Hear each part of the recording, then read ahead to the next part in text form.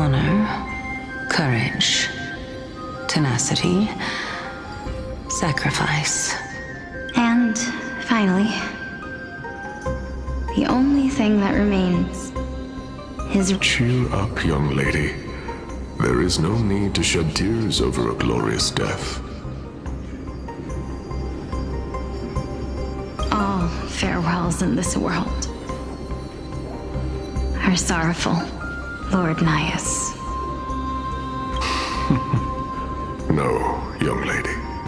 As a warrior, I have witnessed too many bitter deaths. But now, all I feel is peace. I did not know until this moment that mortals could live their lives in such a way. Although only a sliver of your soul remains, you remain so optimistic. To be honest, I don't know either.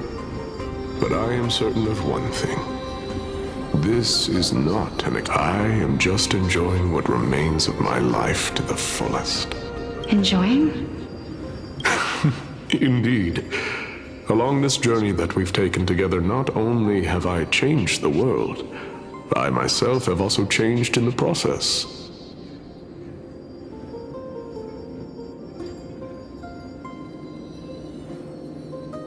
And now I have reached the journey's end. When I look back and see the grand epic that I've personally written, how could I not revel in that fact? But when you depart the mortal realm, separation and death are two sides of the same coin. Finally, let me recount to you a story. The first time I returned from the battlefield, I felt extremely hollow. The calamity had devoured everybody on the battlefield but me. When I returned to the city alone, the citizens held a banquet for me that was far from pleasant. It was late into the night by the time the banquet ended. My head still reeling, I returned alone to the barracks. On the way back, I encountered someone. It was a crazed scholar looking at the night sky and muttering to himself by the side of the road. Although I tripped over him and fell, Do you think that it'd be better if we just died on the roadside like a couple of stray dogs? To my surprise, he shrugged his shoulders and sighed. To someone who is currently experiencing death, dying and living afford the same amount of bliss. Now please go away and don't block my starlight. Are you trying to say that there is no difference between living and dying?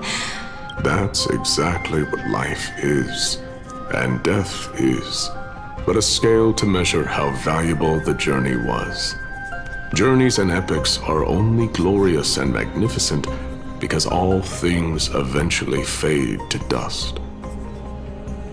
Therefore, young lady, don't detest your fate. Instead, The embodiment of strife telling me about the majesty of the world. indeed, I believe it is time for me to knock on death's door. I will set up a long table at the end of the road and humbly await your arrival. When that moment finally comes,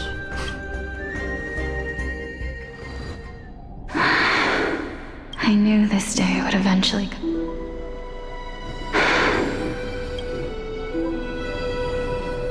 Are the both of you ready? Elixia, I'm here.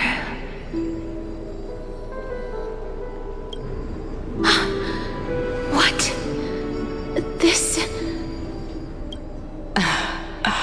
This is quite interesting indeed. Is this... Elixia's sister? Is it... me? Now, it's time for us to fulfill our promises. Are you afraid? What are you afraid of? That be able to do it. You shall wither, and through that, the dead will sprout again from the remains. As foretold in the prophecy, and according to our vows, once it all ends, we must face our fated moment head-on.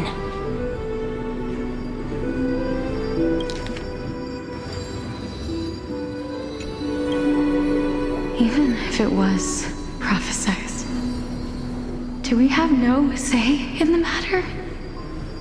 It's so unfair. Let me do it, sister. Let me be death's sacrifice. I was never long for this world anyway. But you're different. I was the one who wasted your life after all.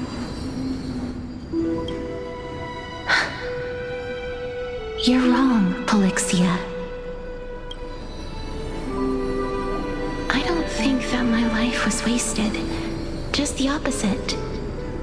When I finally arrived at this destination and looked back at the journey I took, I discovered that flowers had long since bloomed along the path I walked.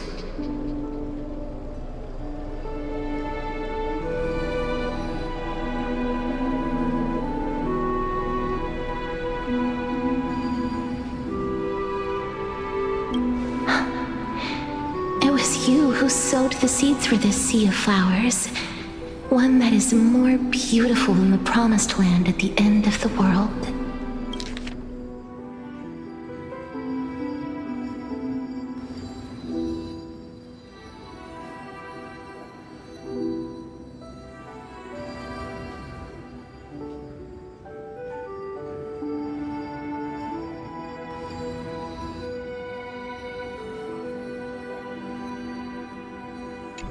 Besides, I have lived a fulfilling life.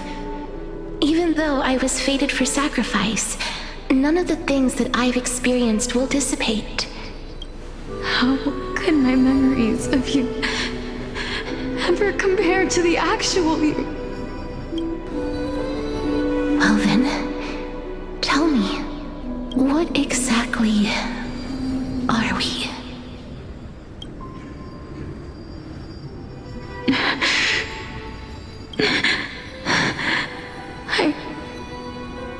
I don't know.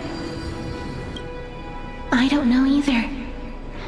But regardless of what the answer is, regardless of how we're shaped by others, or even by this world, ever since we were born, the fact that we existed was predestined, and nothing could erase it.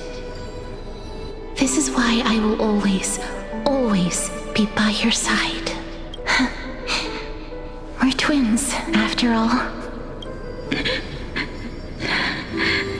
All right, my dear Polixia. It's time to extract my heart and light the flame of death. After that, use it to plant the first bud in the prophesied new world.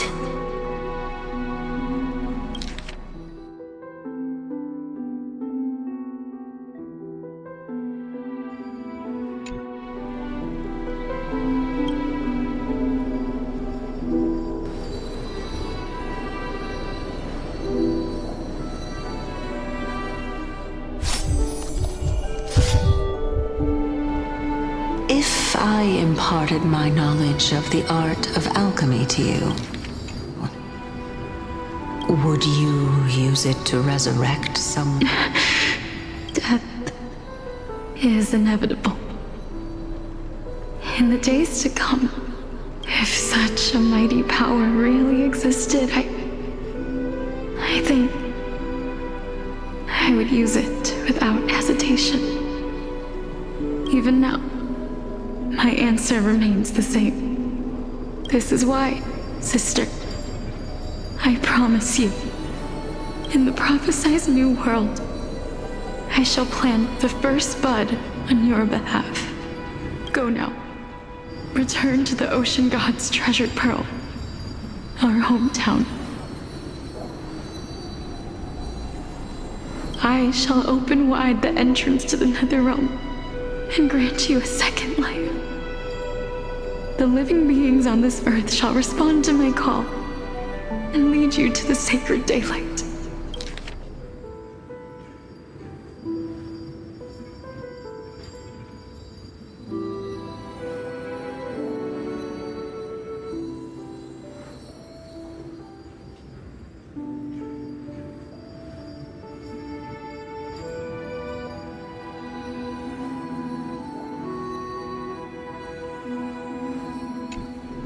Remember, do not look back on the land of the dead, and do not stop moving. In the new world promised by the prophecy, march toward your new life.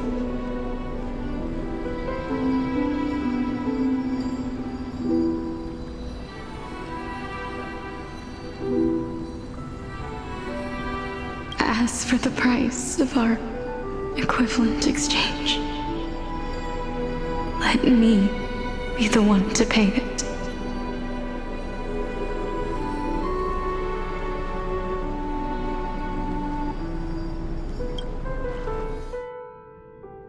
Everybody, we've come to the end. Unfortunately, I am not compatible with the Supreme Being, so I was unable to completely fuse their soul into my own body. However, being able to glean all this from them is exciting. I'm certain of this now. Before the Titans that we are well acquainted with were born, a group of heroes roamed the land. These heroes followed just like the flame chase journey of today. Amphorius's history is cyclical in nature. What a startling revelation. This means that the demigods, who bear the core flames, will... I believe that this is the truth behind the Era Nova, as mentioned. This is... Besides, those twins in the past, even if they really are Thanatos, their whereabouts are still unknown even today. Are their whereabouts truly unknown? Didn't Polixia mention that seaside town, the birthplace of alchemy in the tale of the dragon?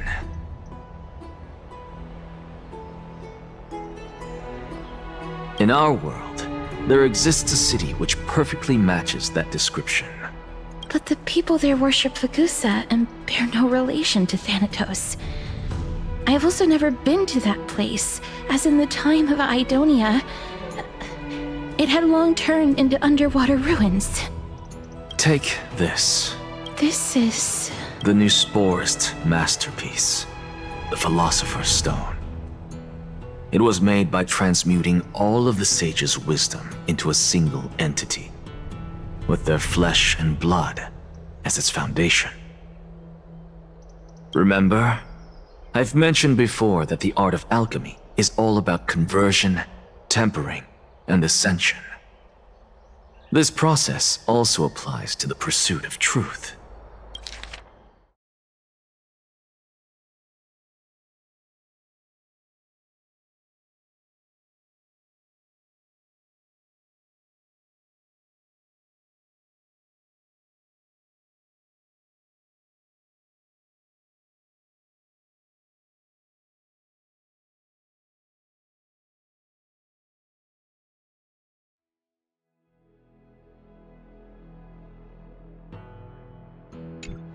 Regardless of how unbelievable this sounds, think about the story of the dragon.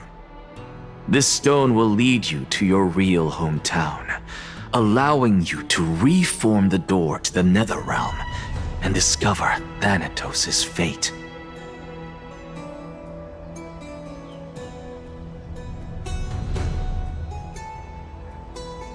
You still look as confident in your victory as ever. But what if your conjecture is wrong? Simple. I shall merely admit to the entire world that my experiment was a failure. However, my line of thinking will not fail because I have already planted the seeds of doubt into the hearts of the mass. Actions speak louder than words, Castoris. With the assembly about to begin, I've already searched for so long.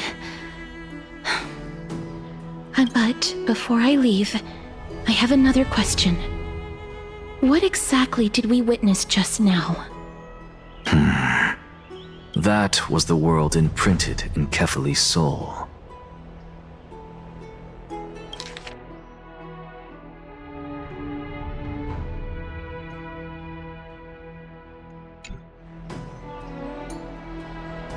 If we are to prove its existence, you must take the final step. Go.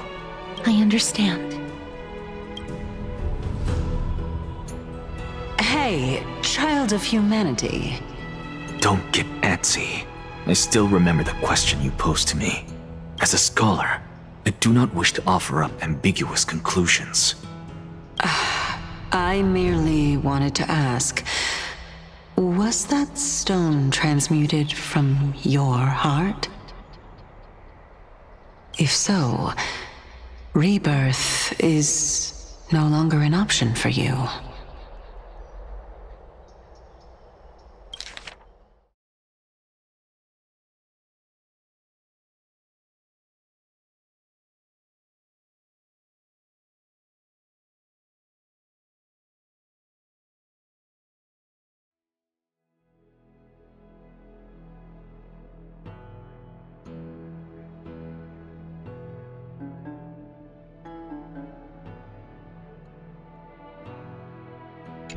Why not? When I was a child, I lost someone dear to me. When I was a teenager, I lost my faith. Why now I'm merely forsaking my body. What's the big deal? Why are you always finding ways to die? Isn't it good to be alive? This is but a necessary sacrifice on my path to transform into the purest of them all. Can someone who's dead even claim to be the purest of them all? Furthermore, if your hypothesis is proven correct, does it not just confirm that the myths are true, and thereby invalidate all your theories?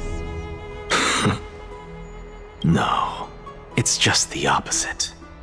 If my hypothesis is correct, it means that I can actually ascend to godhood and reshape this absurd world that you all have created.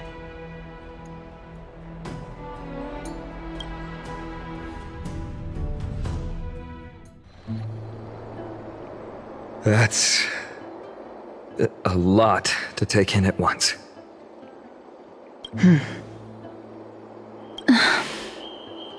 Lady Aglaia, please, let me explain. Go on.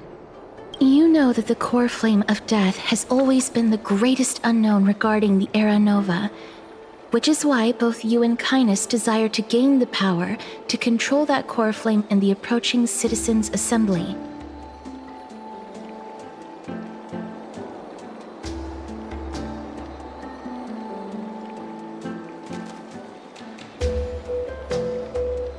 Professor Anaxa has come to a consensus with Kindness. They want to suspend the trial once Thanatos' core flame is reclaimed, hoping thus to eradicate death from this world. If they're successful, then the flame chase journey will cease, and Akama can enjoy everlasting peace. But I know this runs counter to your wishes.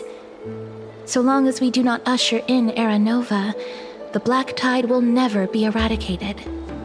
Even with Lord Mighty on the front line, and the Black Tide not posing an immediate risk, the danger nevertheless remains. Honestly, it's difficult for me to assess the pros and cons in this decision. But someone must break. The Titan could be very near. I cannot let this chance slip by. Besides... Well said.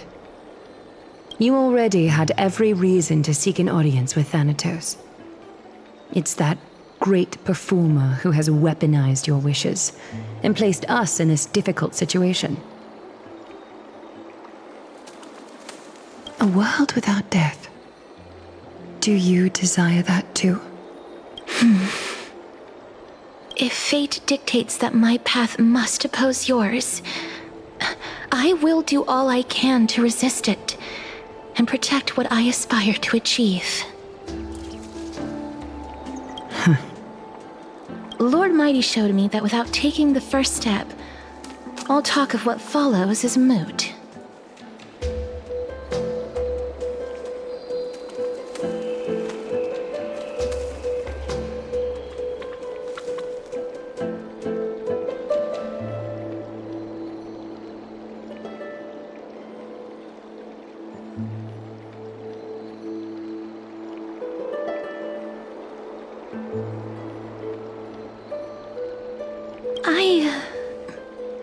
I have always hoped to hear you speak your mind, Cass.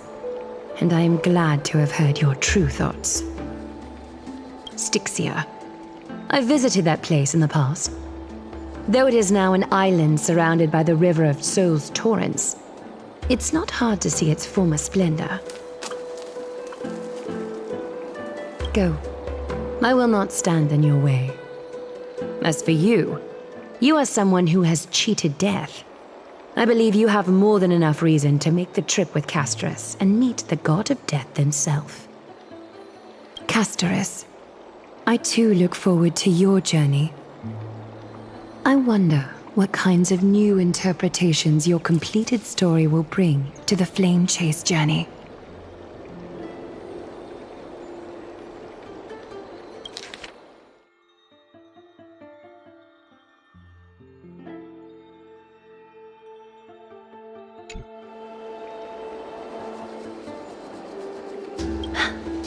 Thank you, Lady Eclia.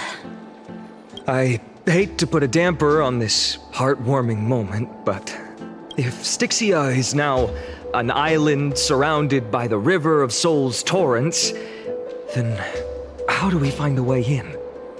Lady Treby is probably... The answer is quite simple. In the myths, Zagreus once made the domain of the dead their treasure vault. That is to say, they could enter and leave the nether realm as they pleased.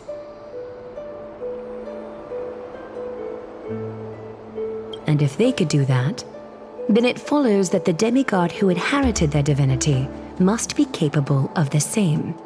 I'll see you at Memorial Palace at Action Hour tomorrow. Cypher shall be your guide to finding that ancient city.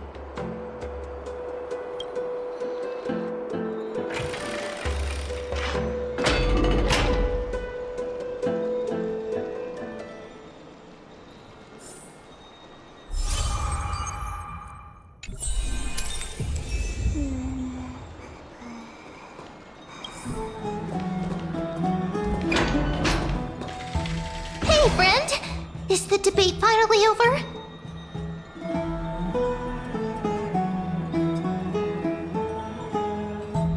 What a glorious defeat. You sure know how to look on the bright side. Well, moving on. I borrowed a mountain of books from Cass to see if I could find a way to solve your problem. Only 32 books to go. Really? Oh, that's fantastic news. I feel like a huge burden has finally been lifted off my shoulders. Why are my eyelids so heavy all of a sudden? Oh, you're right.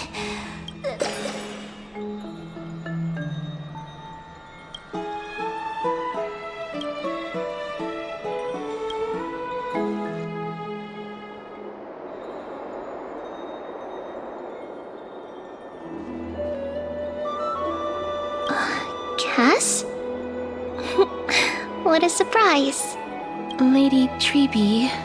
Is something troubling you?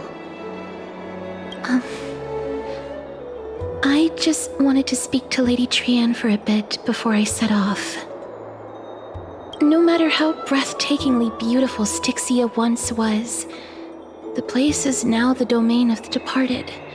I don't want to have any regrets.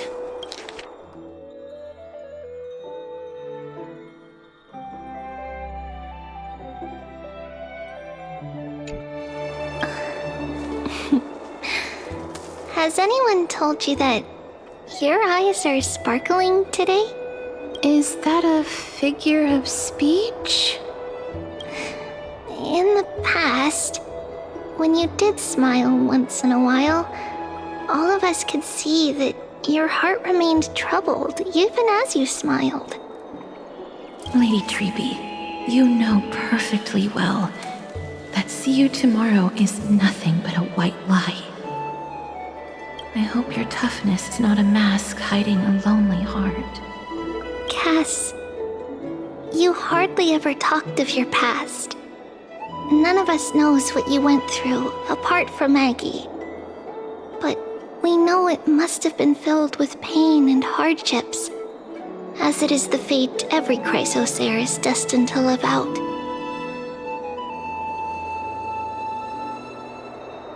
We are just happy for you that the core flame you're meant to inherit has finally surfaced. Isn't it a little too soon to say that? But you already know where tomorrow is, don't you? There is no need to rely on anyone else. Just give it your all and leave no regrets. We have always believed that because we embrace others to comfort them. And Cass, you're the kindest Chrysosaur we know.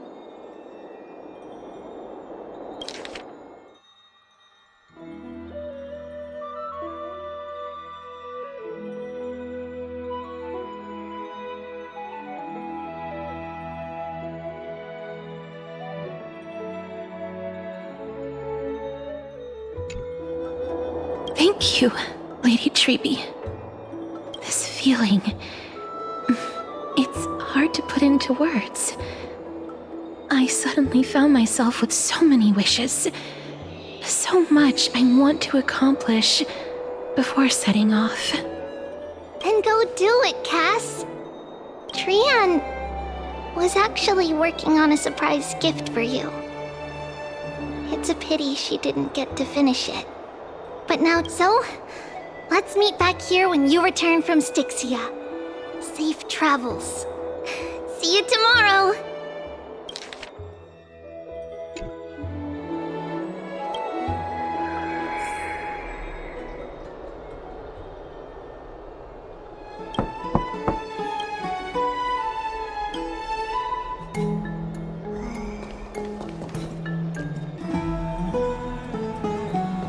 It's me.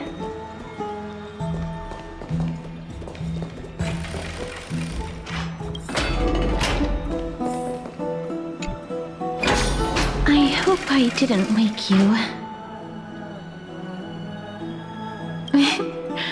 I'm glad to see you're as full of life as ever.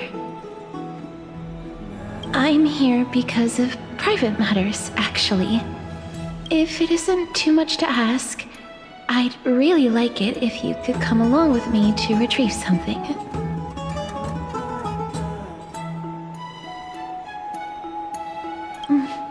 Aren't you going to ask me what it is? It isn't a long way from here.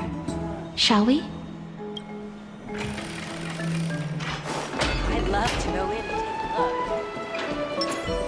Have you heard? All the rooms are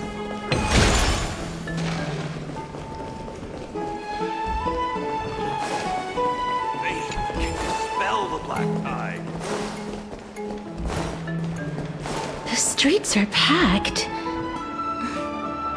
It seems the vote to pause the flame chase journey has begun.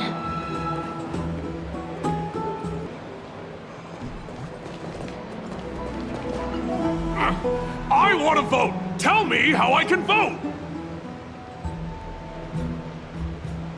Take your ceramic shard, engraved with the Kephili rune, select the Council of Elders in your heart, and pray silently until the shard registers your choice. Then toss it into the Dolium.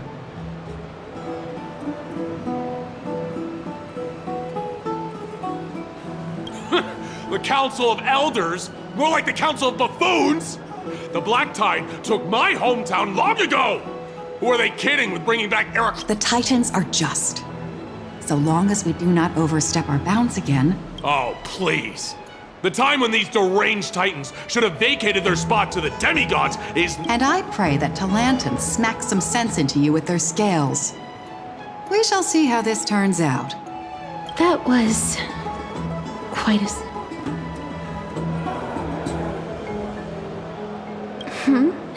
You're interested in that? Well, you'll feel right at home in Akama then.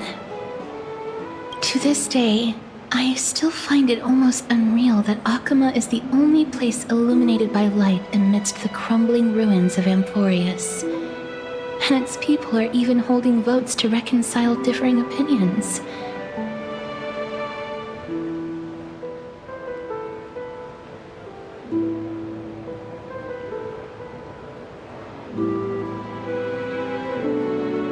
This peaceful sight is making me forget that this is the end times.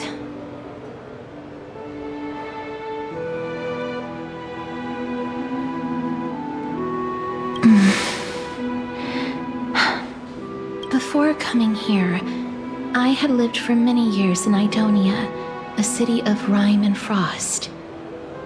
The people there were devotees of Thanatos, and were well known for their unique burial rites and traditions. Traditions that I played a major role in.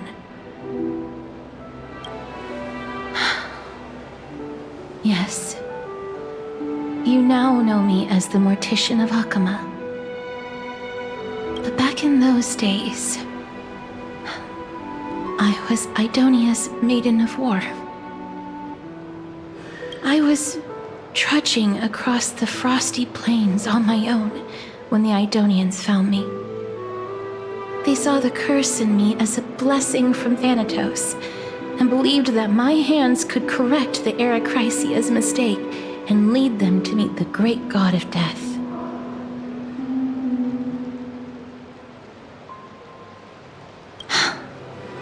They provided me shelter, but in return,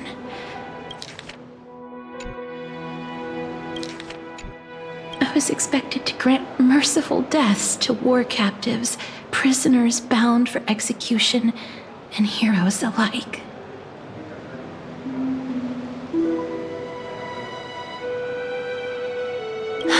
Yes.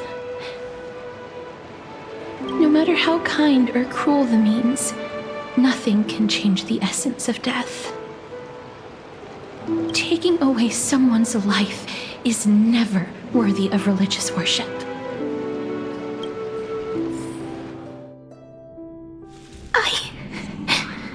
I can't do it. Their voices, they pierce my ears. The pleading, the thanks.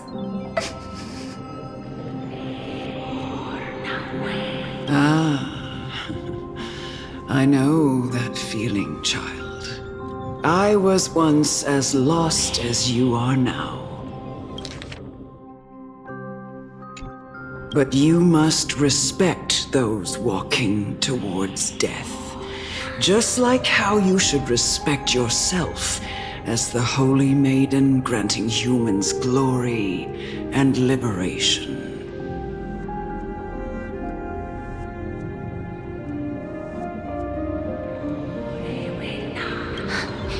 What you're asking me to do is no better than the task of an executioner, and yet you want me to respect myself. No matter the titles, I am still taking away human lives. This won't be the first time that Idonia's fanatical nether warriors have faced death. On the contrary, recruits new to the battlefield often run away from their first fight. Death is the mightiest and gravest power in this world. The fact that you can wield it means you are deserving of respect.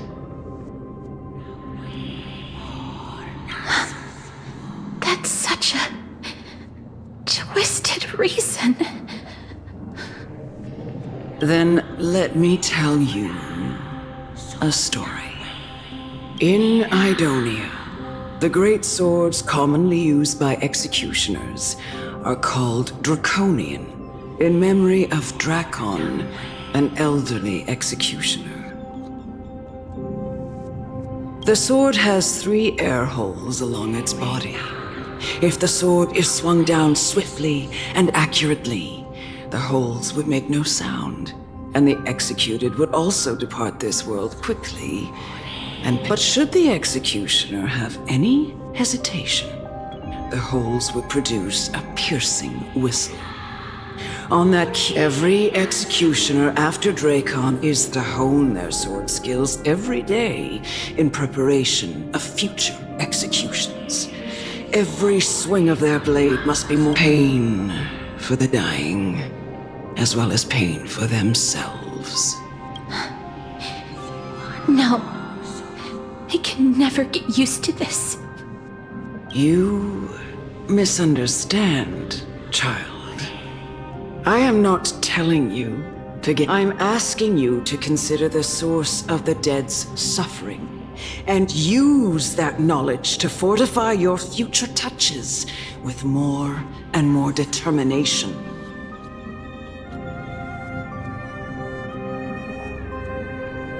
Go, walk with the dead and love them as you love life. Please! Don't kill me! I don't want to die! No!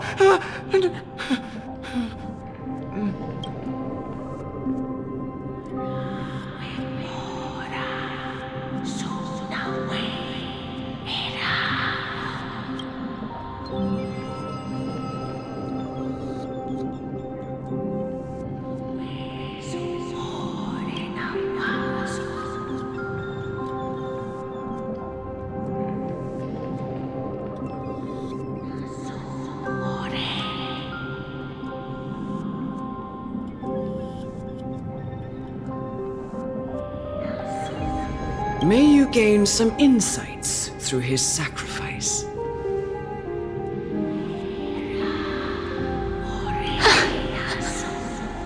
Is this all? No. Come with me.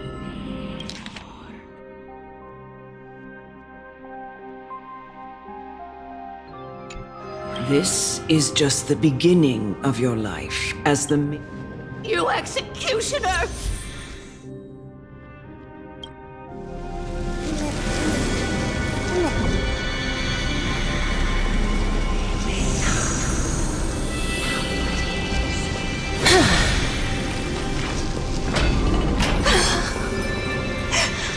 Holy Maiden! Go. Grant her glorious death.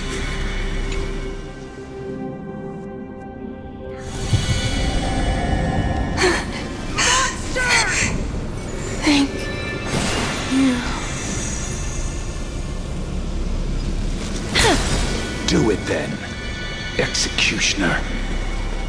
You heard him.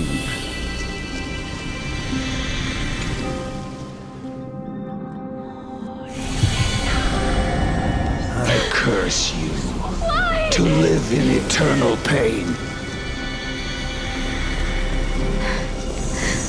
Please, grant me release.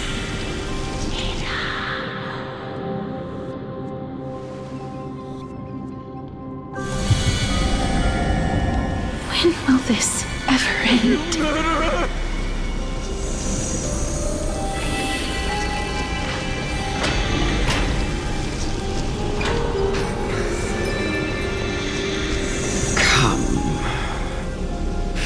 Fulfill your duty. What? What are you trying to do with me? I have aged. The time has come for me to heed the final resting place of every... You're not that old yet. You still have many, many years ahead of you. No. I'm all ready, or I have come to fear my Casteress. Will you give me one last chance to I can't take this anymore! Child, it was I who brought you here from the frosty plains and set your farcical fate in motion. It was also I've always known that you have doubts. I never had a choice. Indeed. We essentially abducted you. Yet you can end any sinful life with just a touch of your fingers. I'll never do that. It doesn't matter how lightly the Idonians take death, or how readily they accept it. I simply can't do it. I knew I was right about you. What do you mean?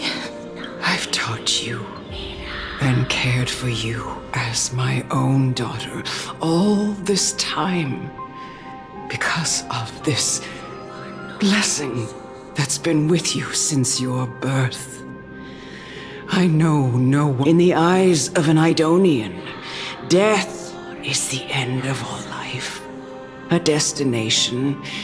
You can only live your life to the fullest after and when you do, even if you eventually leave Idonia's protection. No! How can I?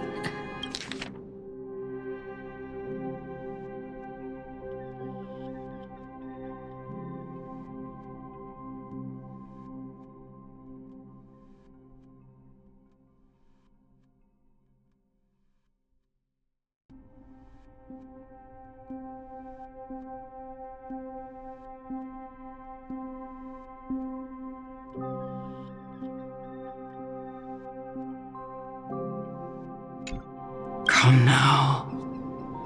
It's time. Show me that you are a fitting holy maiden. Or come now. It's time. I've already taught you all that I know. Show me that you are a fitting holy maiden. Or at least that you possess the resolve to become one.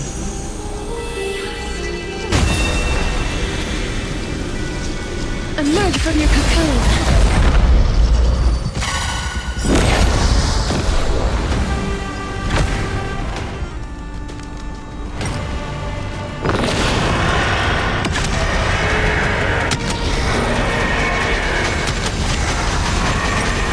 May death protect us!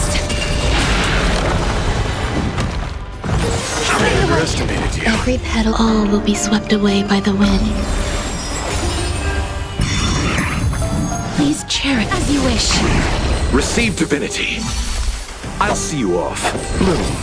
So this is the warmth of life. Existence is unity.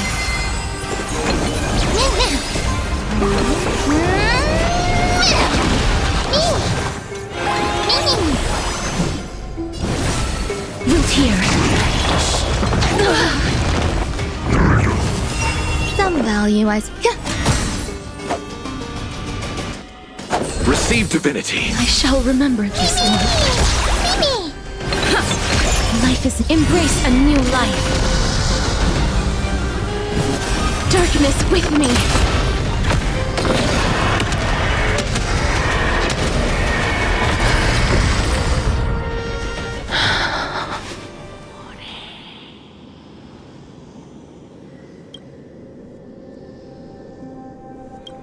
This was the last time I followed her command. I gently touched the elderly woman before me. The executioner, who had seen too much death, died the same way as everyone else. A gasp for air, a wistful look in her eyes, and a barely perceptible tremor in her fingertips.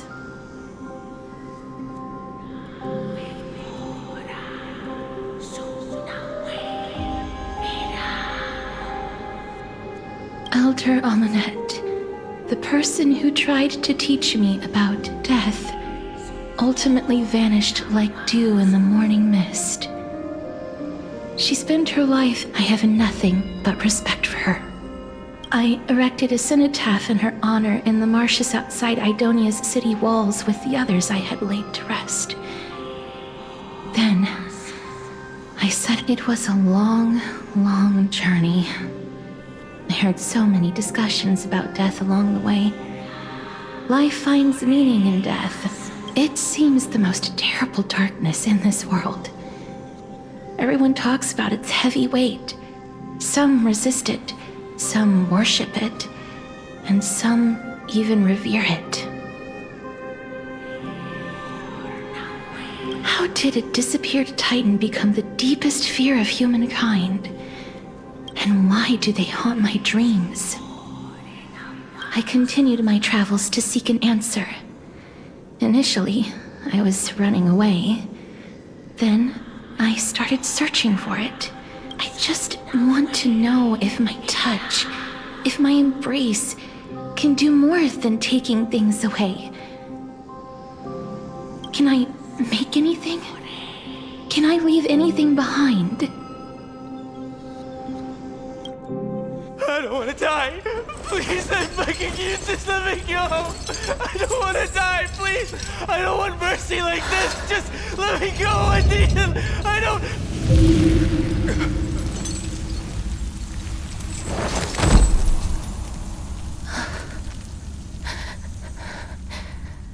I hate these icy hands.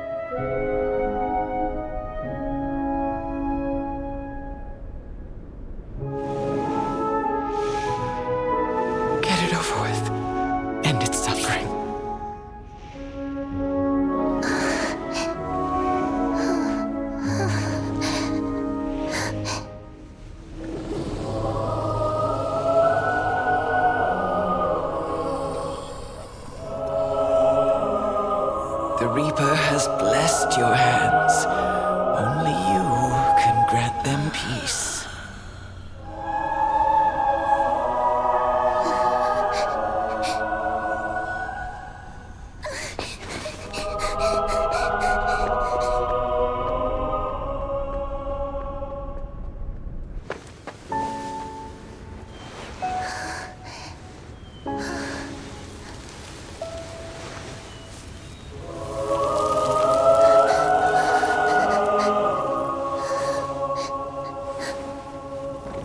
Embrace death.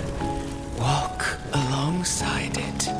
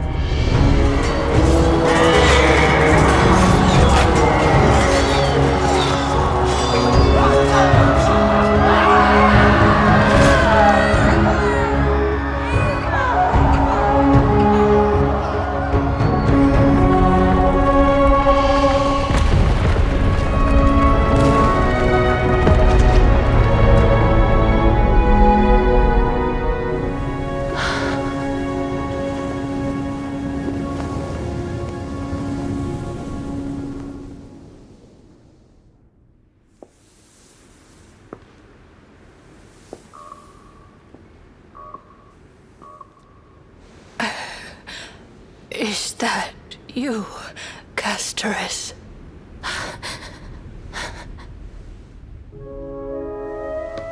All of them have gone, heeding death's summon, crossing into their domain. I must go too. I don't fear it, just I have some regrets. Watching people leave this world again and again, it must be lonely for you.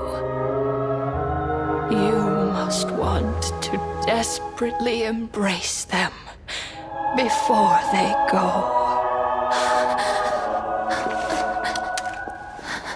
I can't.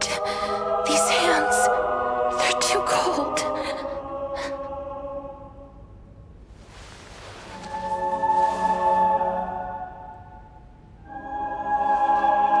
But Big Sister Casteress, your hands are so warm.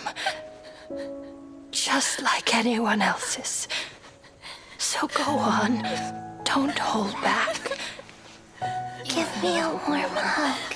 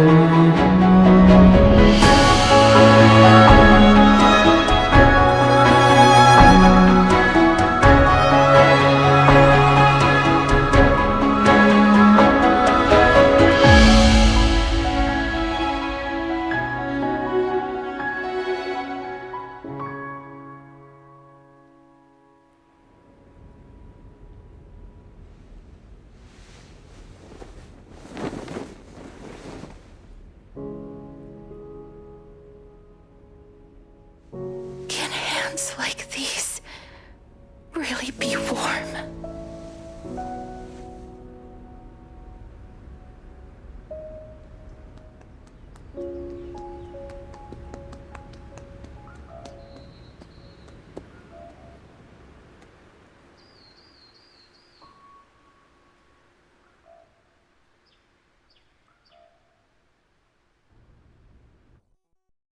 On the day that Ornyx's trial ended, you must have had many questions. I felt just as confused. Why, as someone from beyond the sky, were you so cruelly dragged into Amphorius's fate? I wished I could take action, but no matter how hard I try, I cannot simply interact with the living as ordinary people do.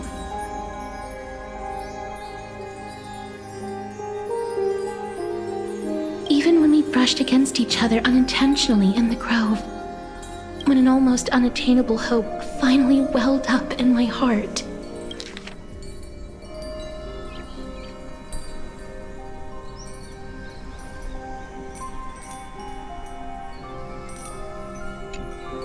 When I thought that perhaps my touch would no longer bring sorrow, fate declared to me, it wasn't that the curse of death had finally been lifted, but that your soul no longer belonged to this world. And there was nothing left for my hands to take. Nothing.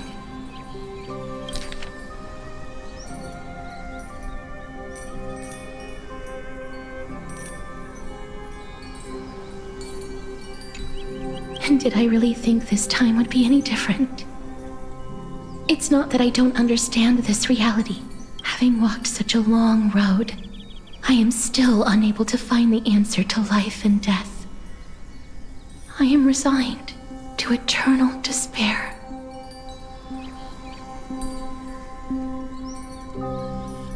Anything I wish to hold on to, death will inevitably wrest from my grasp.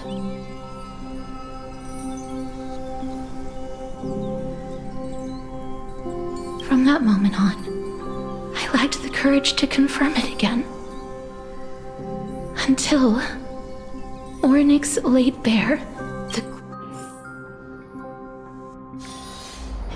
But now, perhaps I might have one last chance. Long ago, Trinan read a prophecy to me. At the end of the Sea of Flowers, the souls of the living shall warm thy fingertips, and after an embrace, there shall be eternal separation.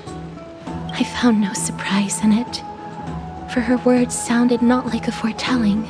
Embraces in this world are born of reunions. Yet, my touch speaks only of farewells. In that moment, I had no doubt that this destiny would weave itself through the entirety of my life.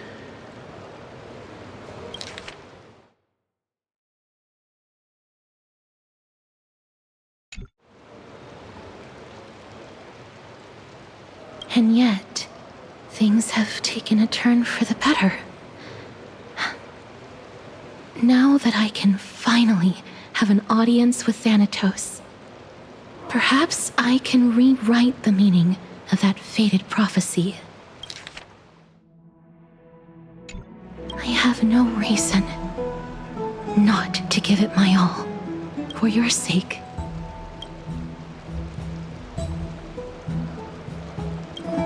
With that, I won't have any regrets.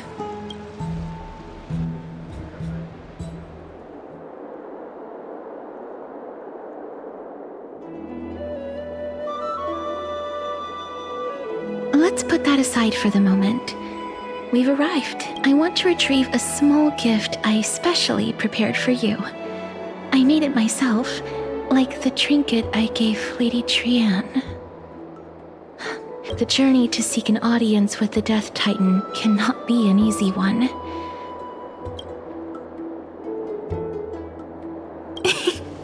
No, it isn't. Look, it's right there. Huh? Where did it go? What's going on?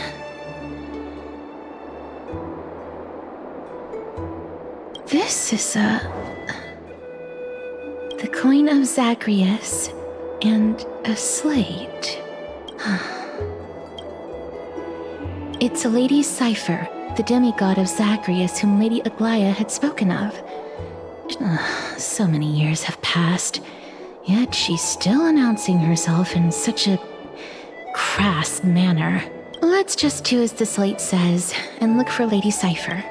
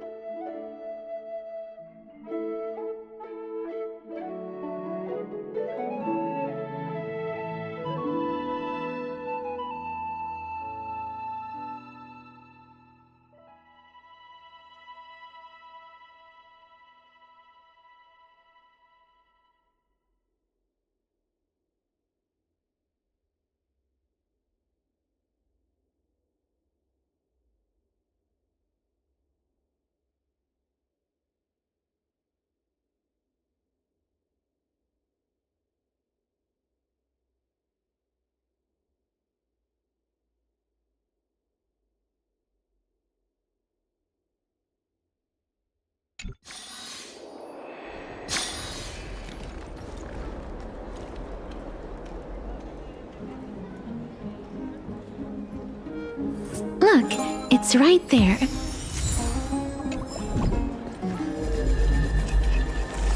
We must pursue her.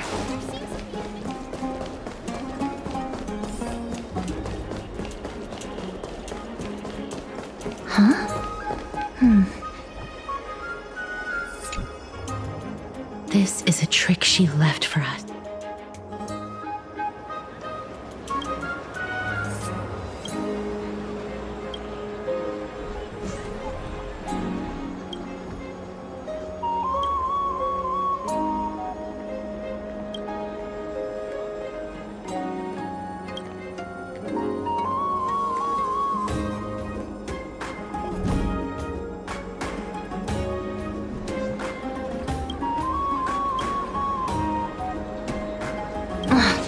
She's incorrigible.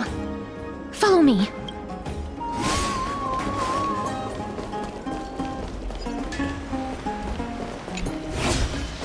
Never save for tomorrow what you need. It's about time you do some exercise.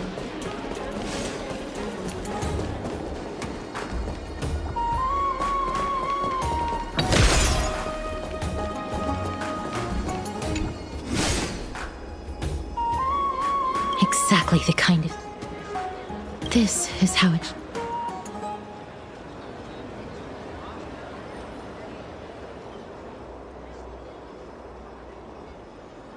We must pursue her.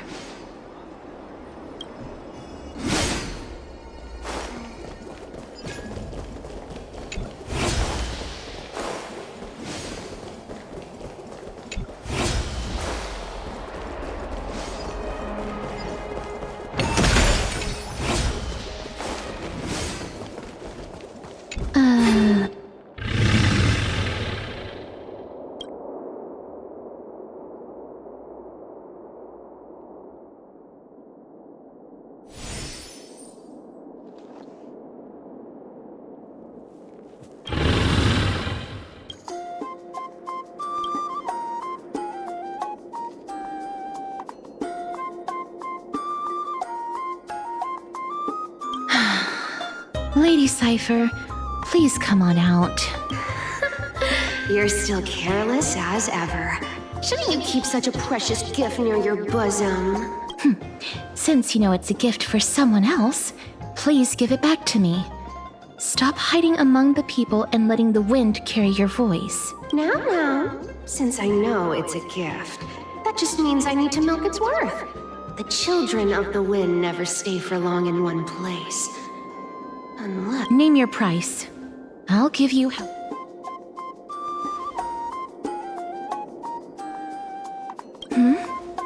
What's wrong?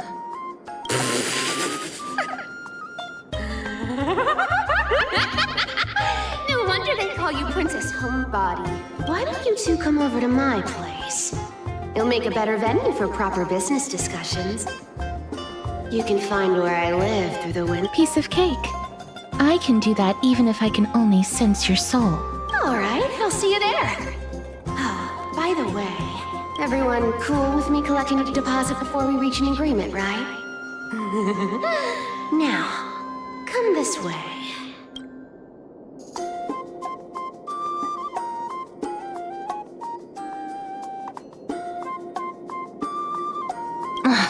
She's incorrigible.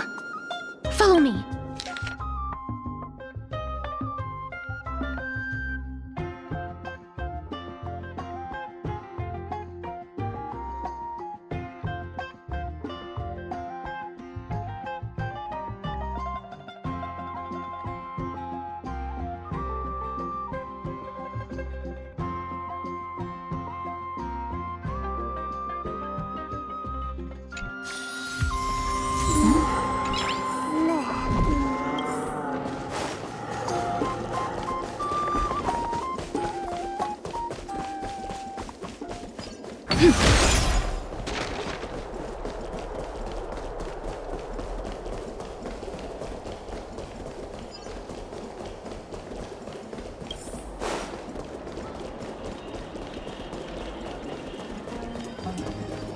It's about time you do some exercise.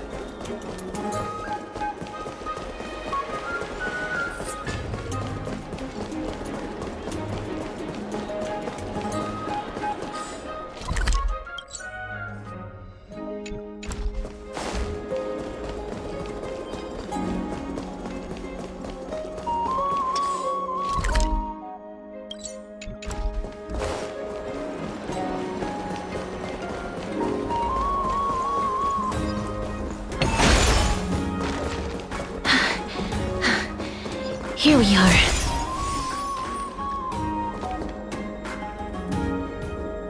Over here! Over here! No, not that way! Come on. If I really wanted to hide, you'd never find me. So relax, you two. No need to get your hackles up. I'm not that scary, am I? Meow.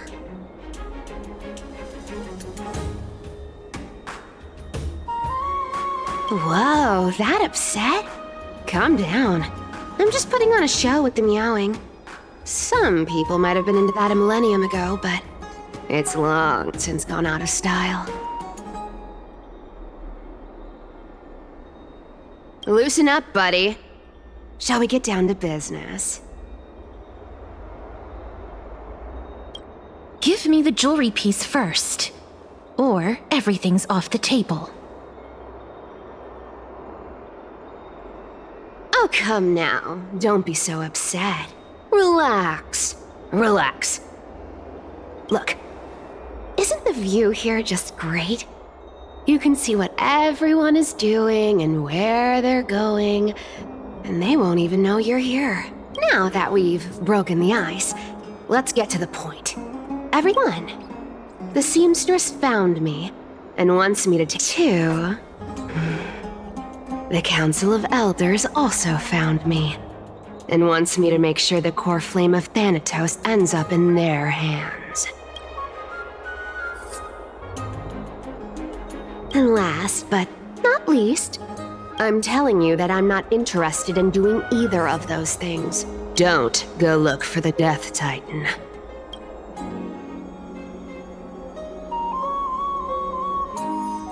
Whoa, this is some high-quality stuff.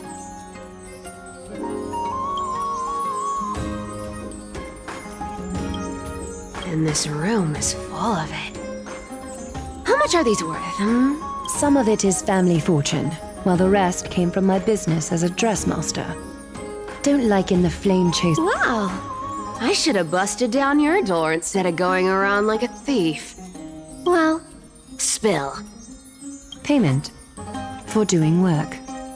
Did you forget my stance to all this? I thought I made myself very clear. You wish to run away. Run away from your responsibilities, from the prophecy, and from your destiny. You shall walk with greed and die over petty change. I understand this prophecy weighs on you immensely.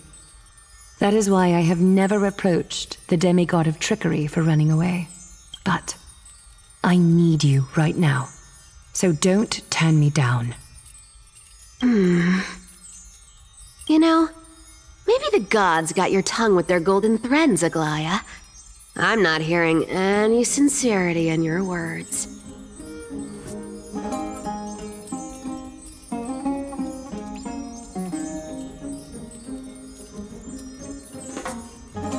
Give me a reason why you're bowing your noble head to me. We lost Trian. Oh. The divine power of passages is running out. I need another demigod to escort Castoris and help her fulfill her lifelong wish. Oh, I get it now. You're sending Castoris to her death. This is Castoris's own request. She brought this up herself? You're not pulling my leg. She's also made up her mind to leave her confused past behind. As will you, Cypher, when you finally make up your mind. Don't be so sure. Time is hard in the likes of you and I. But Castoris remains pure as driven snow.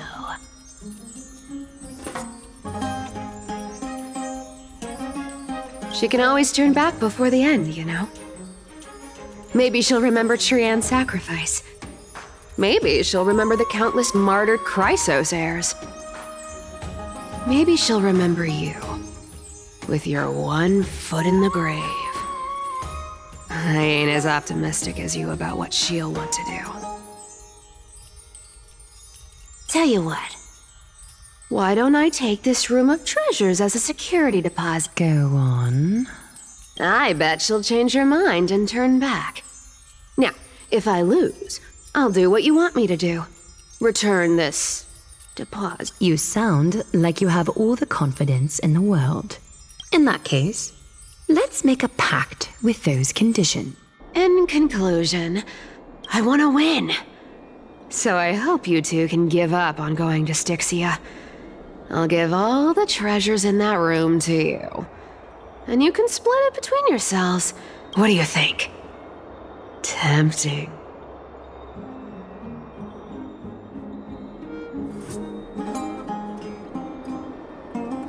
I decline. If we don't find the Death Titan, her soul will... Oh? I can't go into the details, but we have to go to Styxia. I really don't get how.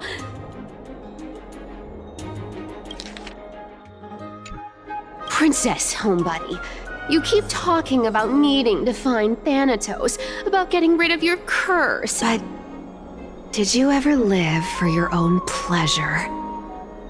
Even for just one day?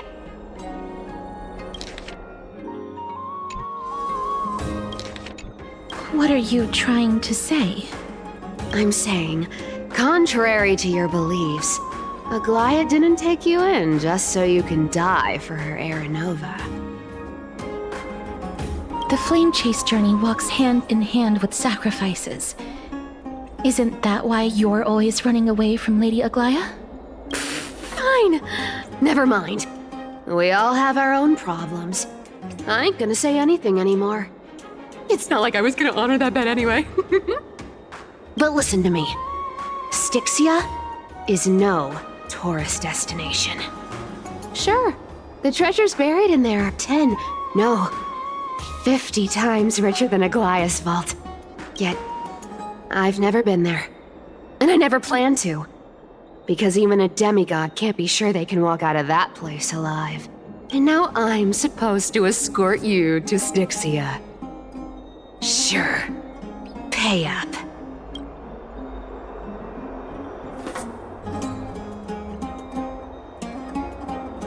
Me too. I have lived a longer life than most people.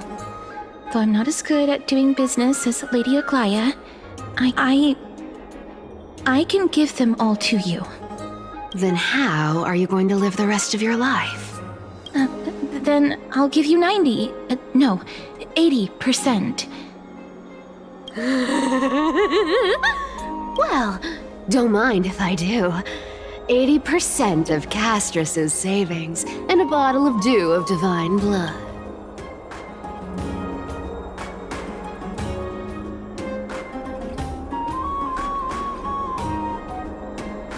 I'm so scared. Can you even catch my tail? Here! Catch. Be careful with that! A minor change in plans, though. Don't go to the bath tomorrow. Come look for me at Akama's city gate. So, why are you changing the meeting? Oh, nothing, really. Just a bit scared of the seamstress's frosty face. I wouldn't stay a sec. Well, now that we've struck a deal, why don't I give you... It's gonna be a long ride. So have a good rest.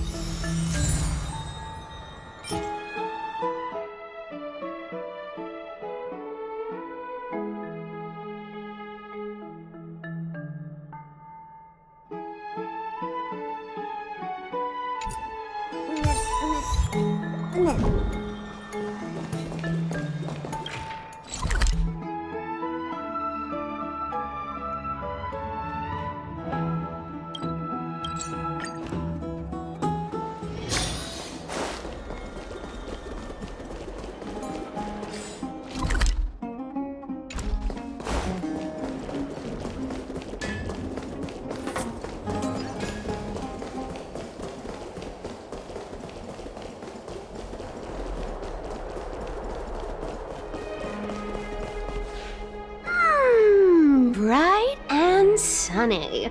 You're here. Totally.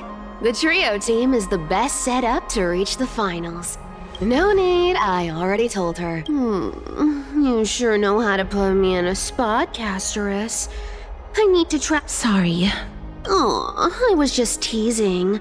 Did you know that the legends say you have to put an obol into the mouth of the dead or over their eyes if you want them to successfully cross the River of Souls and enter the Netherrealm?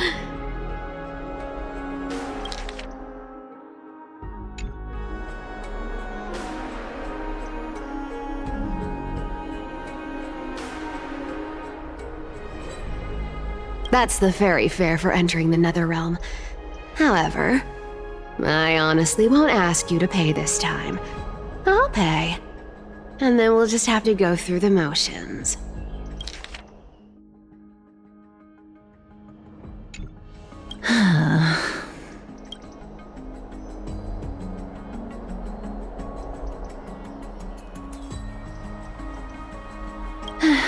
Don't worry. It's not a lot. All right, pass me the coin. It's time to get the gods' powers going. A fleet-footed trip to the Netherrealm. Here we come. Oh, one last thing before we go. I gotta give you this piece of advice. You can't catch the wind by waiting. You only live once. Get ready. Be steady. Hi, your turn. Don't be nervous. After all, it'll be gone in the blink of an eye.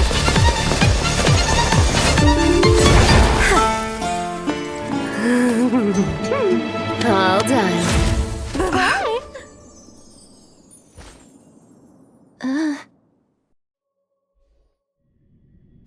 Are you feeling all right?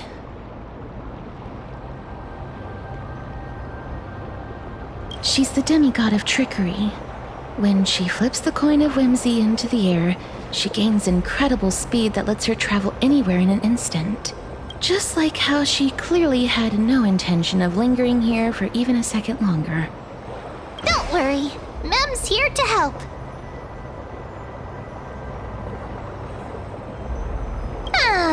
I don't think I even meet the height requirement for the ticket, so I won't need one, right? This is Styxia, the city of dragons and waves.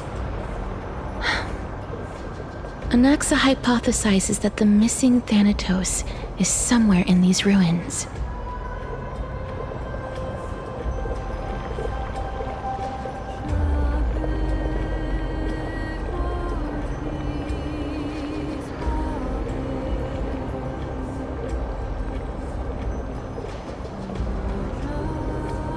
This is the land of their birth. Or perhaps of their death.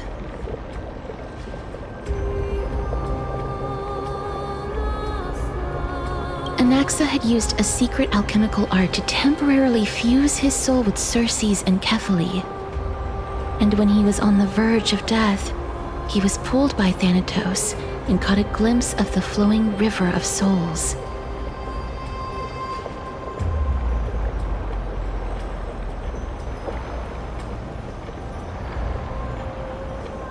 This alchemy, considered a sacrilegious act, might actually make the souls of mortals and titans attract each other.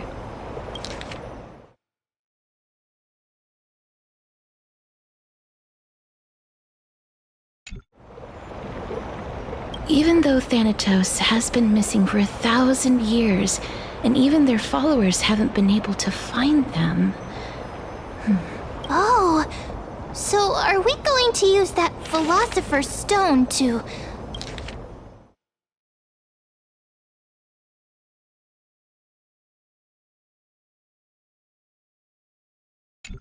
conjure the Titan? I guess that's the only way. Thanatos is even more mysterious than I am. Indeed. Even one as erudite as Anaxa could only point us to this place, and no further. We will be entering the unknown as soon as I believe that, rather than standing still, taking action is by far the better option.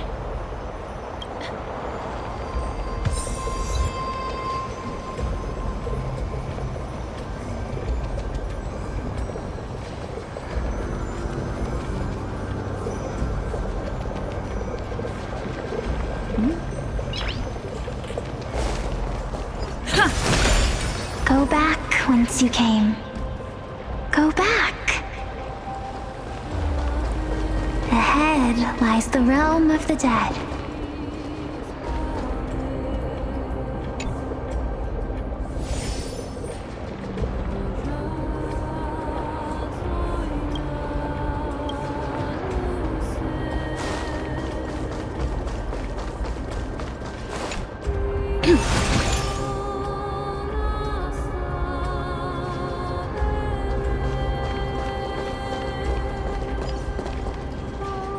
What a beautiful butterfly.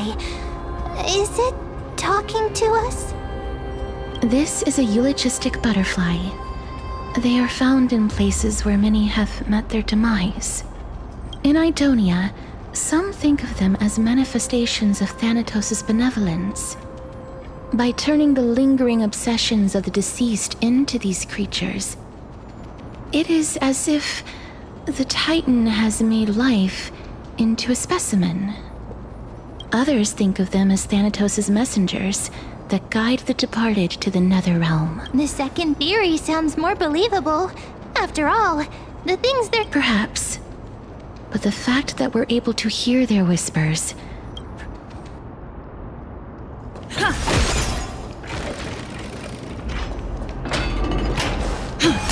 These shadowy figures...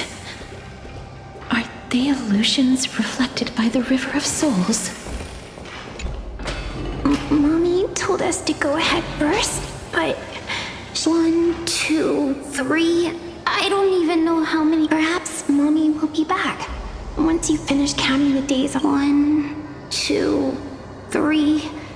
It's... strange. For reflections in the River of Souls, they seem oddly animated. But, Master, did that lady really... The Centurion personally instructed us to inlay the inscription into his shield. But now she's taken it away. My child, that shield can never be cast. And there's no need... Come, child. What is the name of that I'll wait with you for her to come back. Don't be afraid, pal. Let's open our eyes wide, together. Do you want to buy any fish? Huh? He can see us? Wait. More living people. I'm not selling my fish to living people. You lot are too shameless. Could it be that... You're all dead souls that never achieved rest? The nether realm. Titan. So, do you want... But there aren't any fish nearby. Are the fish gone? The people I can only keep selling fish. Apologies. I don't have much in the way of savings, but perhaps there's another way for me to release you from your suffering. Please relax. May you fall asleep peacefully. This... I knew it. These people aren't illusions. They're the souls of the deceased. They're supposed to reach the end of the West Wind by floating down the River of Souls. Yet, they have floundered upon the shoals of the stream, unable to move forward. Did Thanatos reject them? Or perhaps they didn't really die at all?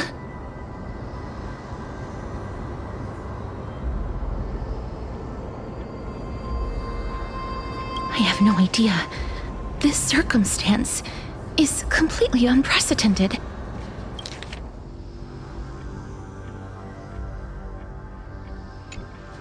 Hang on. Didn't he say more living people? Could it be that these souls are stuck here due to someone's deceit? If something is done out of goodwill, are you really gonna call it deceit? Goodwill? I can't see anything good out of... Wait a minute. Lady Cypher? That's me. Could it be that you are the living being that those souls met? I couldn't take their behavior anymore. So I stole some things here and made up some lies there. It's because of vile living creatures like you that we're being misunderstood by all of them. What else am I supposed to do? You can see the mess this place is in. These poor souls are denied by the Netherrealm. So now they're stuck. Did you see those two blacksmiths on the way? They've been here for as long as the sun's been around, wailing. Then why have you come back, Lady Cypher? Hey, I'm not here to aid your adventure. I hate water more than anything else in this world. Especially, but I just discovered some stuff before I left. It's about that boy who defied death. I found traces of him here. Lord Mighty? Oh, right, that's his name. Well, now you know. As for whether that info is actually useful, that's for you lot to... So long, Princess Homebody. Huh? She disappeared. Lady Cypher has always been a... If Lord Mighty is also somewhere along the river shoals right now, then he will certainly become our signpost. After all, he's different from those wandering souls. He will find his way, even in the realm of the dead.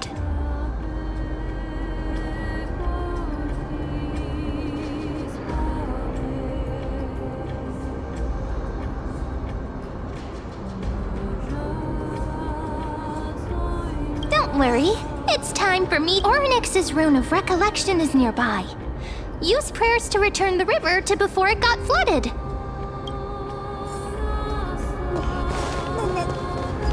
Hey, over here!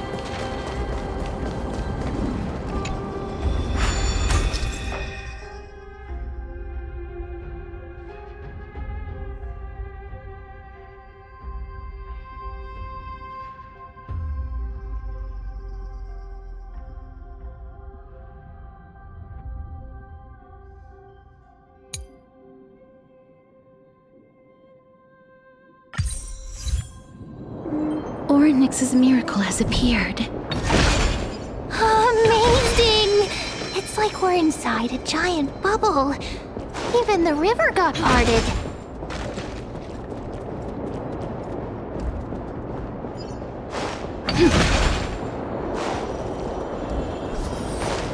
There are wandering souls of the deceased here as well. We must first return to the present before we can communicate with them. By the looks of it, you must be the foreign warriors that the Queen had mentioned, right? Since the current campaign requires the utmost care, I wasn't able to make time to welcome all of you. Please, forgive me. Foreign warriors? A priestess, a warrior, and a divine beast. You look identical to the blessed saviors that the Queen described.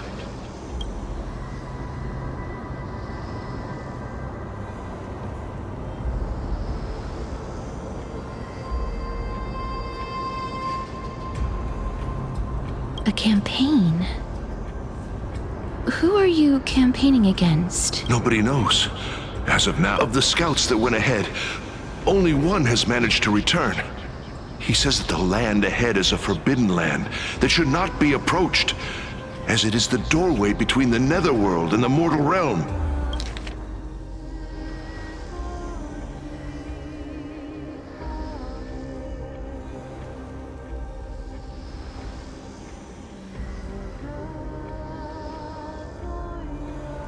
As for the rest of the scouts, they've completely lost their souls and are decaying by the day.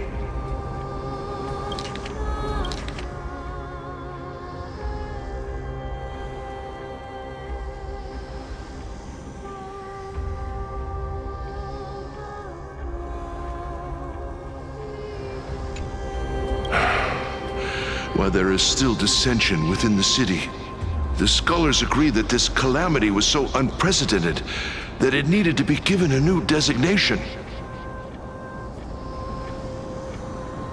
An unprecedented calamity. Could it be death? It seems that you have indeed heard about this. Well, death is just one of the possibilities. It's too early to come to a definitive conclusion.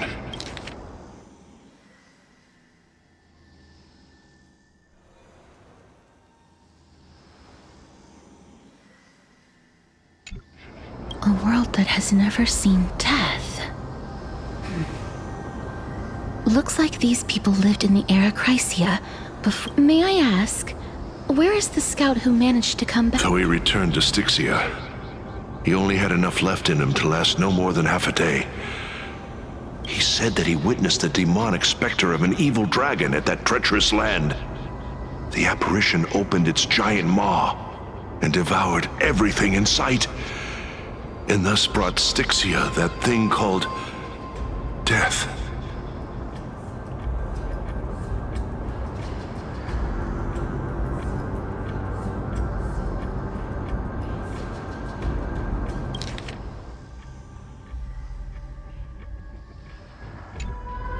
Styxia. It all sounds rather familiar. Wait, wasn't this part of that fable? Sir, could I ask how the Queen and Princess are doing? The Queen?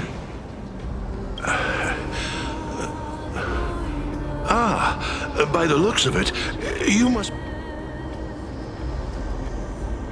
Oh, it's the same lines. Looks like he's still trapped in the moments before his death. Leave it to me. Sir, the war ended long ago. Styxia no longer exists. Styxia is no more? This cannot stand! Newcomer! Oh, looks like it's... Sir, I am the Maiden of War, sent here by the Queen herself. Maiden of War? Don't worry. I'm typically unwilling to prolong such a moment. Is it over? Cass! Oh, are you alright? I'm fine. Is this a remnant of his soul?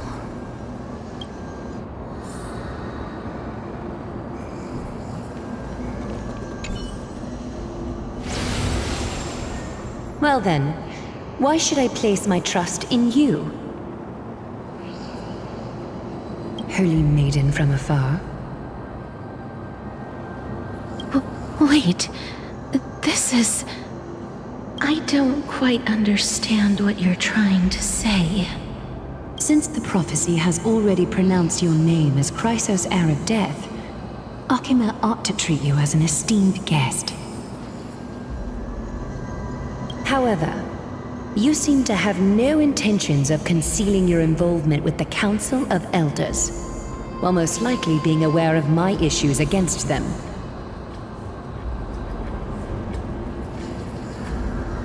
I cannot deny your claim.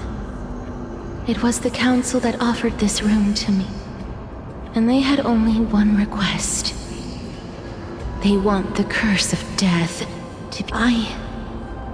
But why? I am unable to rid myself of this innate curse. However, from this day onward, I see. So that is how they plan to control the Flame Chase journey.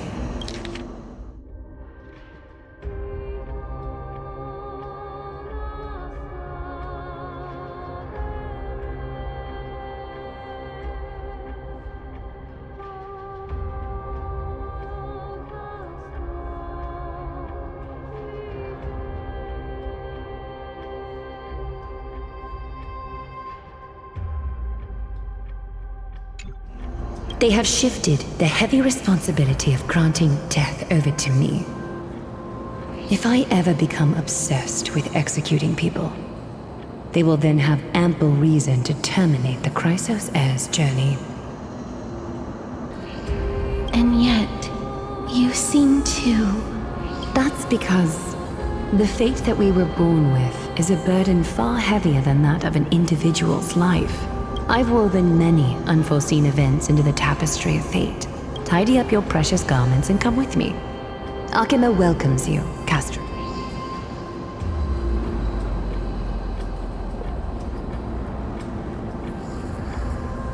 I didn't think we'd find vestiges of memory here. Maybe they've got something to do with Oryx. Perhaps. But I do not need a reminder from them. This memory is one that I will never forget.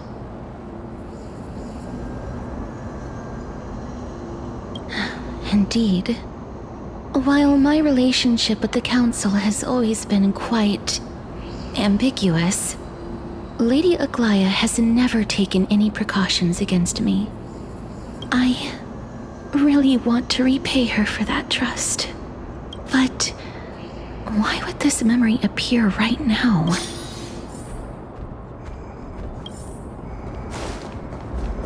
Could these dead monsters actually be... If Lady Cypher is to be believed, this could be the handiwork of Lord Mighty. He's still fighting against the Black Tide, even in the Netherrealm. Why are the Black Tide monsters here too? Even Thanatos wouldn't be able to accept Black Tide monsters into their realm. These traces seem to suggest that anybody who trespasses upon death will pay a heavy price. Since the realm of the dead must remain peaceful, it's imperative that we rid the place of such discordant noise. Please stay back. Let me deal with these enemies.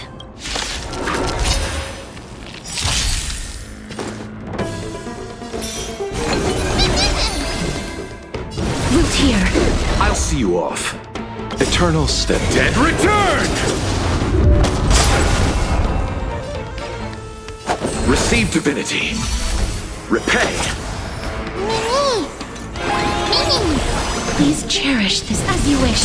Grace and elegance. Existence is unity.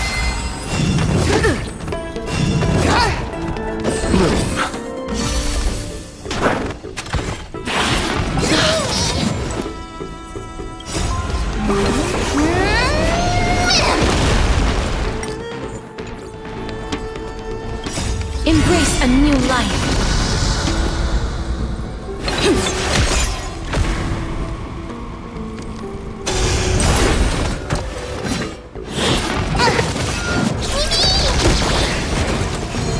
That hurts a bit. Darkness, wake me.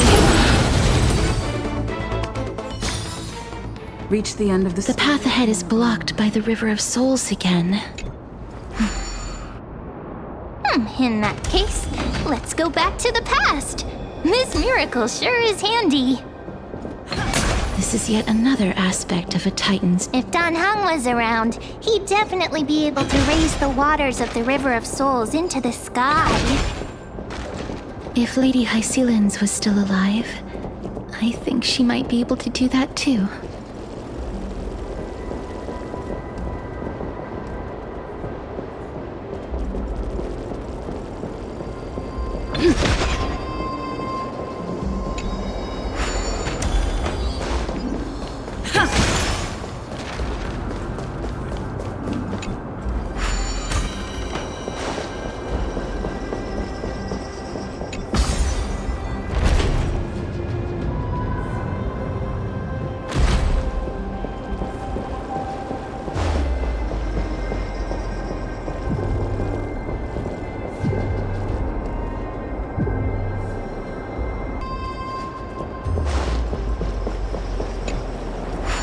You seem to be able to discern both the past and the future.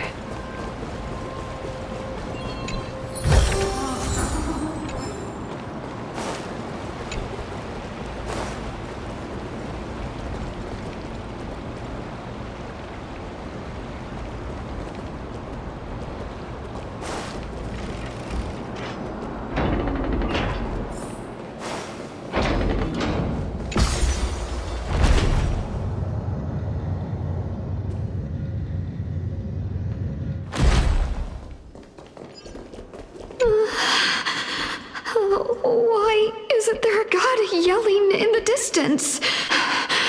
Indeed, my downtrodden fellow, your sorrow and joy are but means for me to amuse myself. I will at least derive some comfort. If all the tears that I had shed were determined by some mightier being above... It's... you people.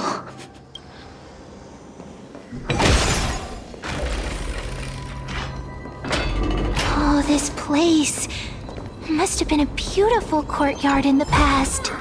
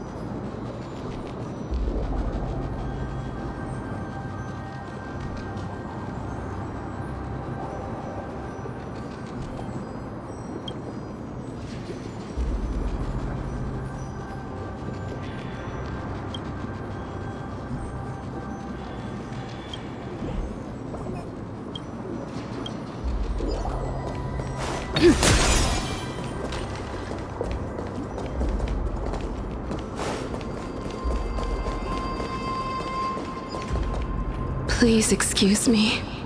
I am but a scholar from a distant land who had the misfortune of falling into the River of Souls and turned into a member of the dead.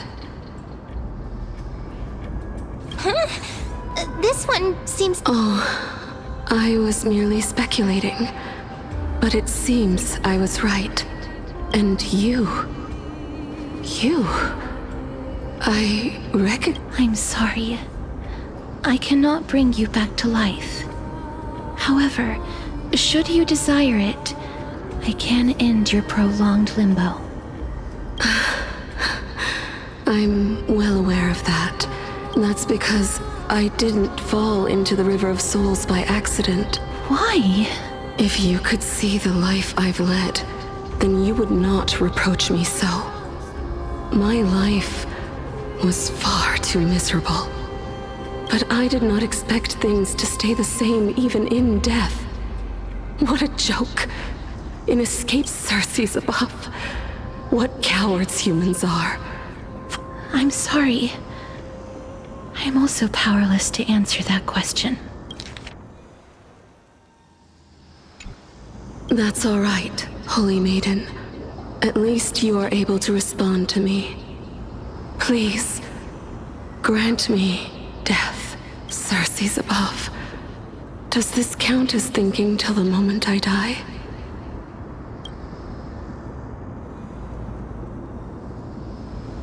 I have seen too many farewells. Her distress is quite commonplace. There are those who will end their lives over what seems to be the smallest of worries.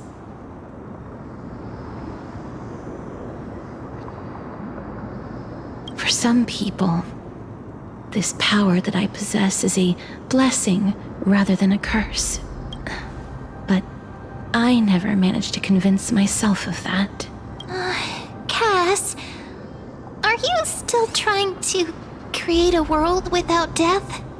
Yes, because when placed under time's vast scales, there...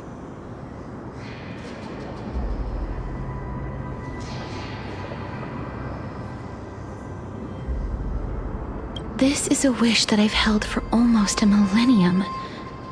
My mind might have changed once upon a time if people managed to strike up a friendship with me.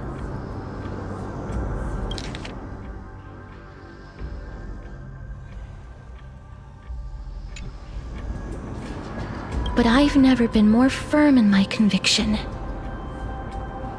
Now that I've learned about your near-death state, it is my duty to wipe death from the face of this world.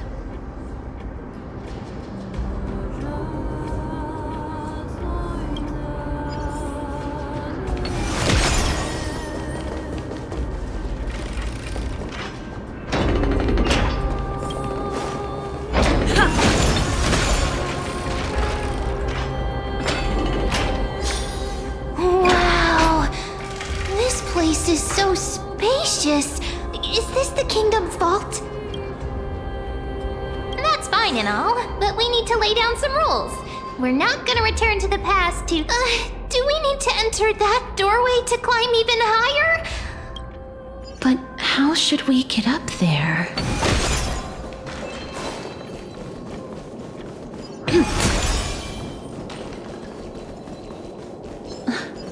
The path is blocked yet again. Oryx's 8 always appears in times like this. How convenient.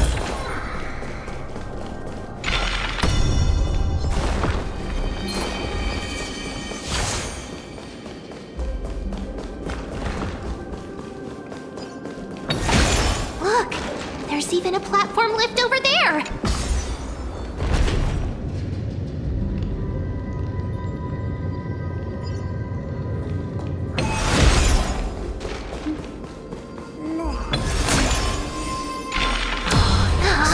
A chest of the past has been left behind, but none of its treasures remain inside. Is that all?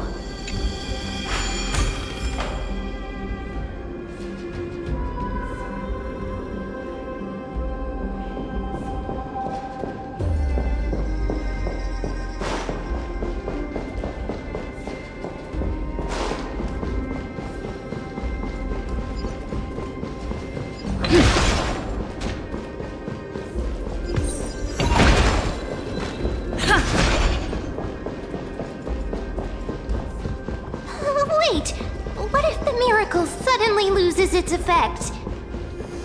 Mem, do you really want me to answer that?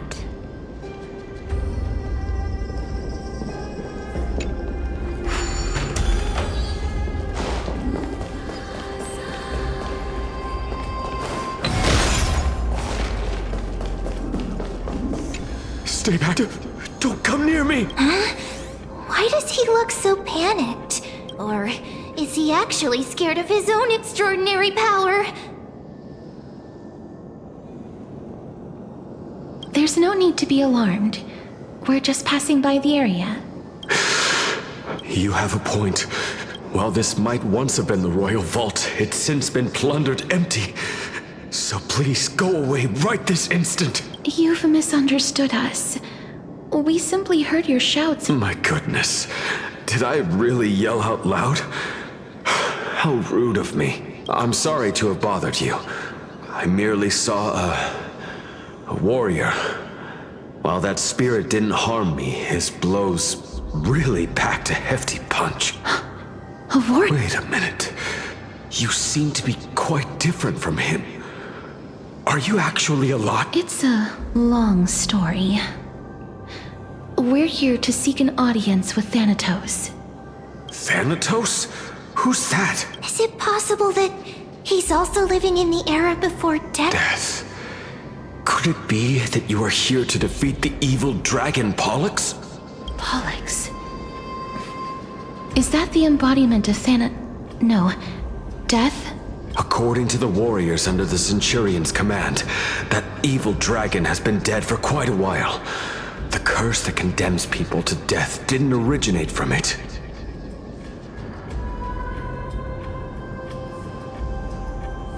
But they saw a girl within the dragon's embrace, and she is the true Reaper. Pray tell, where is that girl right now? I've heard that the Queen spared no effort in bringing her back to the castle. Her Majesty intends to control all of Amphorius with this unprecedented power. As for whether this rumor is true... You have my thanks for the invaluable insight that you've given us. Please, treat this touch as a token of my gratitude.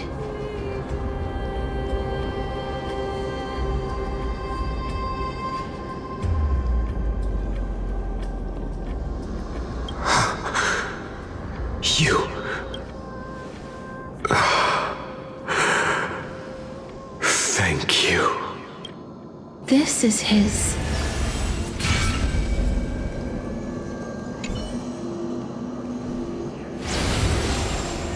Then you granted him death?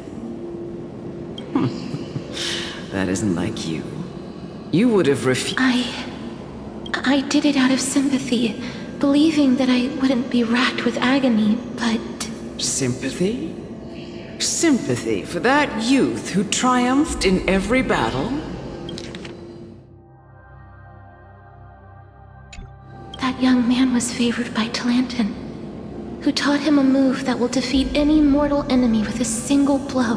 He could rely on that move to always achieve victory during Era Chrysia.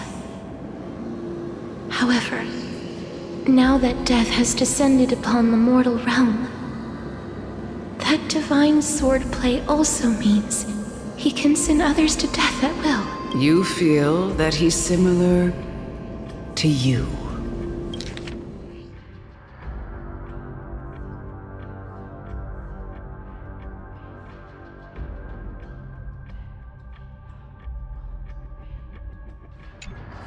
Yes. Since he can never be inferior to others in martial combat. That's why he approached me and pleaded. You are perhaps feeling lost from making your peace with death in so abrupt a manner.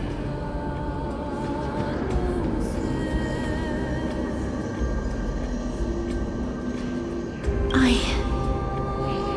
have not made peace with death. I've seen the people of Idonia stand tall and proud in the face of death. Even before the fated finale arrived, they were already content with the lives that they'd lived.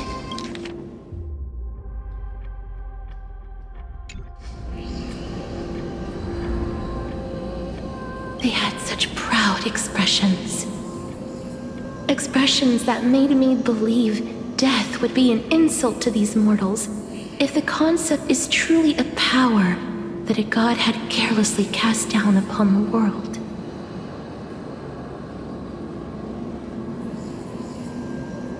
Perhaps death's authority was never meant to exist in this world.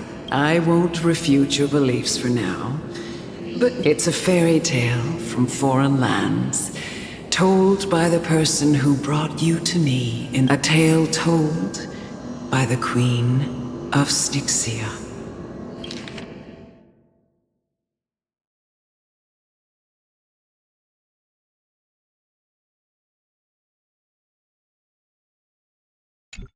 What? Wait a minute. That means the girl born in the dragon's embrace, the personification of death these souls talked about. That's you, Cass?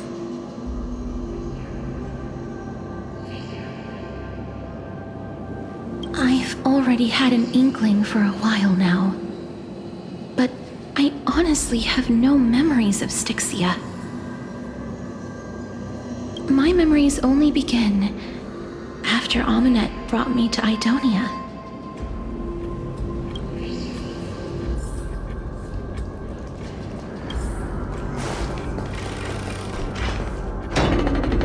Don't look back. Keep moving forward. Always. It's yet another eulogistic butterfly. Oh, this is...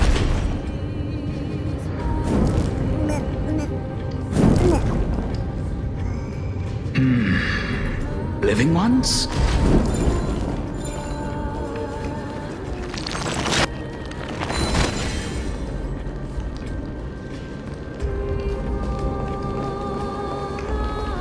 Oh, could you be the scions of Styxia? Did you hear about the great work that I'm doing here? And have thus arrived to give me the last... Great work? Have you heard of the great name of Pollux? Chance?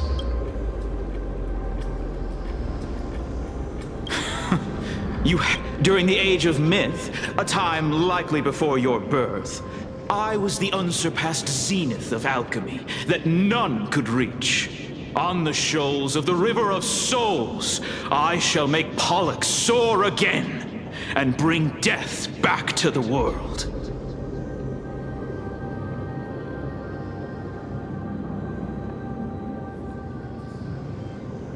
But didn't that dragon already bring death to the world? Oh? Looks like you don't know the whole picture. Well, it's true that the missing girl can grant death to mortals. Pollux, the one who delivered her onto this world, makes it so that humankind cannot die.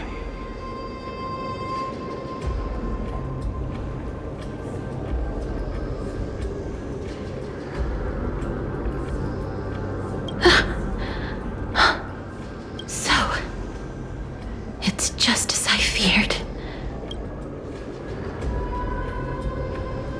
This is my guess. The deceased are supposed to drift down the River of Souls until they reach the end of the West Winds. But... That's right! That's why it's imperative that I bring the dragon back to the mortal realm and make it soar the skies again.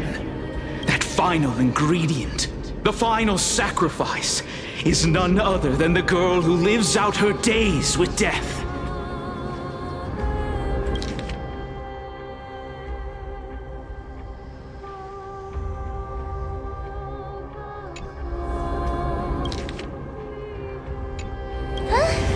What's going on? You didn't touch him, did you? I know that I am no longer capable of carrying out that task. This... We had been inebriated in Fagusa's feast for too long before we began to seek divine bestowed death, so that we could be freed from the whims of fate. However, that brought doom upon us. Instead of summoning a supreme god, we encountered a monster that cut off the River of Souls. That detestable dragon Pollux denied all the dead from the gates of the Nether Realm.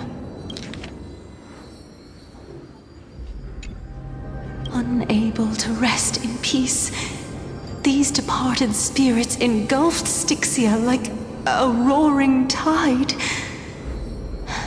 As a result, my that child is the only person whom I managed to save. Born within the evil dragon's abdomen, she has possessed the talent of death since her birth.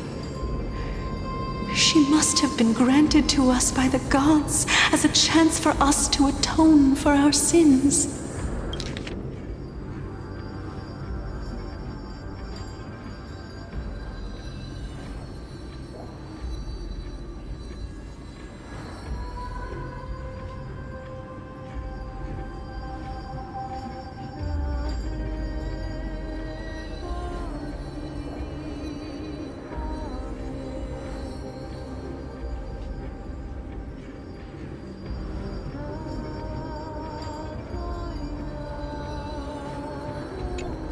Please, you must nurture her to adulthood and prevent her from experiencing all of the suffering that we went through. I promise that I will care for her as a mother. By Fagusa above, as her mother, please bless this child with a name before I am swept away by the river. Oh, like how a transient raven butterfly, a fleeting papilio castor, Castorus. That shall be her name.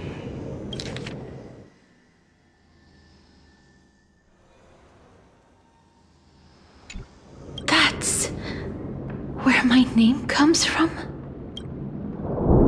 The sound's back. What is... Living ones, don't waste your time bickering. The Netherrealm's wrath is... Black Tide Creek, miss. Please fight them with... Be careful not to suffer the same fate as those Black Tide creatures! Everyone, hide behind me! As you wish. Bloom. Eternal step. Dead return! Grace and elegance.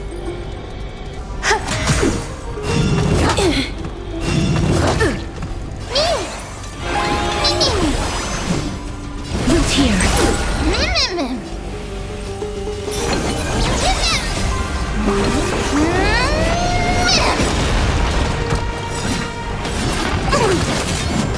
Embrace a new life.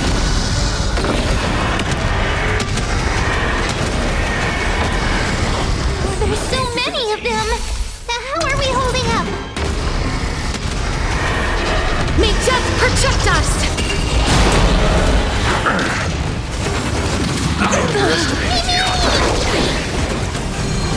Stay away!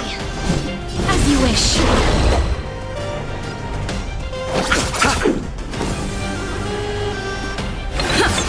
Some value, I suppose. Existence is unity.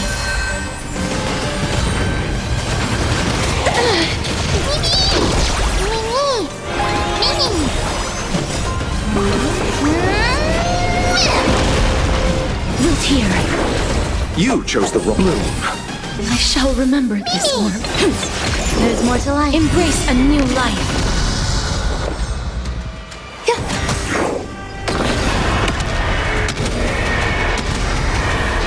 May death protect us! Here. For the feast of strife. Upon their triumphant return.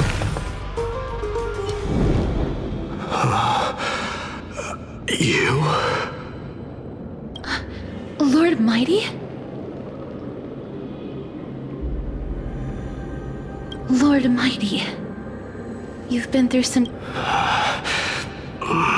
That black tide is endless. My death is only temporary. I will find my path of return. And Lord Mighty, I have always wanted to... I'm the one resisting it. I'll go against the current. That is my destiny. It seems like he's completely focused on resisting the temptation of the dead's whispers. It seems His battlefield is not. Lord Mighty, we're headed for the Matrix inside that tower. To summon Thanatos from their prolonged... Thanatos challenge. That's right. If we can work together and defeat them, you won't have to be troubled by the curse of immortality any longer. Let the person who has brushed against death countless... Cass, are you sure you want to do this? I'm not afraid. Rather than standing still, taking action is by far the better option. Perhaps fate might take pity on us today.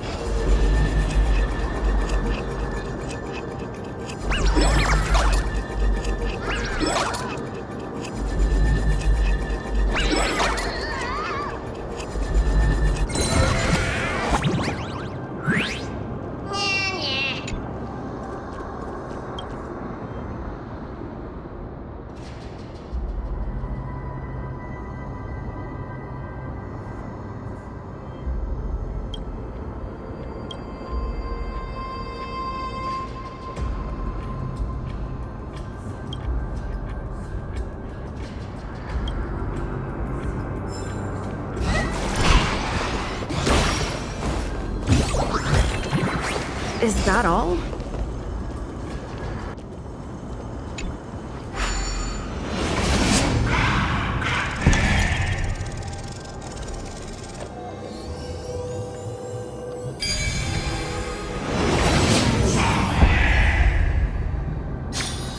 No match for me.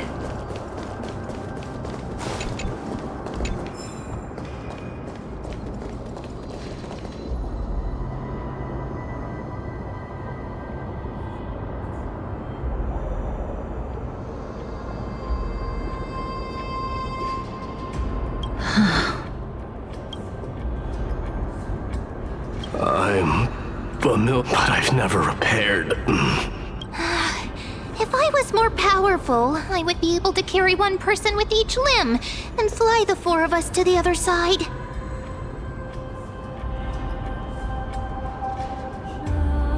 The Rune of Recollection is here, but I can't find a mirror. Oh, could it be in that collapsed tower in the distance?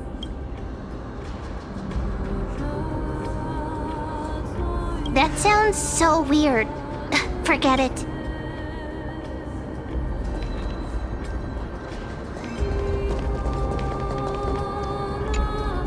Just shout for me when you need my help! Got it! Just leave it to me!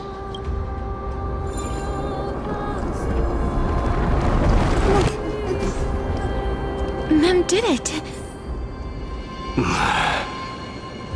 The pink squirrel is very smart. Why am I a squirrel now?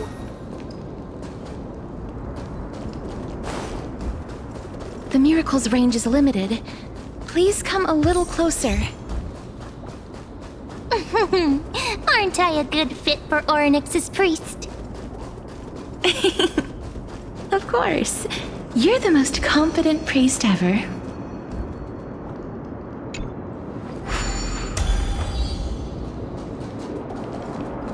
The alchemical matrix should be behind this door.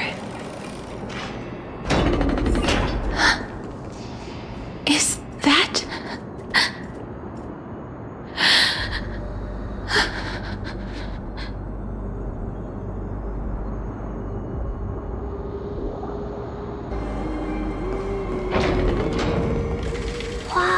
There are so many of you! It's little Cass and little Gray. Oh, there's also little D and the pink puppy! Trian? Aren't you... Get what? I'm getting even more confused. This is the first time I've encountered a deceased friend while going upstream in the River of Souls. It really works like this. Just like the other departed spirits we've encountered along the way.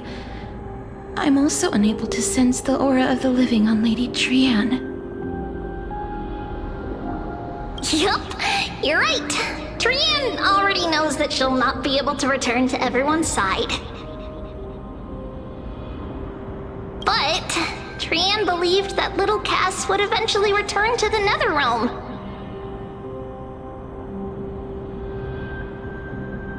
So, Trian has been standing here, at this spot closest to the world of the living, and waiting for little Cass.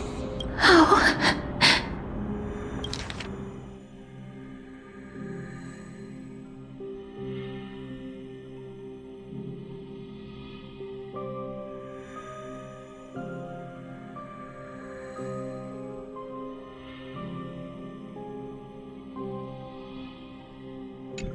It must have been very tough for you. But according to what Trian said, we're almost at the entrance of the... Trian promised Trevi and Trinan that when little Cass got here, Trian would get the gift ready and be the first person to run over and welcome you. So, little Cass, don't cry. We finally finished it.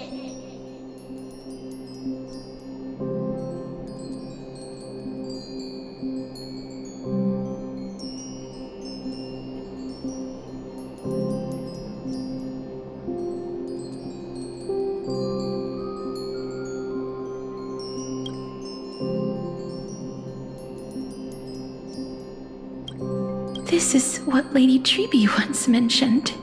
The gift for me that you didn't manage to finish. The Holy Maiden of Yanis. Even when separated by life and death, their thoughts are still connected. Trian spent a lot of time drawing this.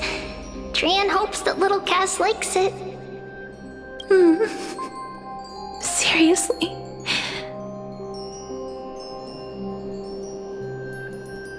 It's seriously a wonderful drawing. Lady Trian.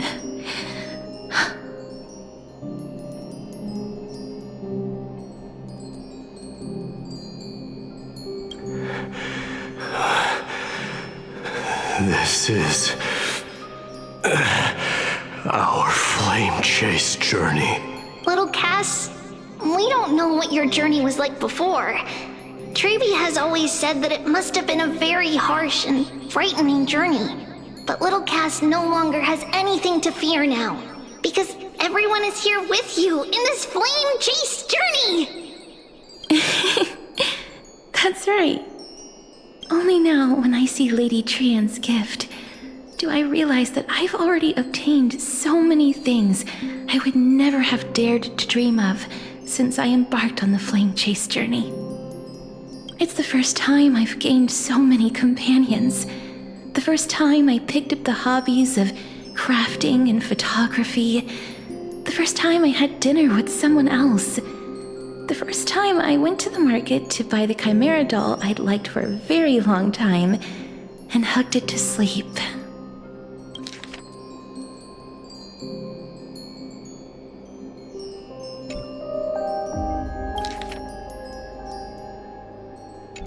The first time I wore a dress personally made by Lady Aglaya. The first time I went for a walk with Lady Treeby, Lady Trian, and Lady Trinan. Looking back at all these experiences I never thought were possible, it feels as though the scales of my life had shrunk from centuries and decades down to minutes and seconds. And all of them are so precious. I took countless photos in the past, but they're all black and white landscapes. I don't have a single one with friends. If I had known, I would have taken more pictures.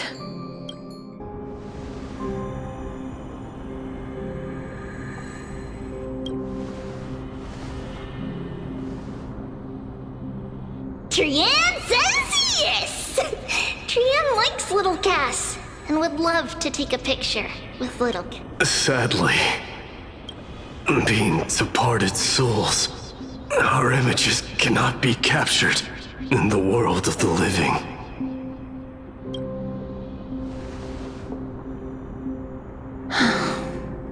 I thought... What? Are we seriously going to leave any room for regret?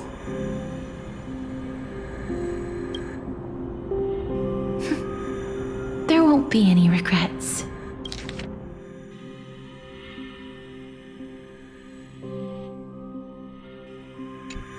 This vivid drawing surpasses any photograph from the world of the living. Little Cass smiled. Treevee, Trinan, and Trian's wishes finally come true!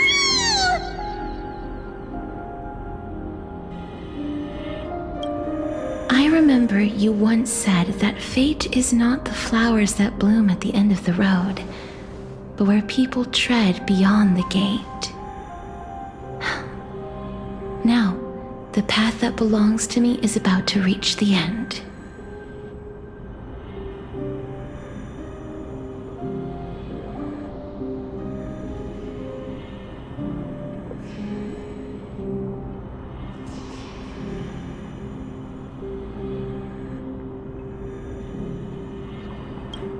Thank you for bringing me the final key. Key? Little Cass, why are you talking in riddles all of a sudden? I have a feeling that soon, this gift of yours will become the key to saving Mrs. Life. Wow, that's amazing! Then keep smiling and carry on bravely! Little Cass, Little Gray, everyone, see you tomorrow!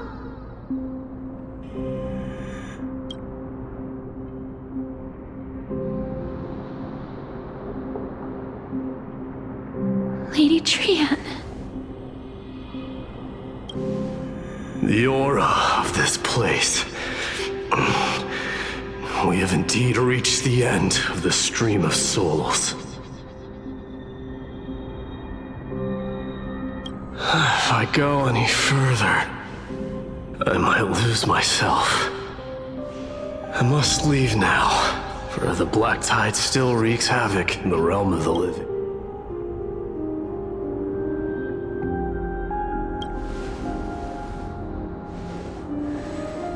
I have broken free from the chains of death countless times. This time will be no different. Castorus, will you fulfill your duty for the flame chase?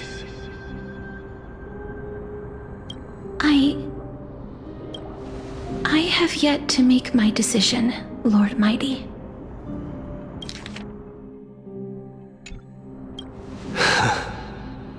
No matter. Make the choice your heart desires. I will continue to fight till I die, then rise from death till the miracle descends.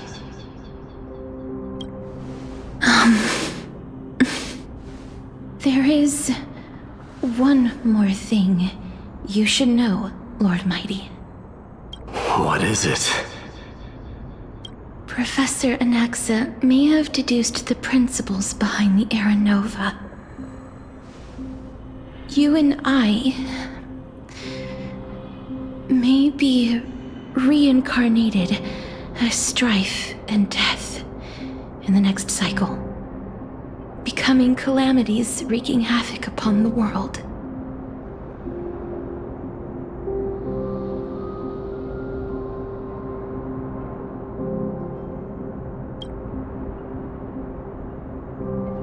I see.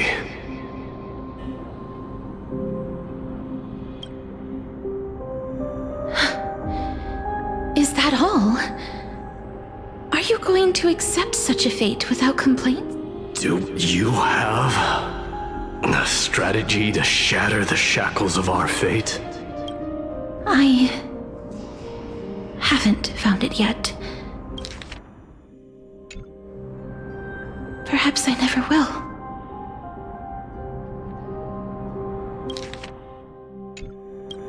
Then, cease wasting your thoughts on control what little you can. And when fate's inescapable grasp comes,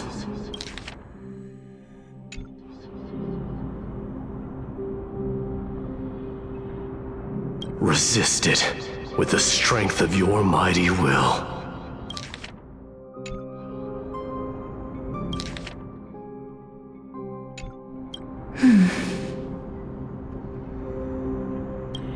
Thank you, Lord Mighty. I will find the right decision.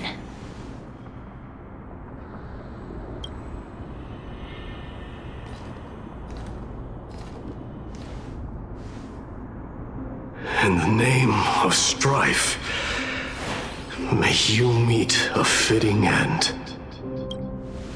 This must be the alchemical matrix the spirit mentioned. Let's see. We need to insert Aquila's sky, Giorios' earth, Kephali's fire, Fagusa's ocean, and Nestia's love. It seems our sweet Princess Homebody has made up her mind. In that case, seamstress, I suppose I no longer need to deliver your message. My time is rather precious after all. Whether you wish to break free from death or not, please, follow your heart. By the promise you once made, I ask that you fulfill your duty one final time. Castoris, please, live as a human, and die as one.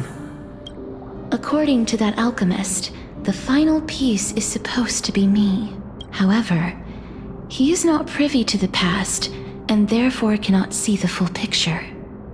The past? I saw the twins of death in Kephali's memory, and now I am certain that I was one of them. The trial of the Hand of Shadow demanded taking the life of your family. I died during that trial, falling before the gate to the new world. And my sister, whom I never met, became the Titan Thanatos of this cycle.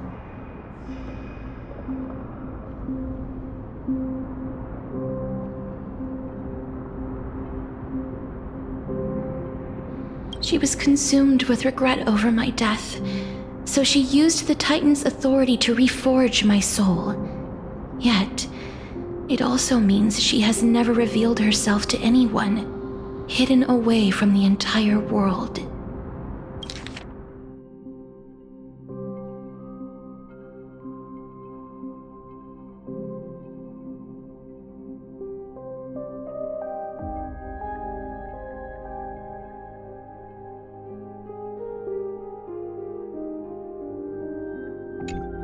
That's because the Titan she became already fell at the start of everything. They died for me, and now lie in slumber in the River of Souls. You mean Pollux? That's right. The River of Souls is no material river. It cannot be blocked by ordinary means. And that's why we have to awaken Pollux from death, but we have to reforge its body with the power of alchemy.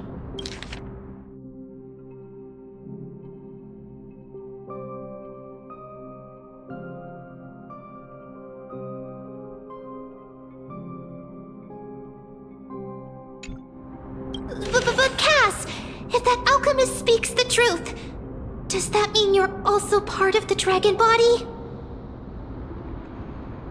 According to those departed spirits, I was indeed born as the dragon's twin. But before we talk about that...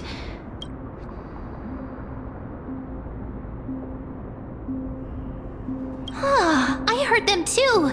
So what are those? I think it's probably the sign of Pollux's wish being fulfilled. They must have realized how heavy a price they'd need to pay when they used their divine authority to resurrect a dead woman. That's why they exerted every ounce of their strength to send me to Styxia, a city that called for death, a land where none is hostile to death. They never saw their wish fulfilled and fell so prematurely, all because they wanted to give me a new life. Pollux must really want to know how there's that wish is the reason Pollux's soul still lingers in the mortal realm even after their fall, quietly watching and documenting every detail of their sister's life. So instead of picking up objects on the way here, we were instead showing things to a strand of yearning that lingers here. Now, we must weave these yearnings together and restore them into Pollux's complete soul.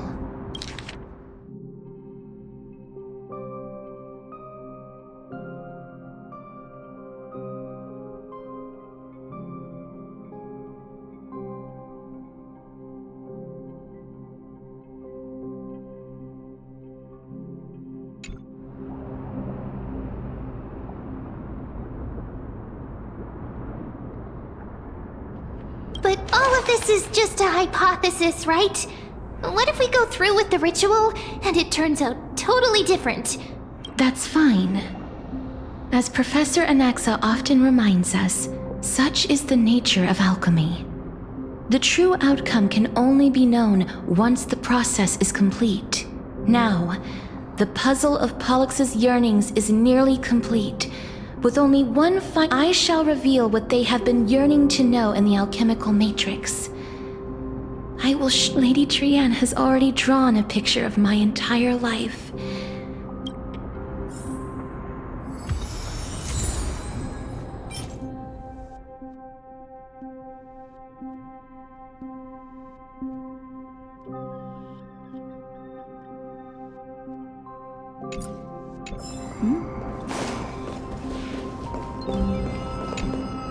Then, let the ritual begin.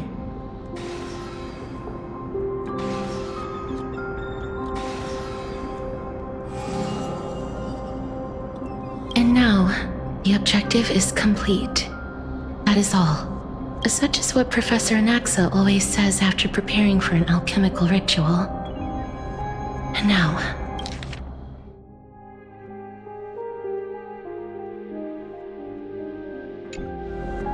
Pollux, I shall lift you from the river of souls and reforge your soul. Perhaps you will be disturbed by this, and your body may become horrifying to behold. But if even the slightest trace of your soul remains, the soul that once ferried me to this side of the shore, then please, look at me. I wish to thank you in person. I have obtained everything you sacrificed your divinity for.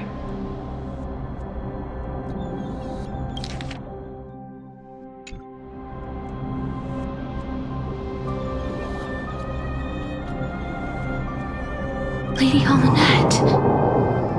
Did she recognize you? Oh, she must be the first soul we can communicate with here, right? I'm afraid she is just another spirit trapped here, like the rest of them. The only difference is that I was there when she died. Please, go on. I'm listening. Are you about to tell the story of Styxia? Yes. You're just as... There's no need to worry, Elder. Take a look around you. The world? I understand that you chose to remain silent about the story to protect Casterus. the girl who coexists with death. But you no longer need to hide that story. I can...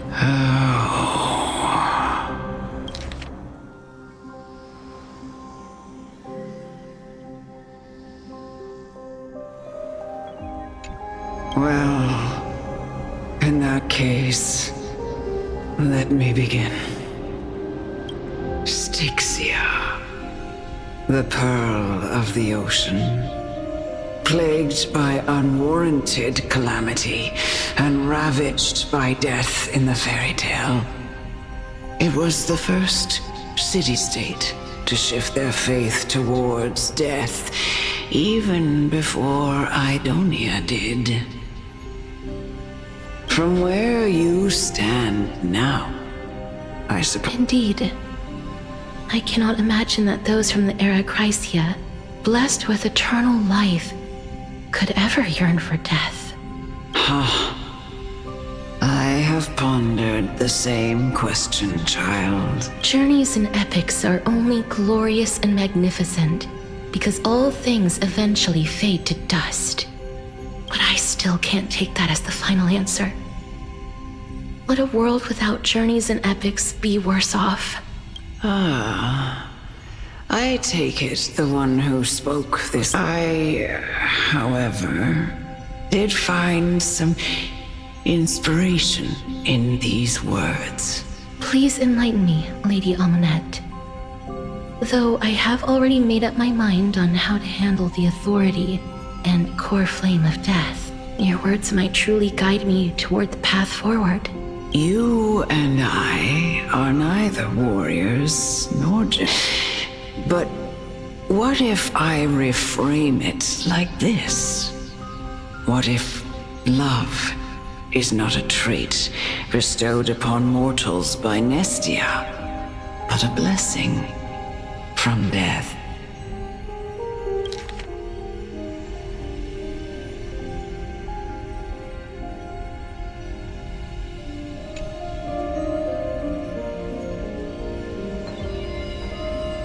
Love. No one ever invented the word cherish in the era when life was eternal. For all the good things in the world could be the so-called Era Chrysia was an age devoid of both virtue and sin. People did not truly live. They simply... Perhaps the people of Styxia chose to embrace death, not out of fascination, but instead became fixated and obsessed with the impulses and desires tied to a finite existence.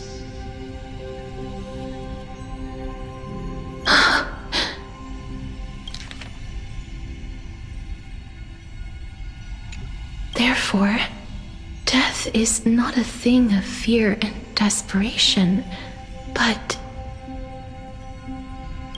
That's right, Casterus.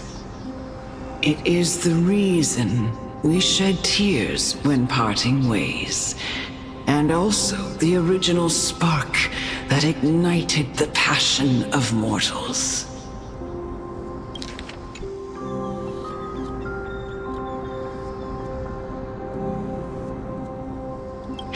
If you truly intend to deprive the world of death, then be prepared to witness it return to a state of stagnation.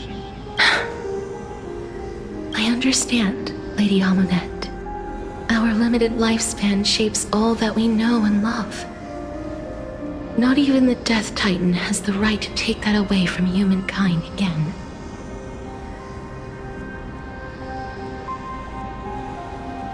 Nestia's love was the chrysalis of Gold's first blessing, but it most likely wasn't understood by mankind. We only learned to interpret this wonderful gift after Thanatos' arrival. If the world was bereft of death, then the Queen of Styxia wouldn't have played midwife in delivering me into this world. You wouldn't have welcomed me into Idonia, And Aglaya would never have invited me to join the flame chase journey. And I would never have lived, let alone found happiness. Thank you, Mother. I will use all the love I've experienced in this long life to complete the final miracle.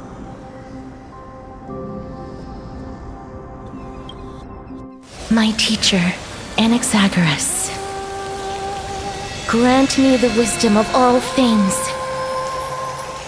I call upon thee, the stripped dead dragon's corpse.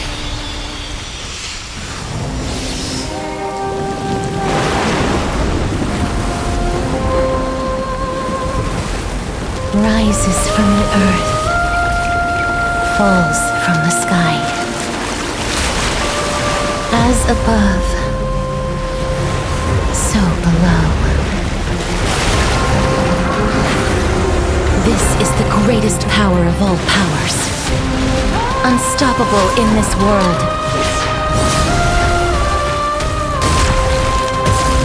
The great work that commands all death. I shall grant you embrace.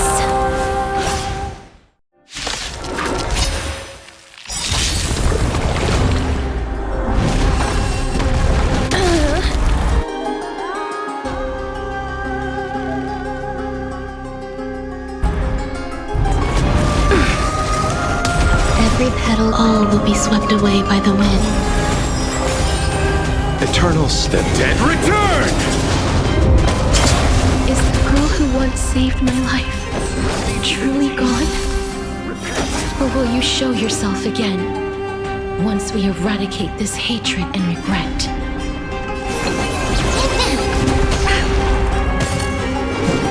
As you wish.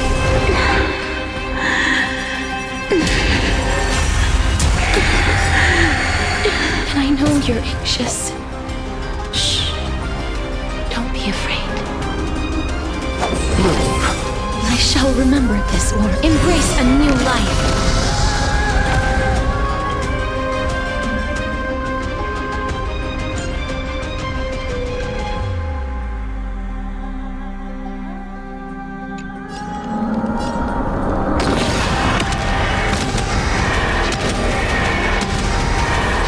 May death protect us!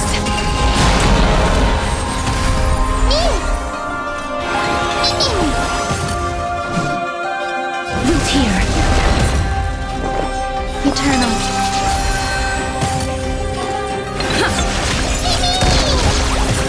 Life is not as you wish. Receive divinity.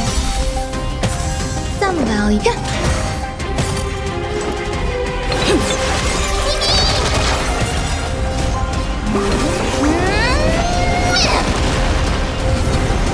There's no more need to weep and grieve. I will grant you peace. This Terra. Yes, it's me. I'm back. Embrace a new life.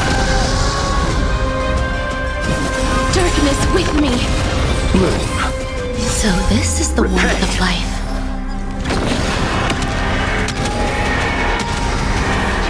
May death protect us! Be careful. They may be moving by instinct, but there is fury welling up within them.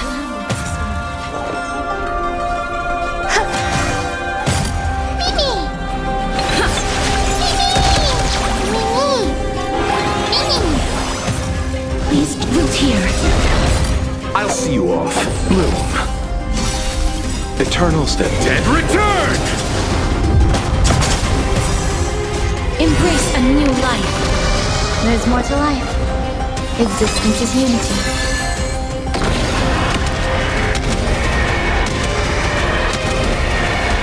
May death protect us!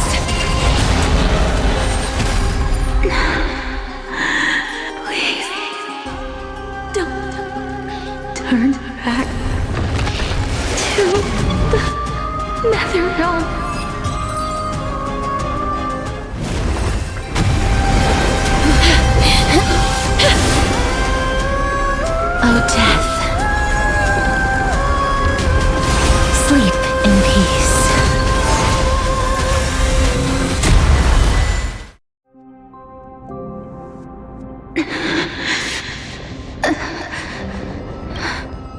I'm sorry I have to wake you up from ancient death.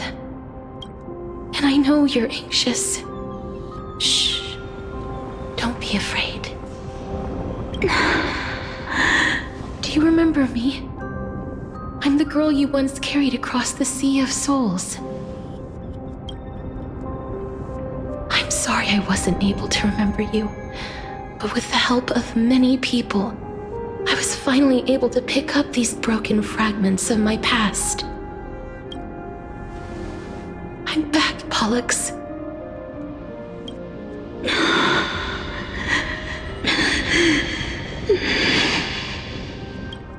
I know this might not be what you wanted.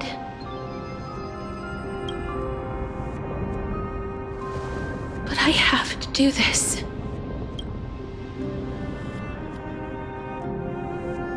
So please, carry me across the Sea of Souls again and return me to the Netherrealm, just like you did in the past. Please take me to where the core flame of death rests.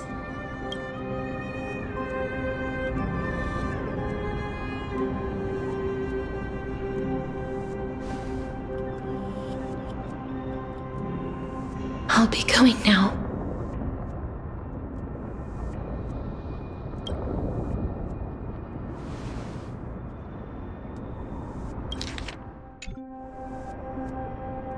They may look scary, but as long as...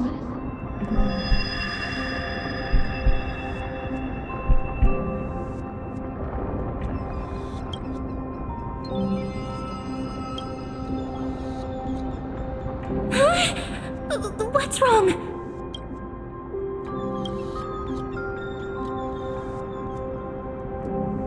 Are you... What's wrong with her? Her time is almost up.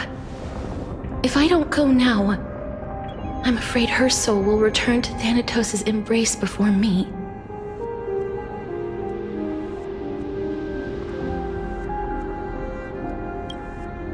What? Oh no! Is there anything we can do? Don't worry. I promised I would ask Thanatos for the Trailblazers' right to roam the Earth again. Mem, stay here and keep a close watch until I... All right. Go on, Cass. Make sure not to leave yourself with any regrets.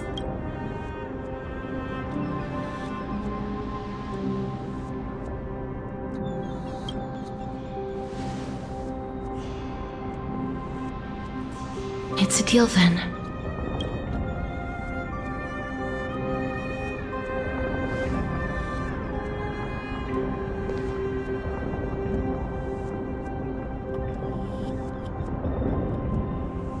Please.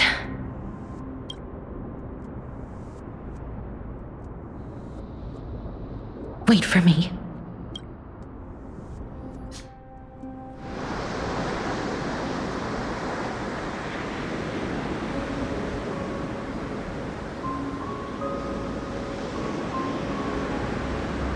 After all that, you still ended up back here.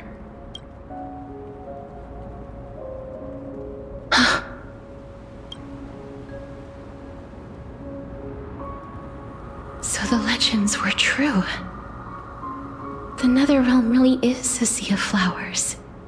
Yes.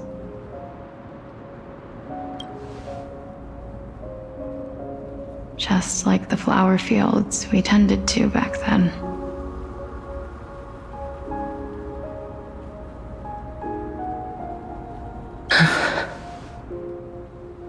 Is that you, Plixia? Do you remember me?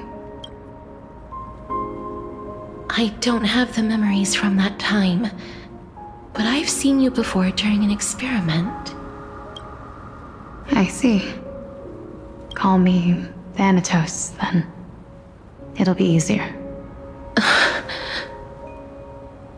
However, since you recognize the name... Yes.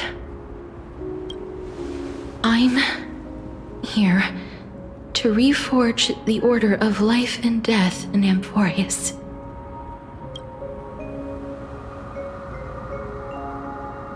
You know, my sister was a sympathetic, but rather sensitive person. Whenever she didn't want to say what was on her mind, she would avoid eye contact and look off. Just like what you are doing now.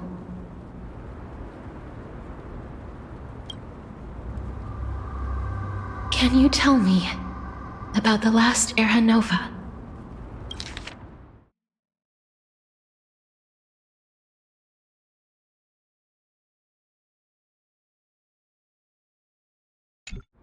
What did you do, Polixia?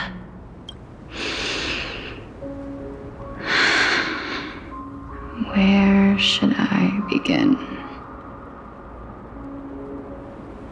I suppose we can start from a long, long time ago. There were a pair of like-minded twins. As foretold in the prophecy, they were chosen to be successors to the god of death. But fate was cruel. The price of attaining divinity was to take the life of a family member with our own hands. That trial was indeed recorded in that memory. Then you should already know that my sister voluntarily gave up her own life so that I could ascend as the demigod of death. But I couldn't accept that. Why did we have to kill each other for a future she'd never see herself? That's not fair. So, while weaving the laws of the new world, I shattered the forbidden bottom line for life and death.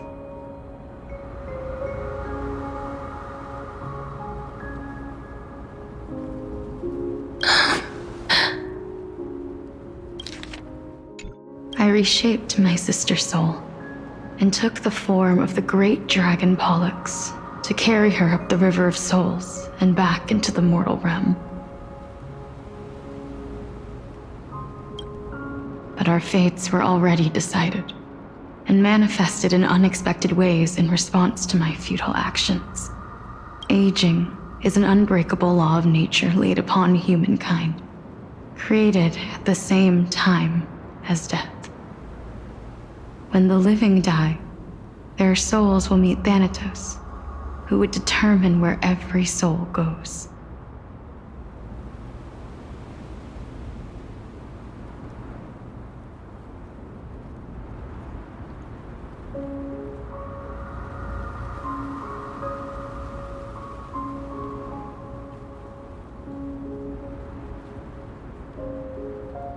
If the Reaper raises their left hand, the soul is granted death and allowed to enter the Netherrealm to await reincarnation. If they raise their right hand, the soul is rejected by the Netherrealm and returned to the mortal realm to continue walking the earth.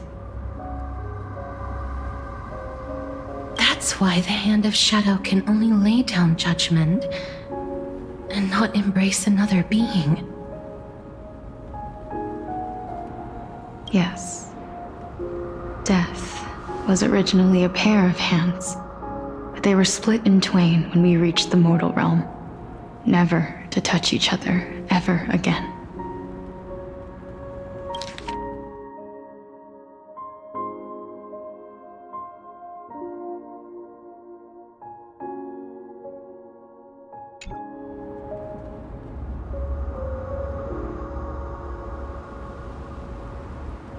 The half of Thanatos that represents life, the undying human who grants death. That was the curse I forced upon you. Then, what about you? As the half of Thanatos representing death, I shoulder the fate of defying death. I died the moment I entered the world of the living.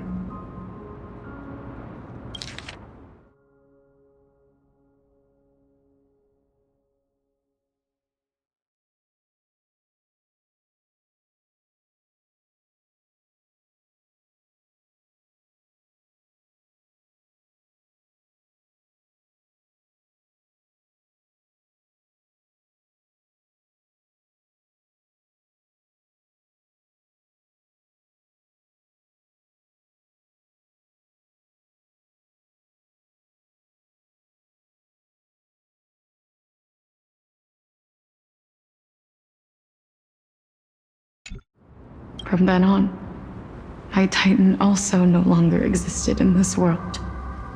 The cycle of life and death stopped.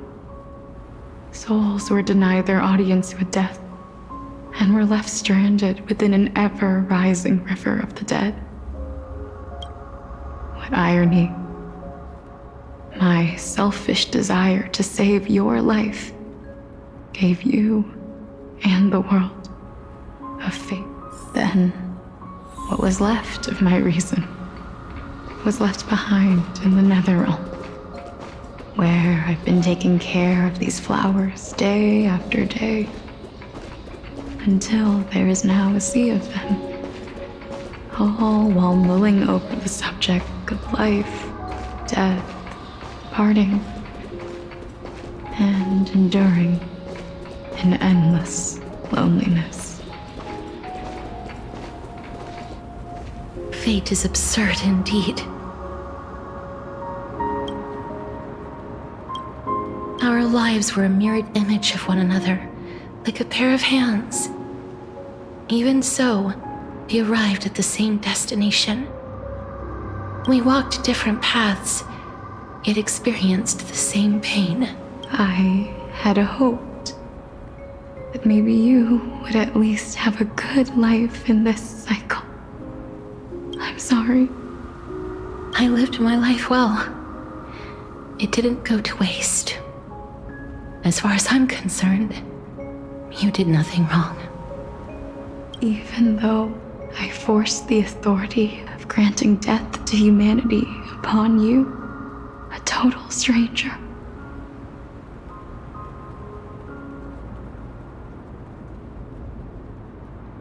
Too many responsibilities were forced upon me in the course of this long journey.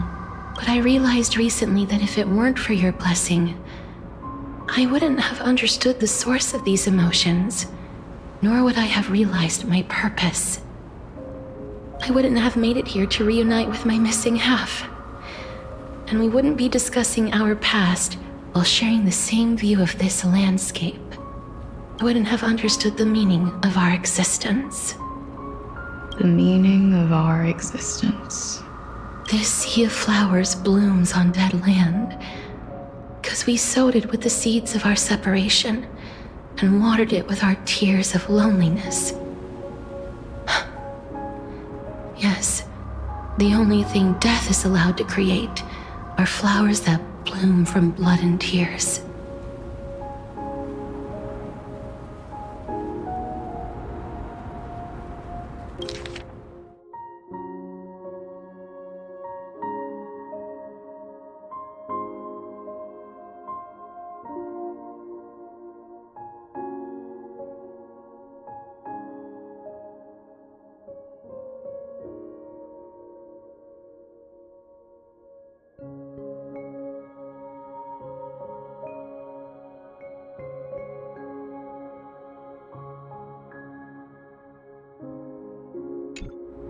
That's why Thanatos cannot create living beings at will. Nor can the Hand of Shadow determine a person's remaining days. Because the life and death of mortals should never be dictated by another's will.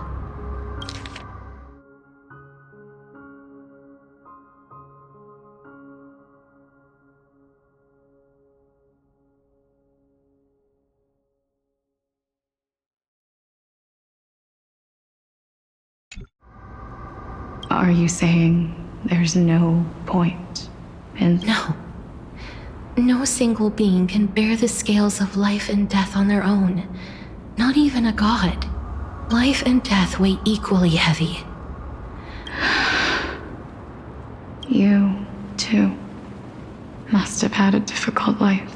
We've taken quite the ridiculous journey together, haven't we? I had a feeling, even back then, that we would meet again one day. Not to embrace one another after a long separation, but to come in search of retribution. Tell me the answer that's already been written, and let us draw this seemingly end. It's been far too long. I've waited here for centuries, watching day after day as desperate spirits are denied by this lonely wasteland. I always hoped I would see you among them, but I was also afraid of seeing you. I didn't know how I could possibly face you again, but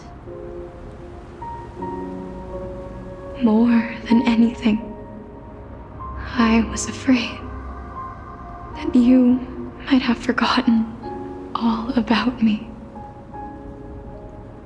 I know. But don't you see, Polixia? I made it back anyway. You don't have to shoulder death's authority on your own anymore. It was always meant to be held in two hands anyway. So, let's give our core flame to her and have her take it back to the mortal realm. Give humanity back their cycle of life and death.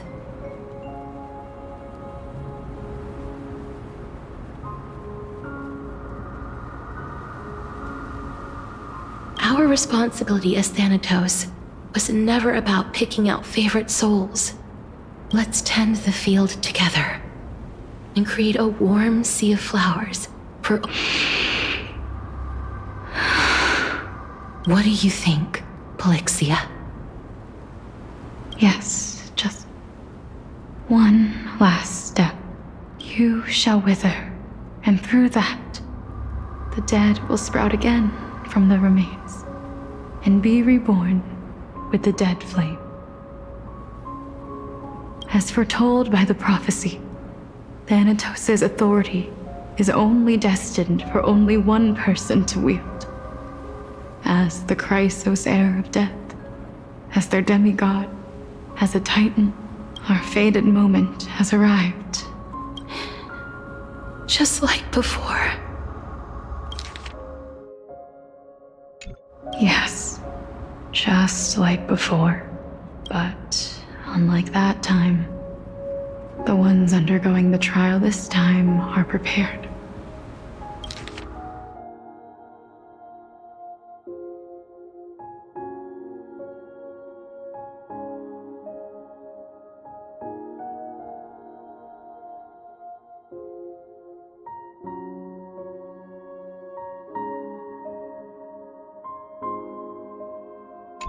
You've made up your mind?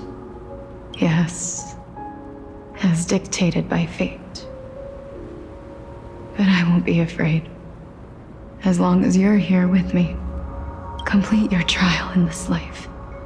Grant me the embrace of death, and light the spark of life ablaze.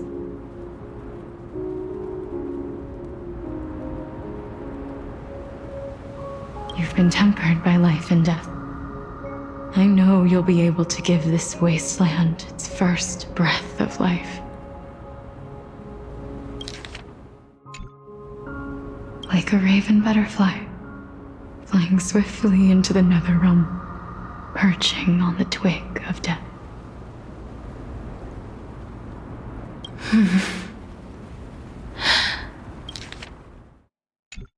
I will. After this, I will remain permanently in the Netherrealm. The River of Souls shall return here and rain down from the sky, scattering souls across the earth.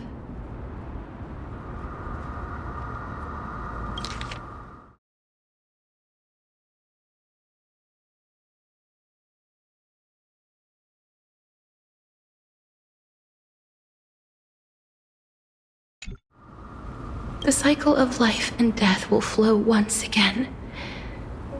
This sea of flowers you sowed shall bear countless joyous or sorrowful souls, and bloom evermore.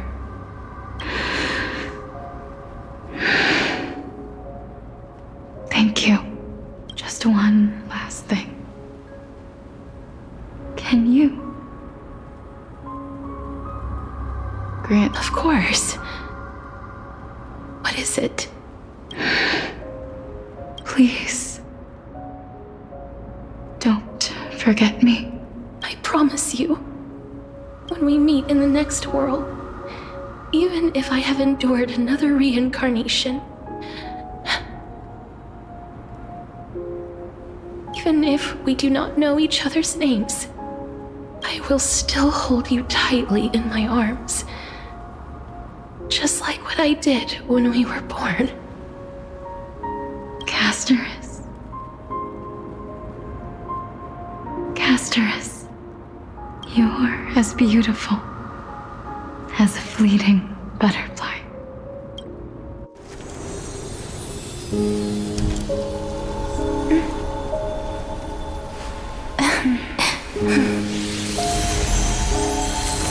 I will bring rest to death. And from now on, stagnant life will once again flow.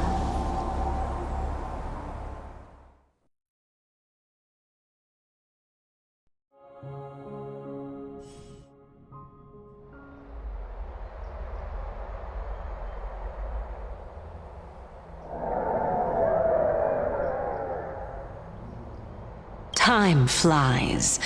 In the blink of an eye, the 15th entry hour is already at hand.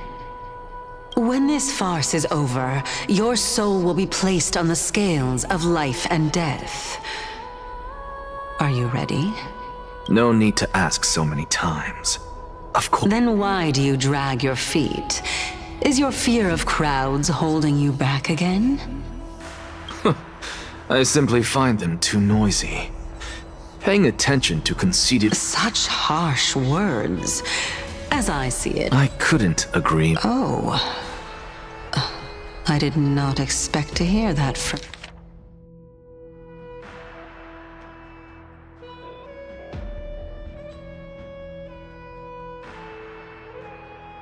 you. I know myself better than you think I do. At the very... And they say men whose ends are nigh have but... Well, that is exactly why I chose you. Should I thank you for the compliment? The hour of the trial has come. Do you have an answer for me?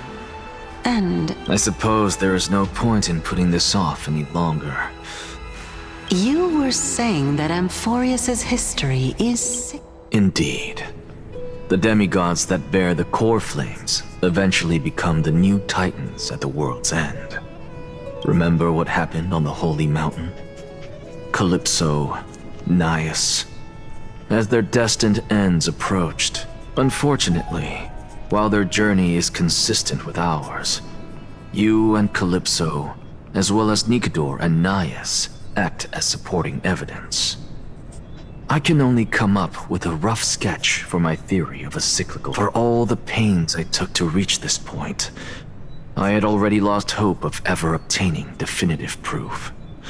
That is, until I met a girl named Polixia, and if Casterus was truly sent from the past to the present for the Titan's self-serving reasons, then having lived through 2 cycles, and with Styxia as the pivot, she will no doubt be the link to connect all of this together.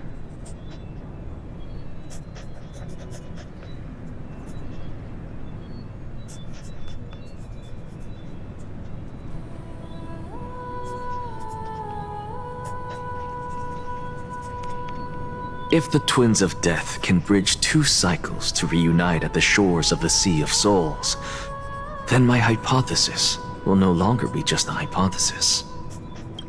That is all well and good, but how can you be so sure?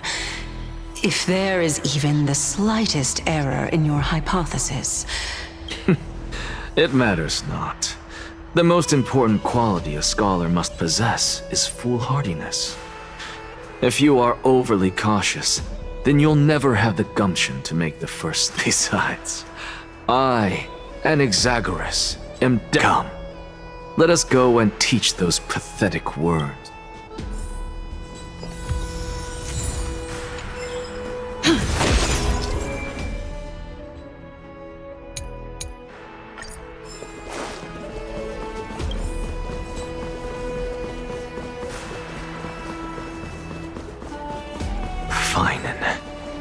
So they are leaving the final debate to him. Let those Chrysos heirs who started this terrible war hear you. Let them hear the voices of the people!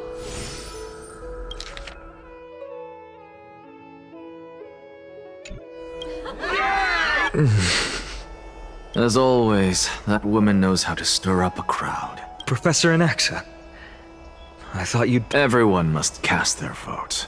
Or this is Prof, do you truly think it's wise to entrust the fate of the world to an assembly like this? Akama has stood strong under this system for 1,000 years. It stands to reason that there is purpose in its existence.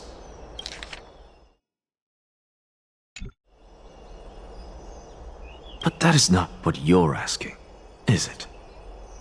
What you really want to know is Aglaya making the right decision in entrusting the fate of the world to... Nothing ever escapes you. I didn't spend all those years teaching you for nothing. Most people only take 4 years to graduate, if I recall.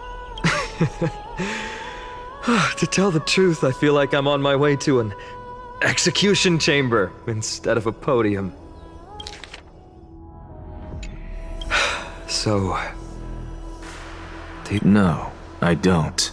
I thought so. Because that question is not yours to ask in the first place. Is Aglaya entrusting the world to you the right decision? Don't make me laugh. That is a question that woman must answer herself. Why are you fretting about this? Listen up. I'll say this only once. Flip your perspective around and ask yourself this instead. What should I do to ensure that you still have time? So give it some thought. Tell it to those begging for salvation from the gods. Thank you, Professor Anaxa. That's Anaxagoras to you. Who? That'll depend on how well you perform. Mason.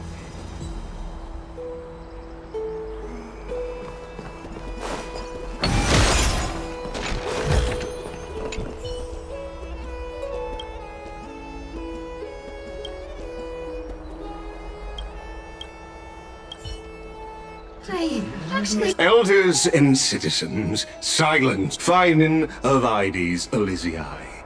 Virtuous. Much obliged, Lord Lycus. I remember him. He's the penniless lad. Where's Lady Goldweaver? Why is she sending this guy to give the last speech? Is this really... Can this dude really face down kindly? By Kefali above. Dear citizens, as you look upon me, I see your fear and misgivings, your apprehension about the discord between... Yet, before you contemplate something as grand as the fate of the world, I ask that you look closer. Look beyond the horizon illuminated by Kefali. What?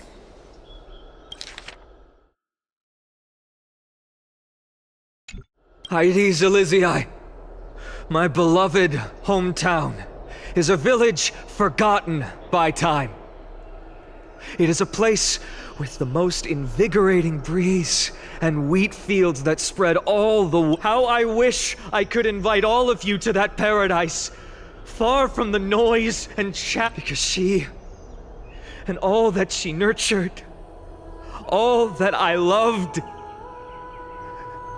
they have long been devoured by the black tide. My beloved home is no more.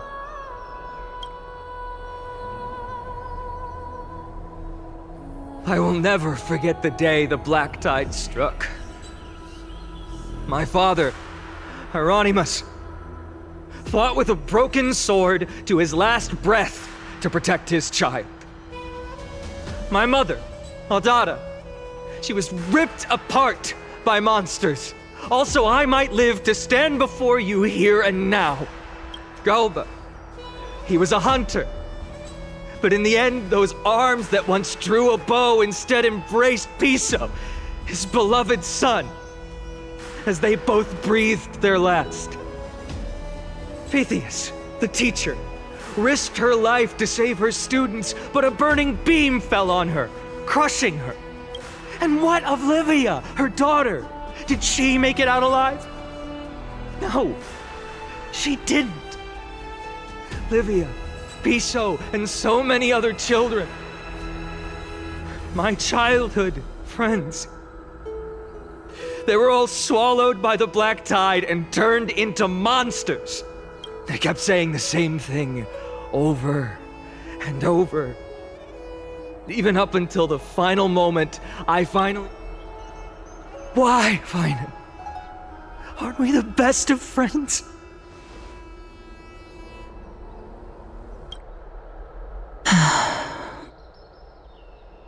That is the black tide.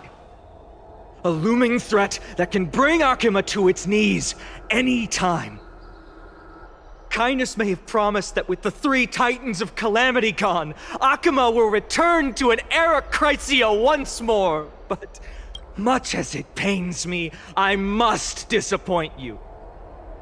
While the demigod of strife has done everything in his power to hold them back, they are still coming.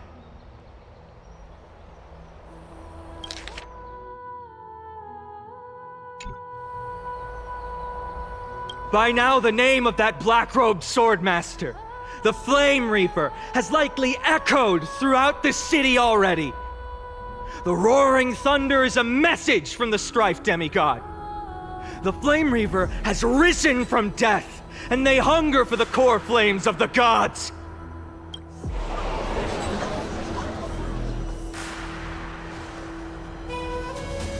Lies! If such a powerful enemy is indeed approaching, why is Akuma still a picture of peace? Exactly! The city of Akuma shows no signs of pandemonium or chaos. And why is that? I beg you, spare a moment to think about this. Are we able to stand here and hold this assembly in peace today because the danger has passed? No! This peace we enjoy is no gift of fate.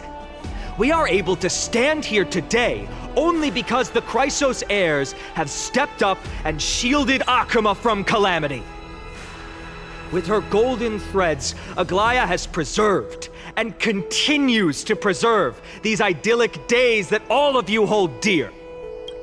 The Council of Elders claims that Aglaya will one day forsake the people because her divinity is eroding her body and soul. But ask yourselves this. Rather than offering her aid and support, why do they choose to watch and push Akuma away from the Flame Chase journey?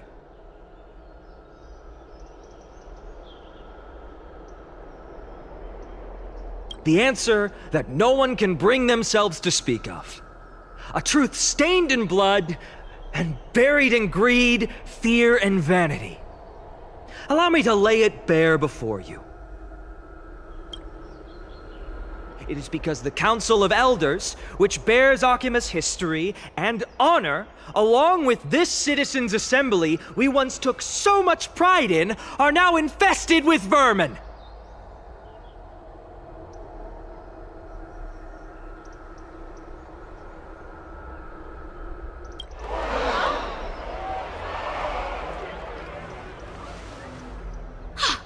You insolent whelp!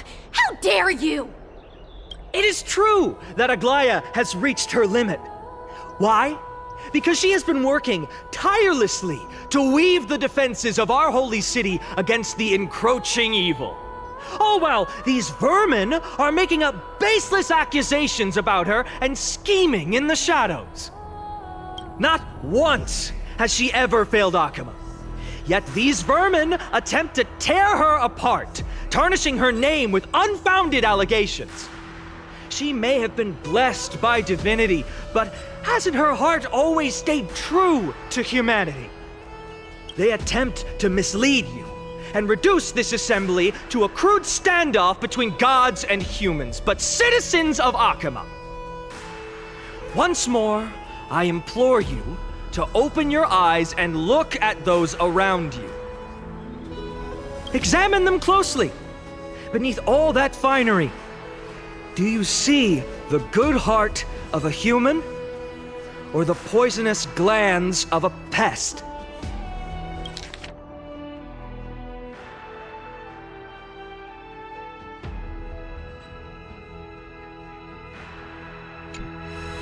Make your judgment, then turn your gaze to the demigods, whom so many of you regard as cold and merciless.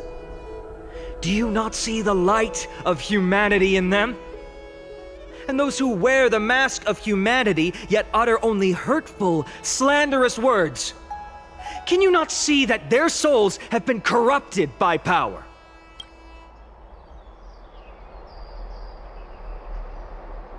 Yet, no matter what your answer is, and no matter who your vote goes to, rest assured that you have nothing to fear.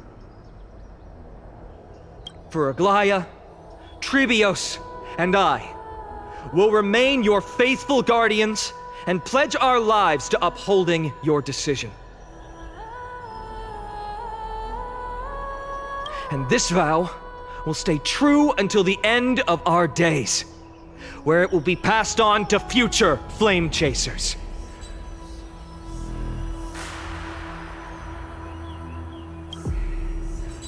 A steadfast and unwavering promise that shall endure through the ages. Absolutely right. The Christ players have only our best.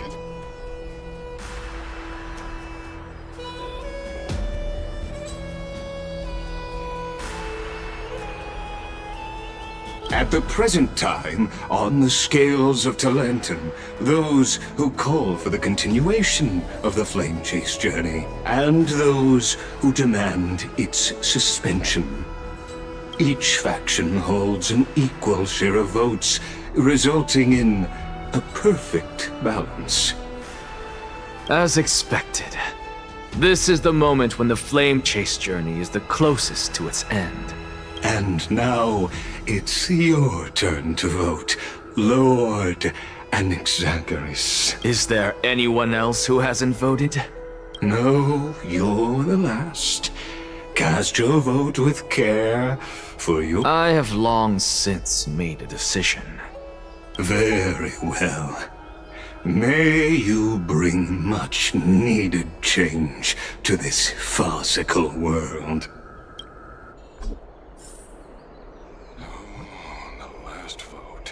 Vote for kindness. Who will he vote for? Is cast. The performer.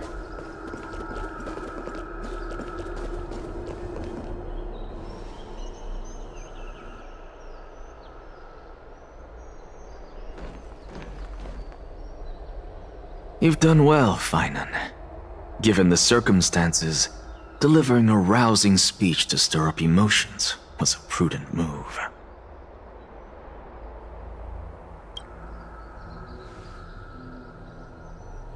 Thank you all for your patience. On behalf of the 7 sages of the Grove of Epiphany and the scholars of Amphorius, I, Anaxagoras, am ready to cast my vote.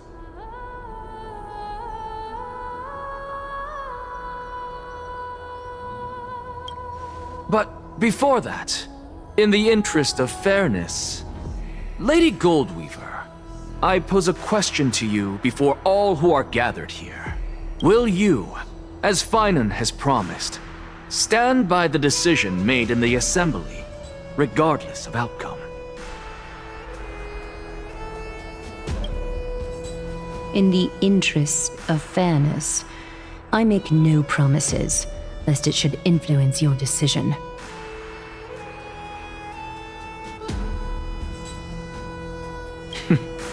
Very well. I thank you for your honesty.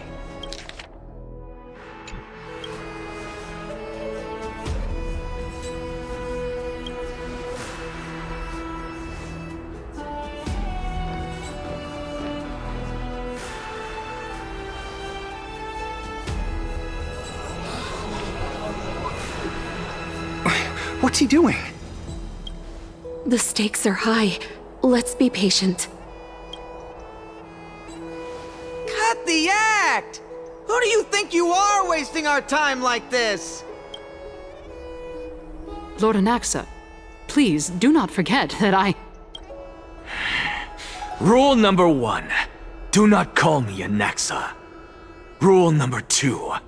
Never interrupt me. Silence is golden.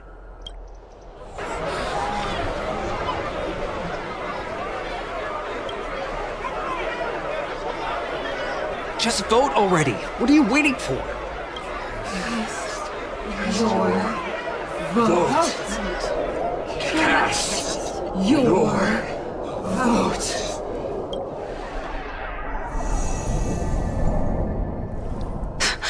I cannot help but wonder, is every hardship in the world something you will exploit and use to your advantage?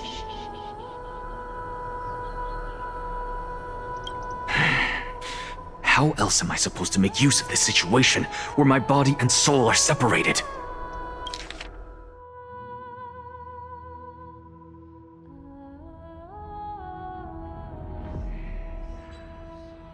Just vote already. What are you...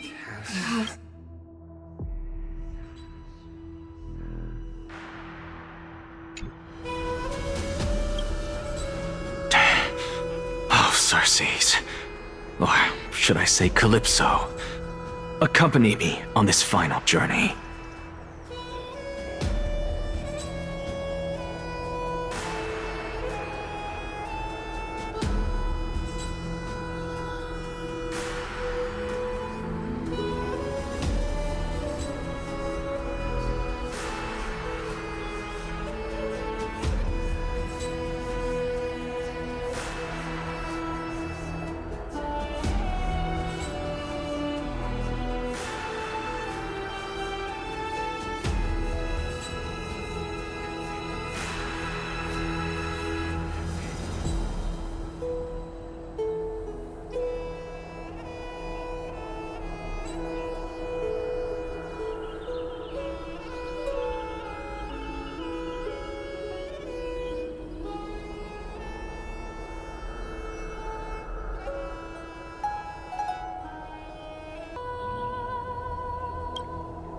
Let us journey to the Netherrealm and see how she will substantiate the answer to your question and validate my decision. We need only to follow the sound of the tides.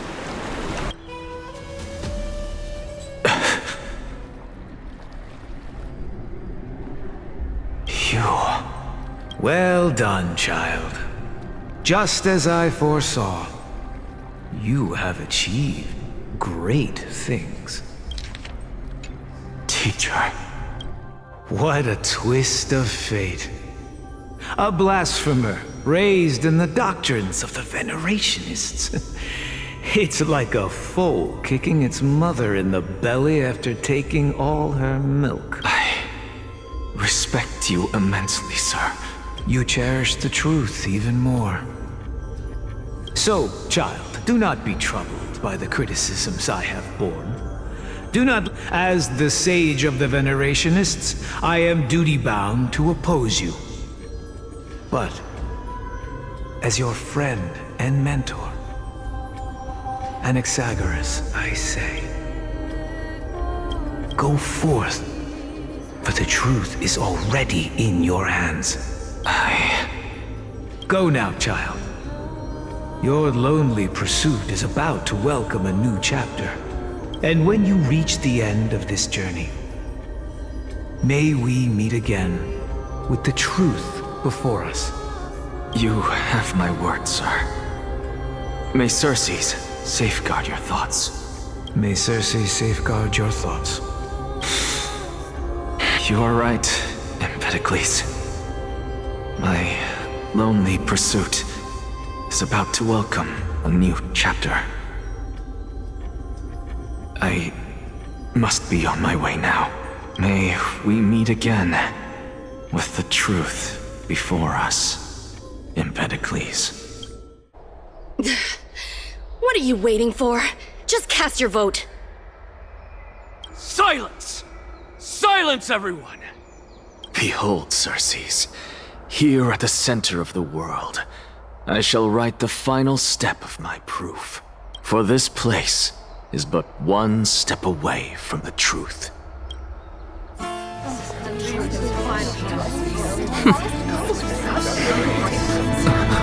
Professor, I completed the proof you wanted.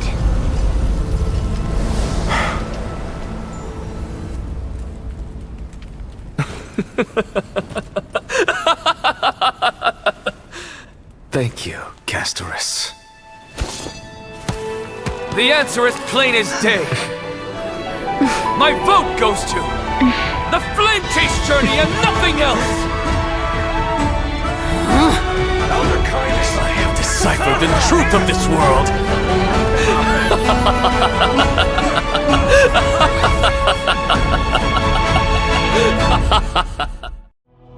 With the balance shattered, the result is clear. By carefully enter Lenten above, as the Theoros I have observed. No! Ligus, you can't! Anaxa, what have you done? Have you lost your mind? I hope you are prepared for the harsh punishment awaiting you. Mark my words, I will make sure that clever head of yours never forgets the price of betrayal! Have you forgotten? I told you that happens to be one of my rare talents. You put on such a grand performance, just to aid their preposterous flame chase journey? Performance? No, you are quite mistaken. If you really understood me, Lady Kindness, you'd realize that I never had any interest in your pathetic little game of politics. Factions, because I, and I alone, am the truth. Lady Kindness, with all the citizens here as witnesses, we should honor the spirit of democracy. I have observed that Akama has chosen her destiny. This citizens' assembly has resolved to continue the flame chase journey. You! It seems not everyone is ready for the assembly to end. By your leave, Lord Ligus. Interesting. Elders and citizens, your attention, please. Stay for a moment more, if you will. Anaxagoras of the Grove of Epiphany has an announcement for the assembly.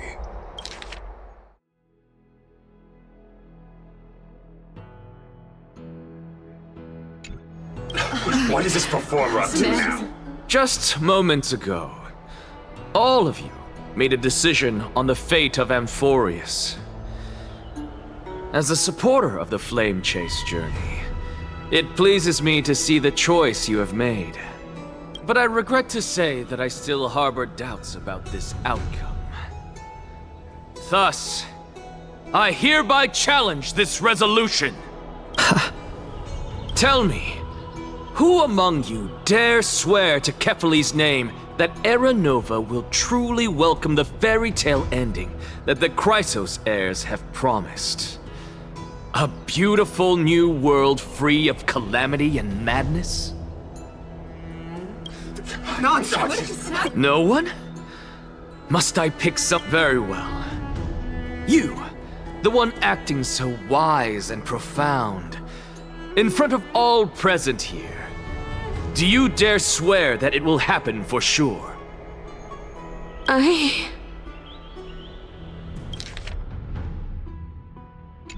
No? Fine. Next. You. What are you trying to do? Useless. Your turn, then. With the— Hey! Mind your tongue! So, no one? I see. In that case, fine then. Answer me this. Your speech was filled with such passion just now. How confident, then, are you in making this promise? Professor, what are you doing? Let him continue with his performance.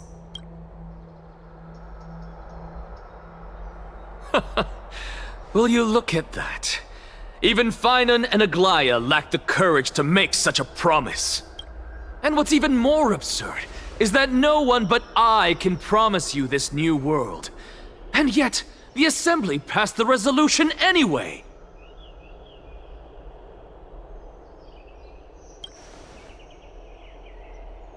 But you needn't worry, because I knew better than to trust you good-for-nothings. That is precisely why I am here today. To give you one final lecture.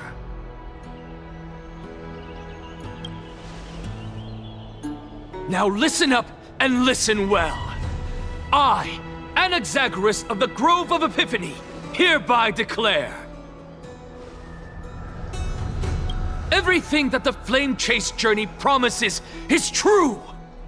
Finan of Ides Elysiae, the prophesized demigod who shall succeed Kefali, will reforge each and every one of us in the new world with his complete, intact memories.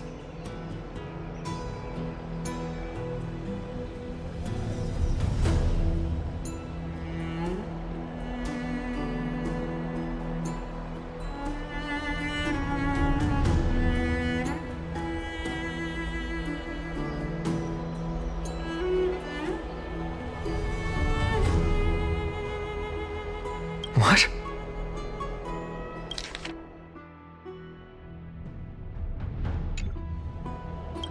The core flame-bearing titans were the Chrysos heirs of yesterday. And the Chrysos heirs who carry the core flames today will become the titans of tomorrow.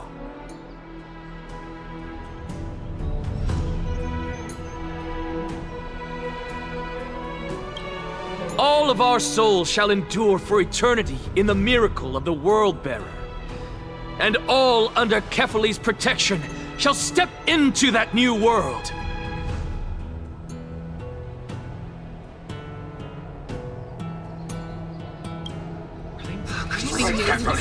This is pure blasphemy! It's impossible. What? Are you saying that we must bow down to you and worship you even in our next lives? Enough, you blasphemous imbecile!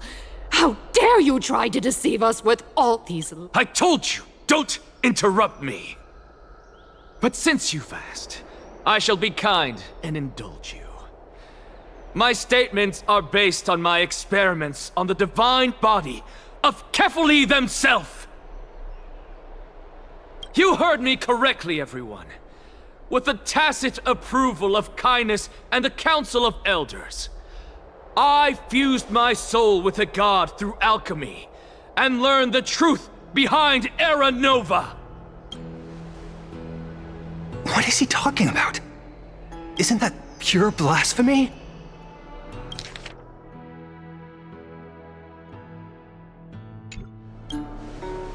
I, the vile, wretched blasphemer, deserve nothing less than death for my sins. And the Council of Elders, which granted me consent and aided in committing this atrocity. By the gods, even kindness has betrayed Akuma. No more. The catalyst. We're carefully evolved.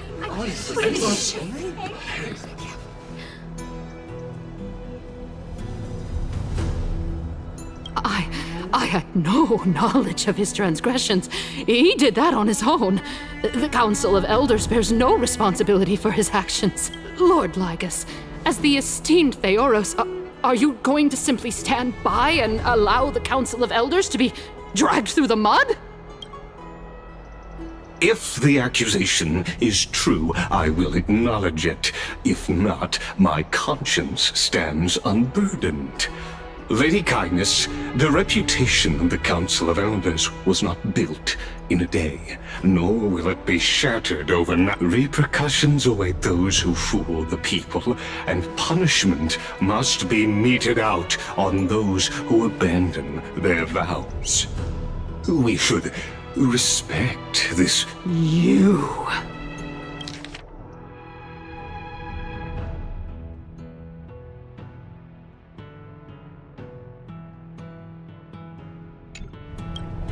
Lady Aglaya, the Gold Weaver, I humbly ask that you take on the responsibility of overseeing this judgment in the name of the fairness of Talantin and the justice of Kefali.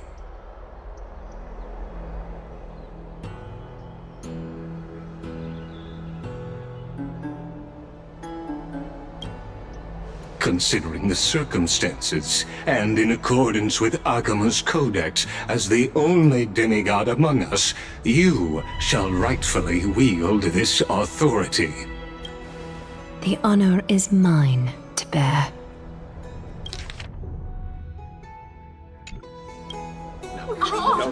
Elders and citizens, silence, if you please. Anaxagoras of the Grove of Epiphany has made his statement clear. As per Akima's codex, I request all present citizens to stand with me in exercising first. Elder Kindness of Akima and Lygus the Theoros stand accused of neglecting their duties and abusing the law, leading to the egregious blasphemy against a god. In the names of Talantin and Kefali, Akima is to form a committee before the 7th action hour to conduct an investigation and disclose the findings to the public for subsequent judgment. Yes! Curse you! Now, concerning Anaxagoras of the Grove of Epiphany, in the names of Talantin and Kefali, the accused must be allowed to hear the people's voice prior to the execution, for a chance at a reduced sentence and possible pardon.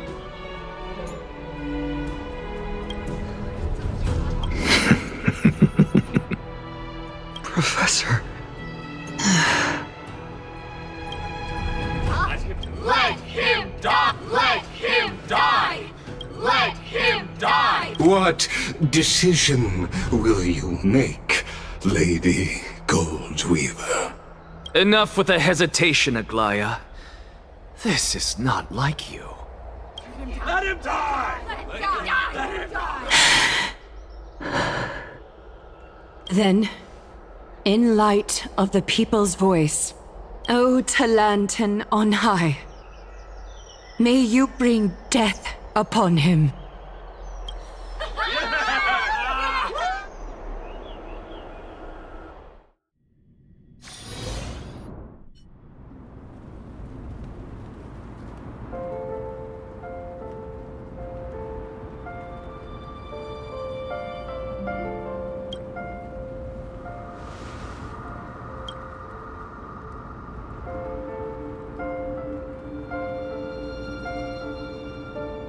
Allow me to reintroduce myself. I bore the name of Castris while walking among the mortals. And now, I stand as the demigod of death, the living side of Thanatos.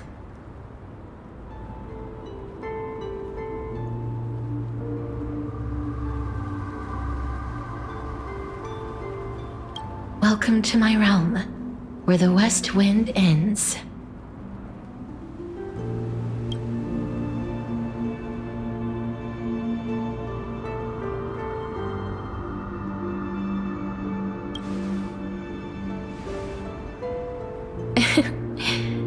Every departed soul who has arrived here has expressed the same. Did you know? Every flower here was planted by Thanatos himself.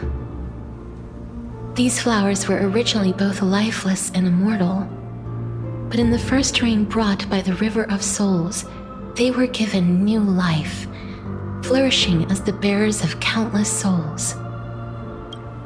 And it is my duty as the Master of Death to tend to their well-being and foster their growth in this serene haven. Similar to the structured cycle of life and death in the mortal world, these flowers too shall wither and fade, returning to the earth and then ascending to the sky with mist and tides.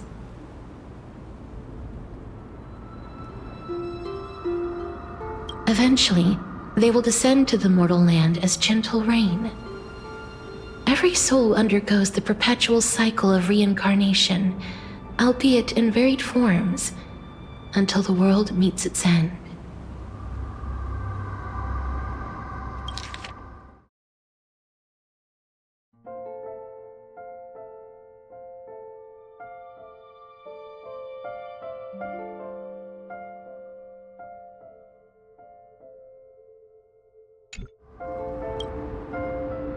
Yet, sadly, there's no time left for Emphorius to wait for when the flowers bloom again. Now, death is the power at my fingertips. It once led the souls of the deceased here, but I shall open the gate of the netherworld and return you to the realm of the living. In exchange, please take the core flame of death with you and complete the flame chase journey. Do not let our work thus far be in vain.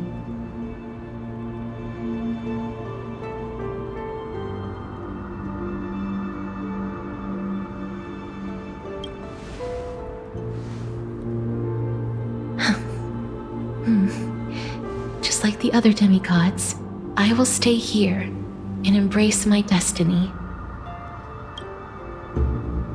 That being said, it is not easy to guide a lost soul back to the mortal realm. The whispers of death are sweet and alluring. If your determination wavers, you will succumb and be forever ensnared by the netherworld's grasp.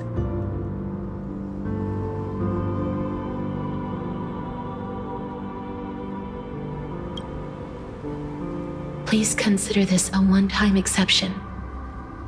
I will do everything in my power for the flame chase journey.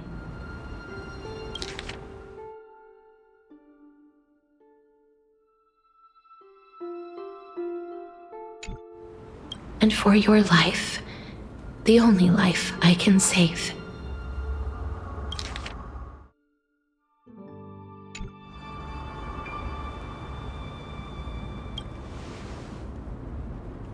I am glad to hear that.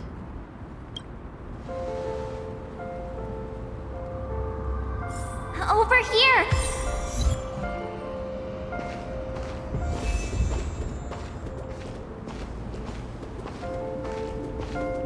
I believe in you.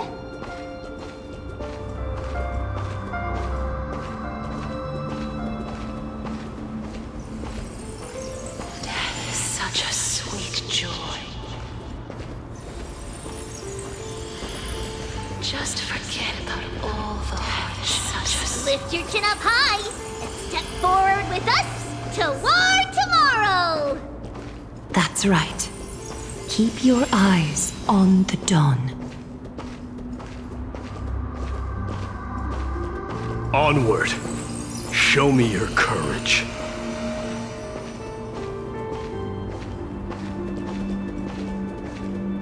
Partner, we shall become heroes together.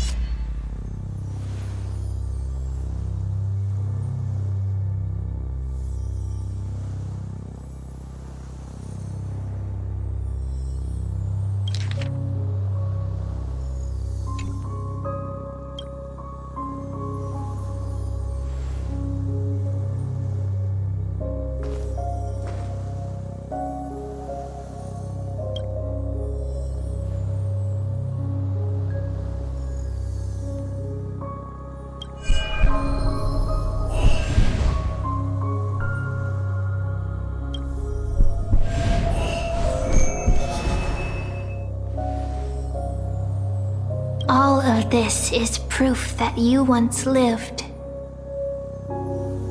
Your soul, your memories, the years you've journeyed through, and the path they revealed, leading you back home. So, continue onward. Do not stop moving forward, and do not let her sacrifice and the support of all who have stood by you be in vain. Over here, friend!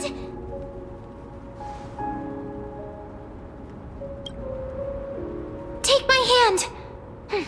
Let's go home.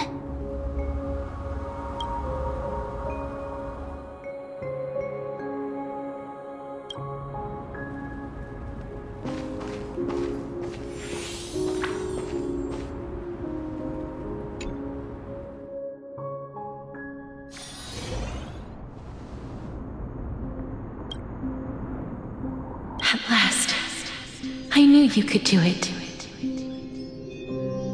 Your soul is still perfectly whole, as if some kind of force is trying its best to keep it together. Is it Ornyx's final blessing? Or is it a miracle of your own?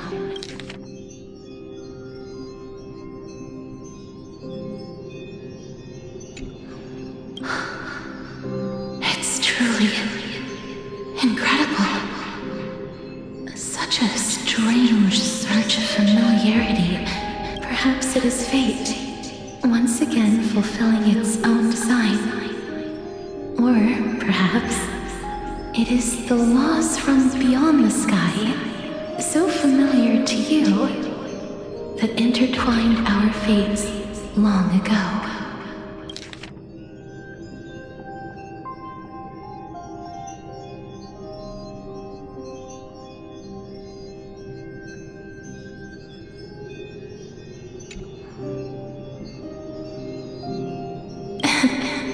It seems that this is the riddle which cannot be solved anytime soon.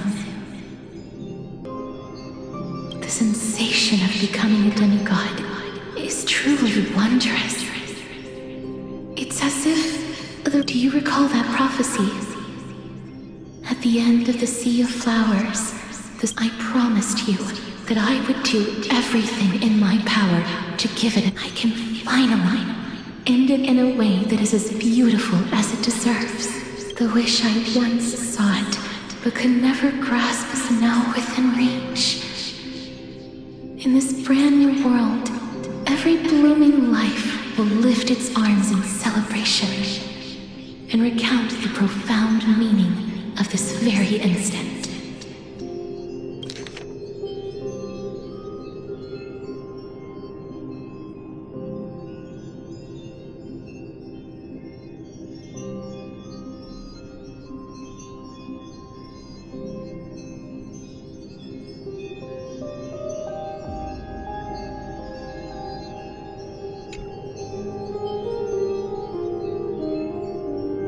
Every touch, every embrace we share will never again be an ice-cold loss.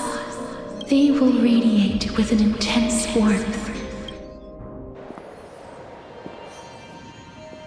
The other shore is very cold.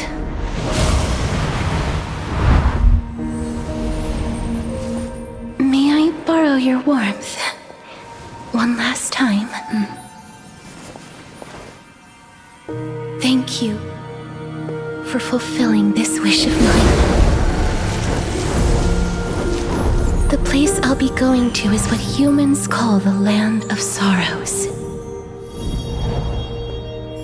But with this heartbeat and the residual heat of this embrace, I shall turn the nether realm into a gentle place of rest.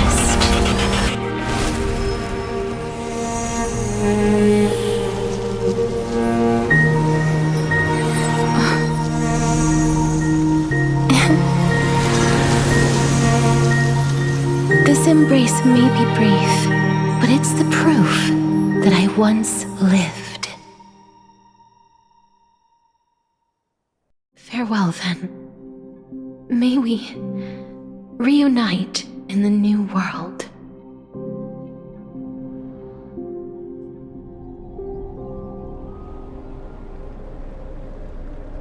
That grand and absurd performance was what you've been seeking your whole life? I gave up everything in search of truth, and it culminated in this very moment. You, on the other hand, performed as I expected. You did not hesitate when you saw the chance to attain power. It's as... Crave power, like a fly craves rot. Those are your words, not mine.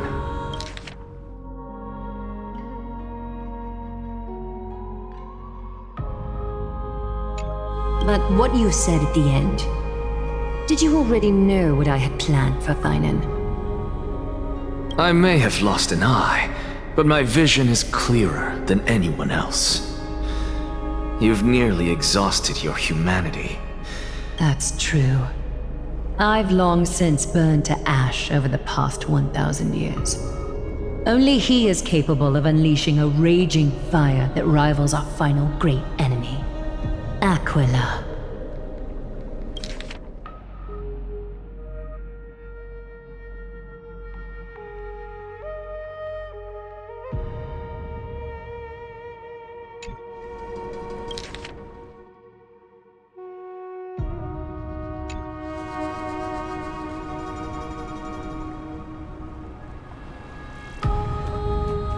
So, this is our last chance.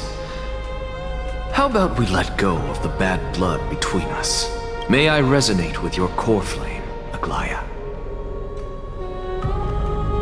Please do. That's impossible.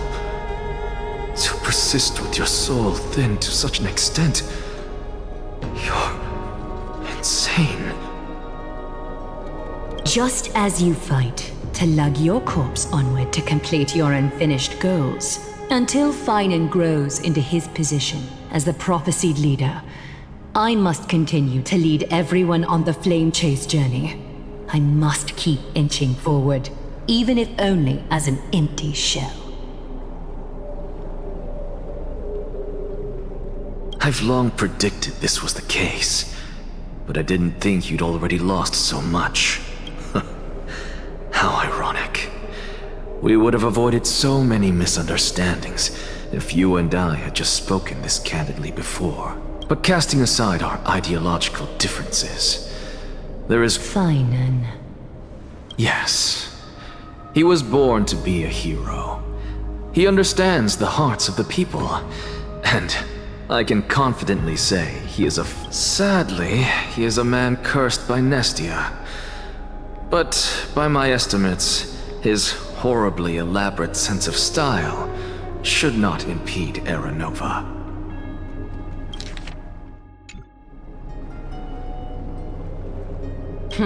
Congratulations are in order. We found common ground at the very end of our... When you put it that way, it makes me want to take back what I said. Aglaya, we're back. Come welcome our great hero reborn from the ashes. I hope he didn't hear your earlier assessment.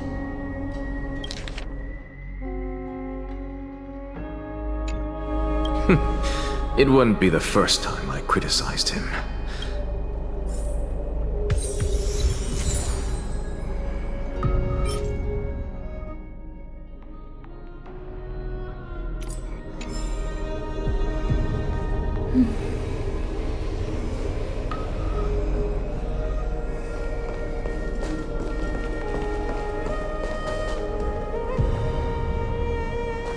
I'm gladdened. But I don't see Castris among your number. It looks like she not only helped me prove my theory, but helped you fulfill your mission as well.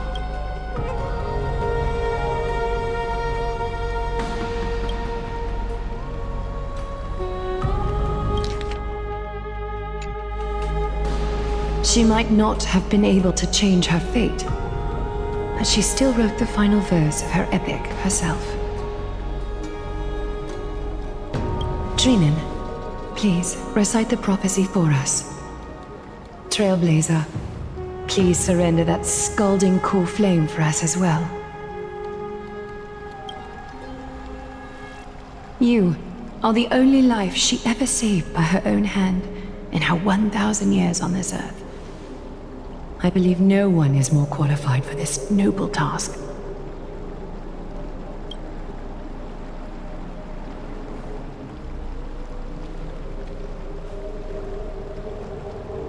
O gods who have returned, and gods who are still watching, today we bring you a soul laid bare. The Hand of Shadow, Thanatos, remembered their name from the past. From daylight they came, and to their fragrant dwelling they return, to walk now among your ranks.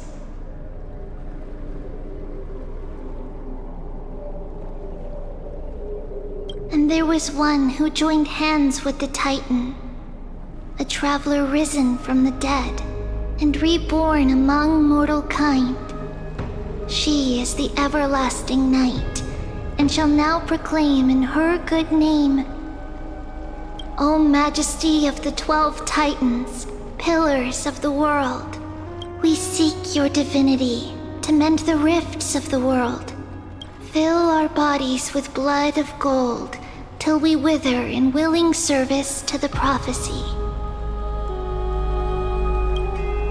Step forward, trailblazer from beyond the sky, and together with us, surrender the core flame and carve their star into the sky.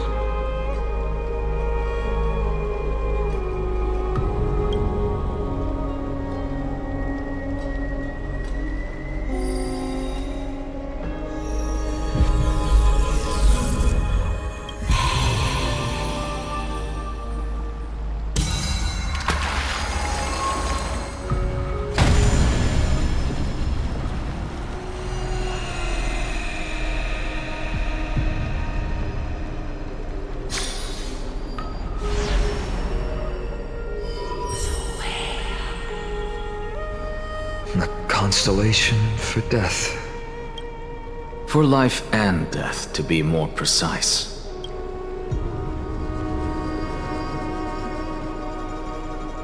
Look! It's...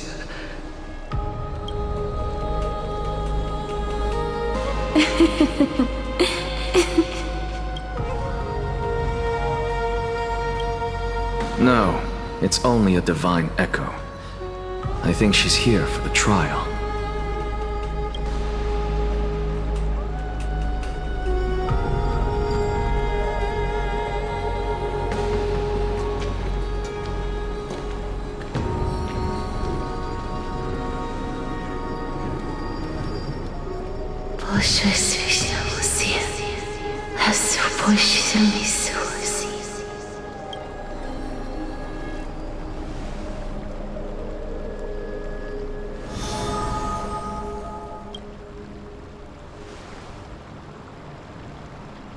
What did she say? That's the language of the Titans. Castorus... No. The Titan.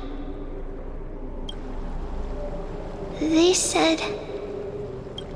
I have illuminated the cold shadow of death. Onwards. For your path to the future is bright and its flame eternal.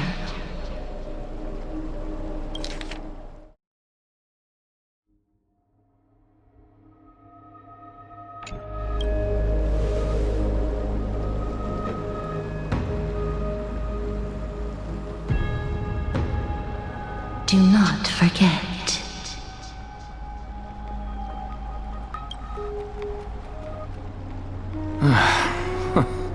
She made quite a scene. I won't stop you. Professor, you... What's with that look? You were present. So, let's get this execution over with. We wouldn't want to bring shame to Akima's divine laws or keep me from creating a new world.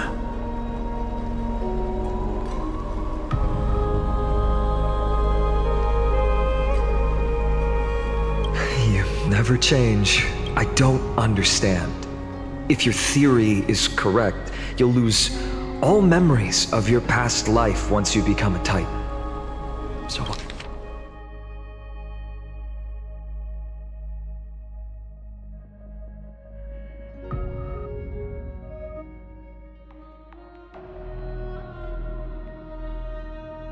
what's the point of becoming... Of course there's a point.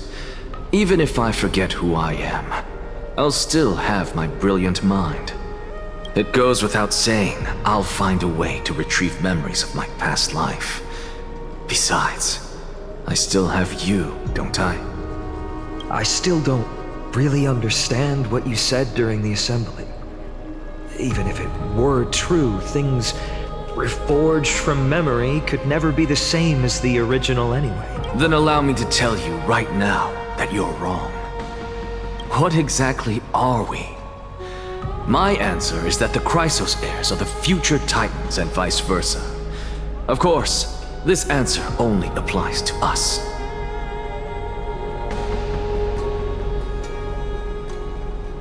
So, what are we when it comes to regular mortals? The very essence of the world, our souls, are tiny invisible seeds that hold records of each person's memories of the world. And we are the buds that sprout from these seeds to grow into great trees.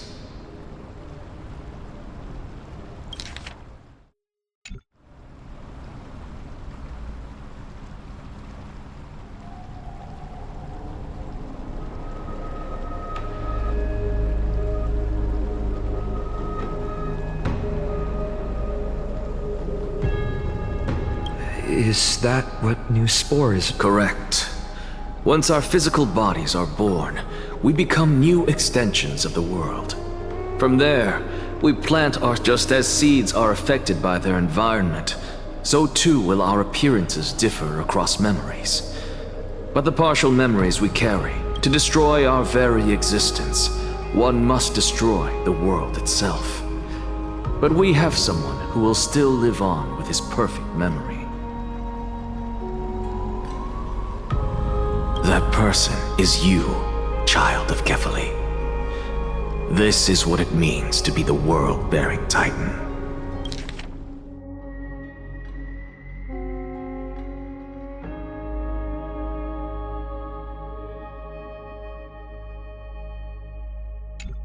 So, carry everything of this world and live on.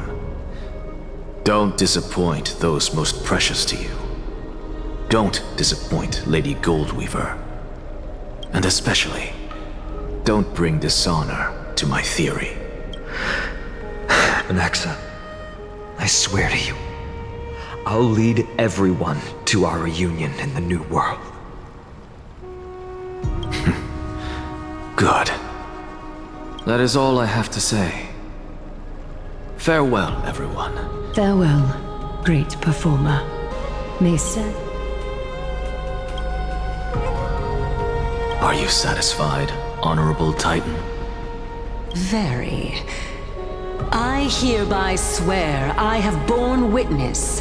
Anaxagoras of the New Sporists and the Grove of Epiphany has successfully overcome the trial of reason. Thus, I shall confer upon you these words. You shall transcend the peaks of purity and return to corruption and hardship. Oh, so that's a god's prophecy. It sounds like you just rephrased my past, present, and future. Oh, Circes. Well, you've already transcended the peaks of purity, and you were never the type to give me any leeway. That is true. But I do still have one question. What is it? Maybe we're thinking of the same thing. As you've so boldly stated, we and the world itself live on through the memories of others. If that is the case, whose memories did the very first new spore sprout from?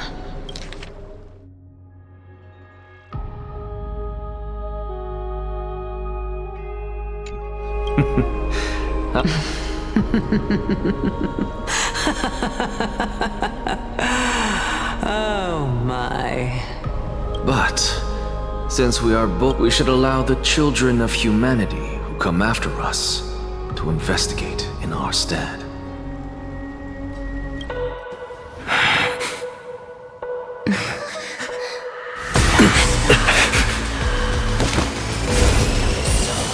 Rejoice, Circes.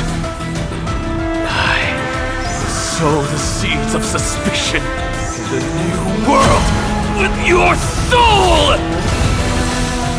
And now, the objective is complete. That is all.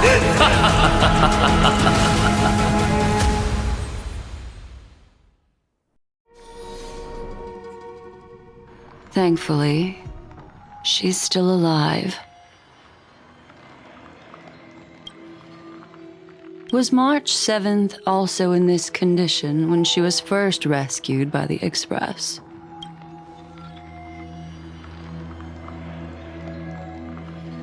But she still woke up naturally. Looking on the bright side, that might happen this time as well.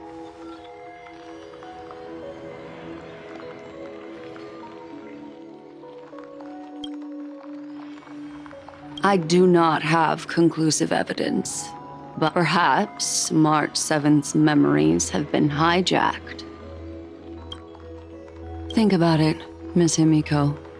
What will happen when someone loses their ability to remember?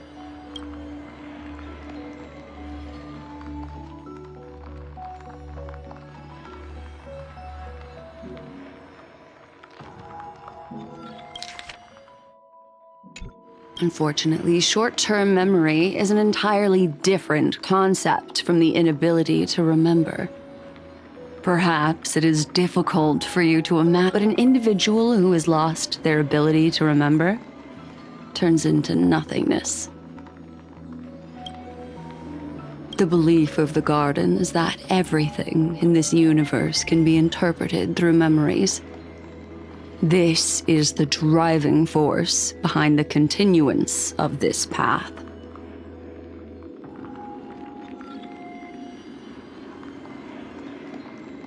The past is made up of memoria, while the future is a possibility that will eventually be converted to memoria. Therefore, when a person is affected by the path and loses their ability to remember, their physical form will also be affected. These ice crystals are a manifestation of that.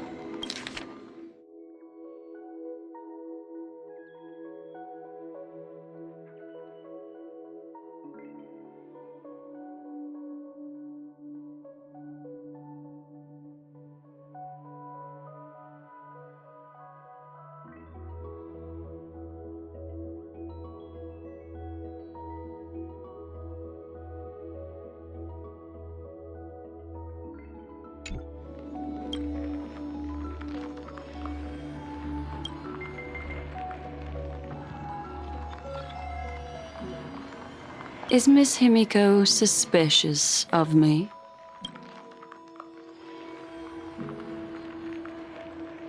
In other words, now is the time for me to prove my innocence.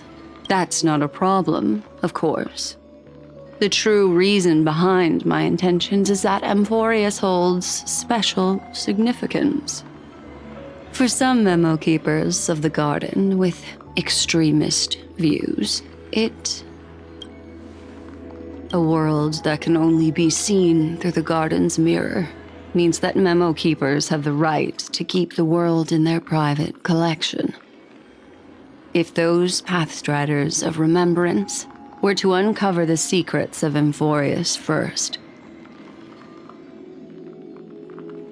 they might unleash their wild ambitions and remodel more worlds into a similar form.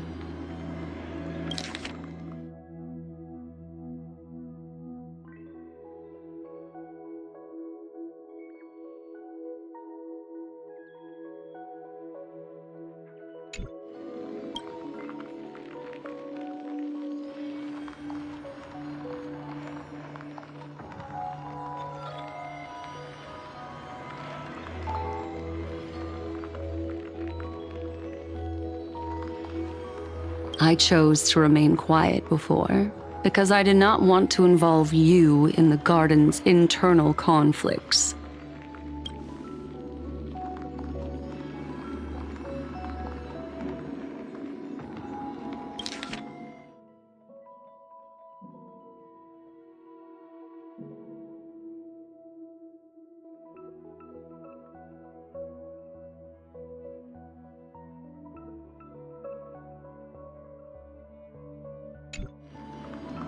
You can be even bolder with your guesses.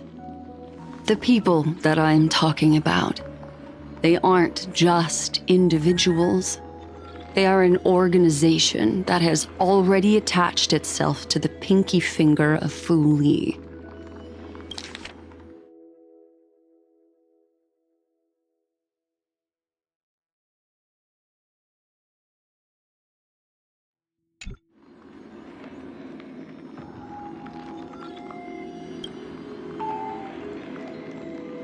I cannot be certain, but at the very least, they are capable of doing so. I am deeply sorry about what has happened to March 7th, but the deal that I propose still remains a fair one. Amphorius is still an excellent destination, and investigating further might allow us to uncover the truth behind the accident. Miss Himiko, the wisest choice right now is for...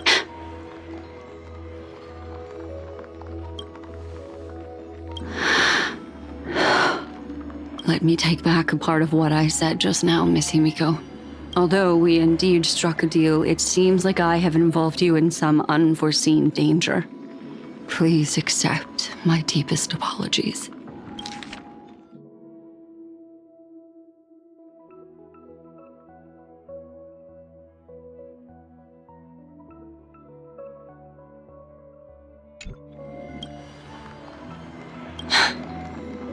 It's Fu Li. Their gaze has just swept across Amphorius.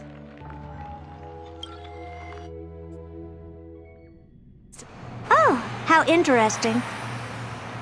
I never expected a mere memo snatcher to be actually hiding so much inside her head. What's even more interesting is that the word Amphorius has appeared in her subconscious.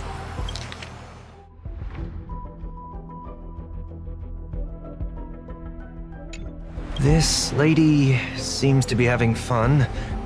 Is she usually like this? It's, hard to explain.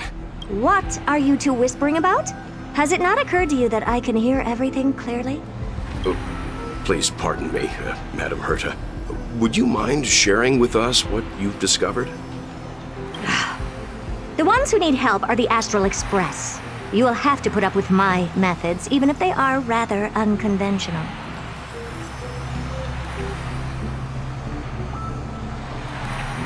Let's get back to the topic. By using the fourth mirror, I rummaged through the brain of... Not only does this person know of Amphorius, but there are also many... I searched through her consciousness and found the following terms. The Eternal Land, the Rejected. It seems like Miss... Since I'm not able to find any useful clues from the outside, why don't I personally visit this... You're planning to head to Amphorius? Yes, but not in the flesh like you all foolishly did. See these Herta mirrors? With them, I can project my data spirit entity to any corner of the cosmos through spatial... But of course, these corners of the cosmos must be within the coverage zone of inter-astral peace communications. After all, this is collaborative technology.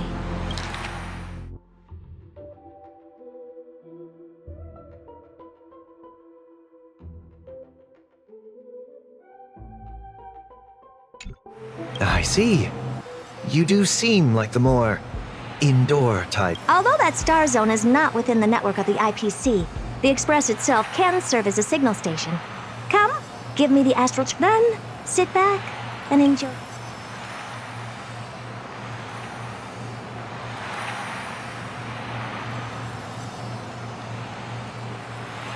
All right, now that everything is ready, mirrors, get to work. Madam, watching you work has been an enlightening experience for me. Your calm and collected nature is truly... This brat. Why does every... Thank you, Madam Herta. Companions are the lifeblood. Well, this young man... First mirror, input the coordinates. You'll be in charge of the spatial warp. As you command, the preparations are complete. Second mirror, prepare for the thought refraction. There's still some distance from the Astral Express to the Amphorius celestial body. This time, raise the power to the maximum. Oh, okay. I won't fail the mission. Third mirror, you're in charge of generating the data. What? Good question. Forget it. Just use my own appearance. There's no one there that'll... Fourth mirror, you'll be in It seems like I have nothing for you. Standing by again. Next time, can you count down from 4 instead? Fourth mirror, it seems like I have... Next time.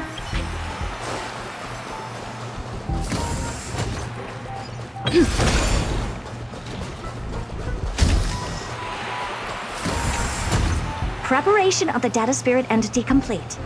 Thought refraction at max power. Excellent. First Have a safe trip, Madam Herta. May your journey yield good results. Coordinates input complete. Preparing to activate spatial warp. Spatial warp countdown. 5. Warp activate.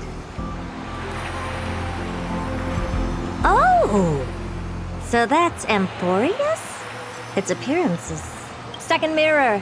Prepare for thought refraction. It's time. All right. Please read the safety. Can't you hurry up? Yes, ma'am. I didn't expect it to be so turbulent. I should have asked the second mirror to use slightly less power.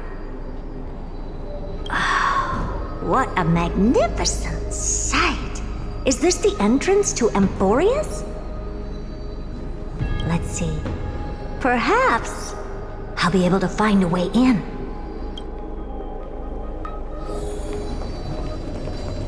What's this? A statue? It's ugly. I don't like it.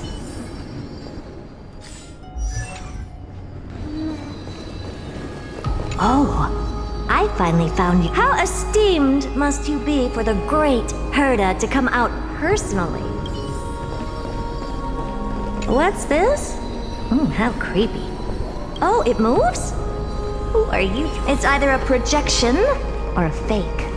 There doesn't seem to be much to take note of. Now then, how am I going to get into Amphorius?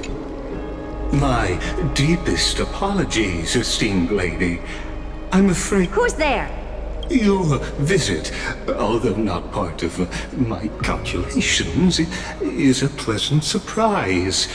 It's a pity that the preparations are not yet in place to receive you with the hospitality that someone of you... Are you not going to answer my question? I have many identities, and I'm going to have even more Lycurgus. Lygus.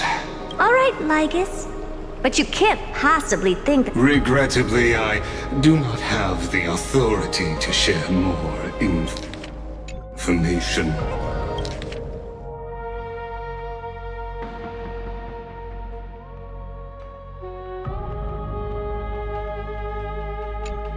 However, standards are always flexible. While not violating the ultimate agreement, Now, please, kindly turn back. Amphorius is not a world that you should be involved. You seem to understand me very well. Then you should know that I have no reason. Your reaction is completely within my calculations. Despite my long years as a watcher, it seems like but my answer remains unchanged. Madam, it is with the utmost. Let's assume for a second that I'm not so well-mannered, and that I insist on uncovering the secrets hidden behind you, Mr. Lygus.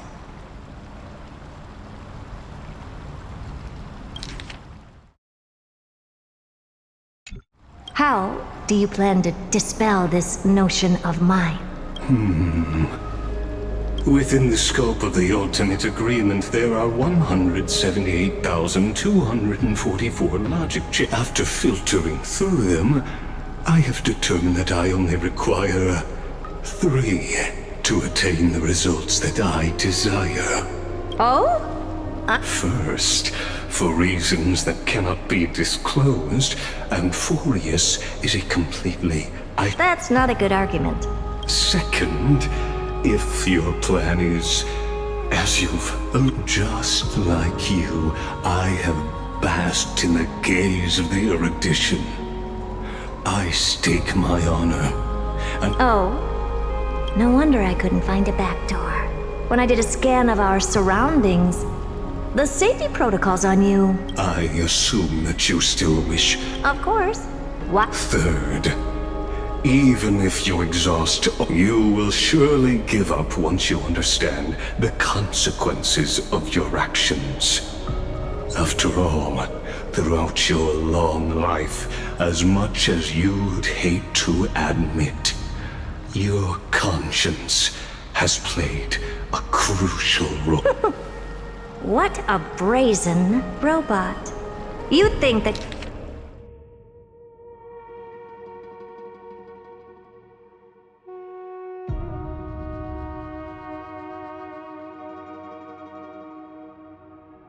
that you can act, but since you put it that way, why don't you tell me what these consequences... It concerns the third path that is entangled with Amphorius.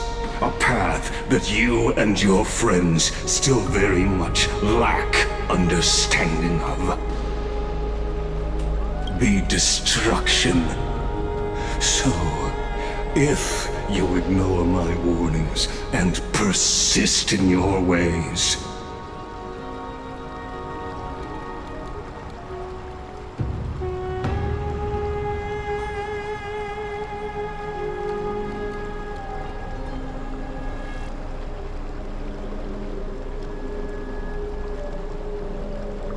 you will break the shackles of a Lord Ravager. And when that happens, their fury will engulf the cosmos.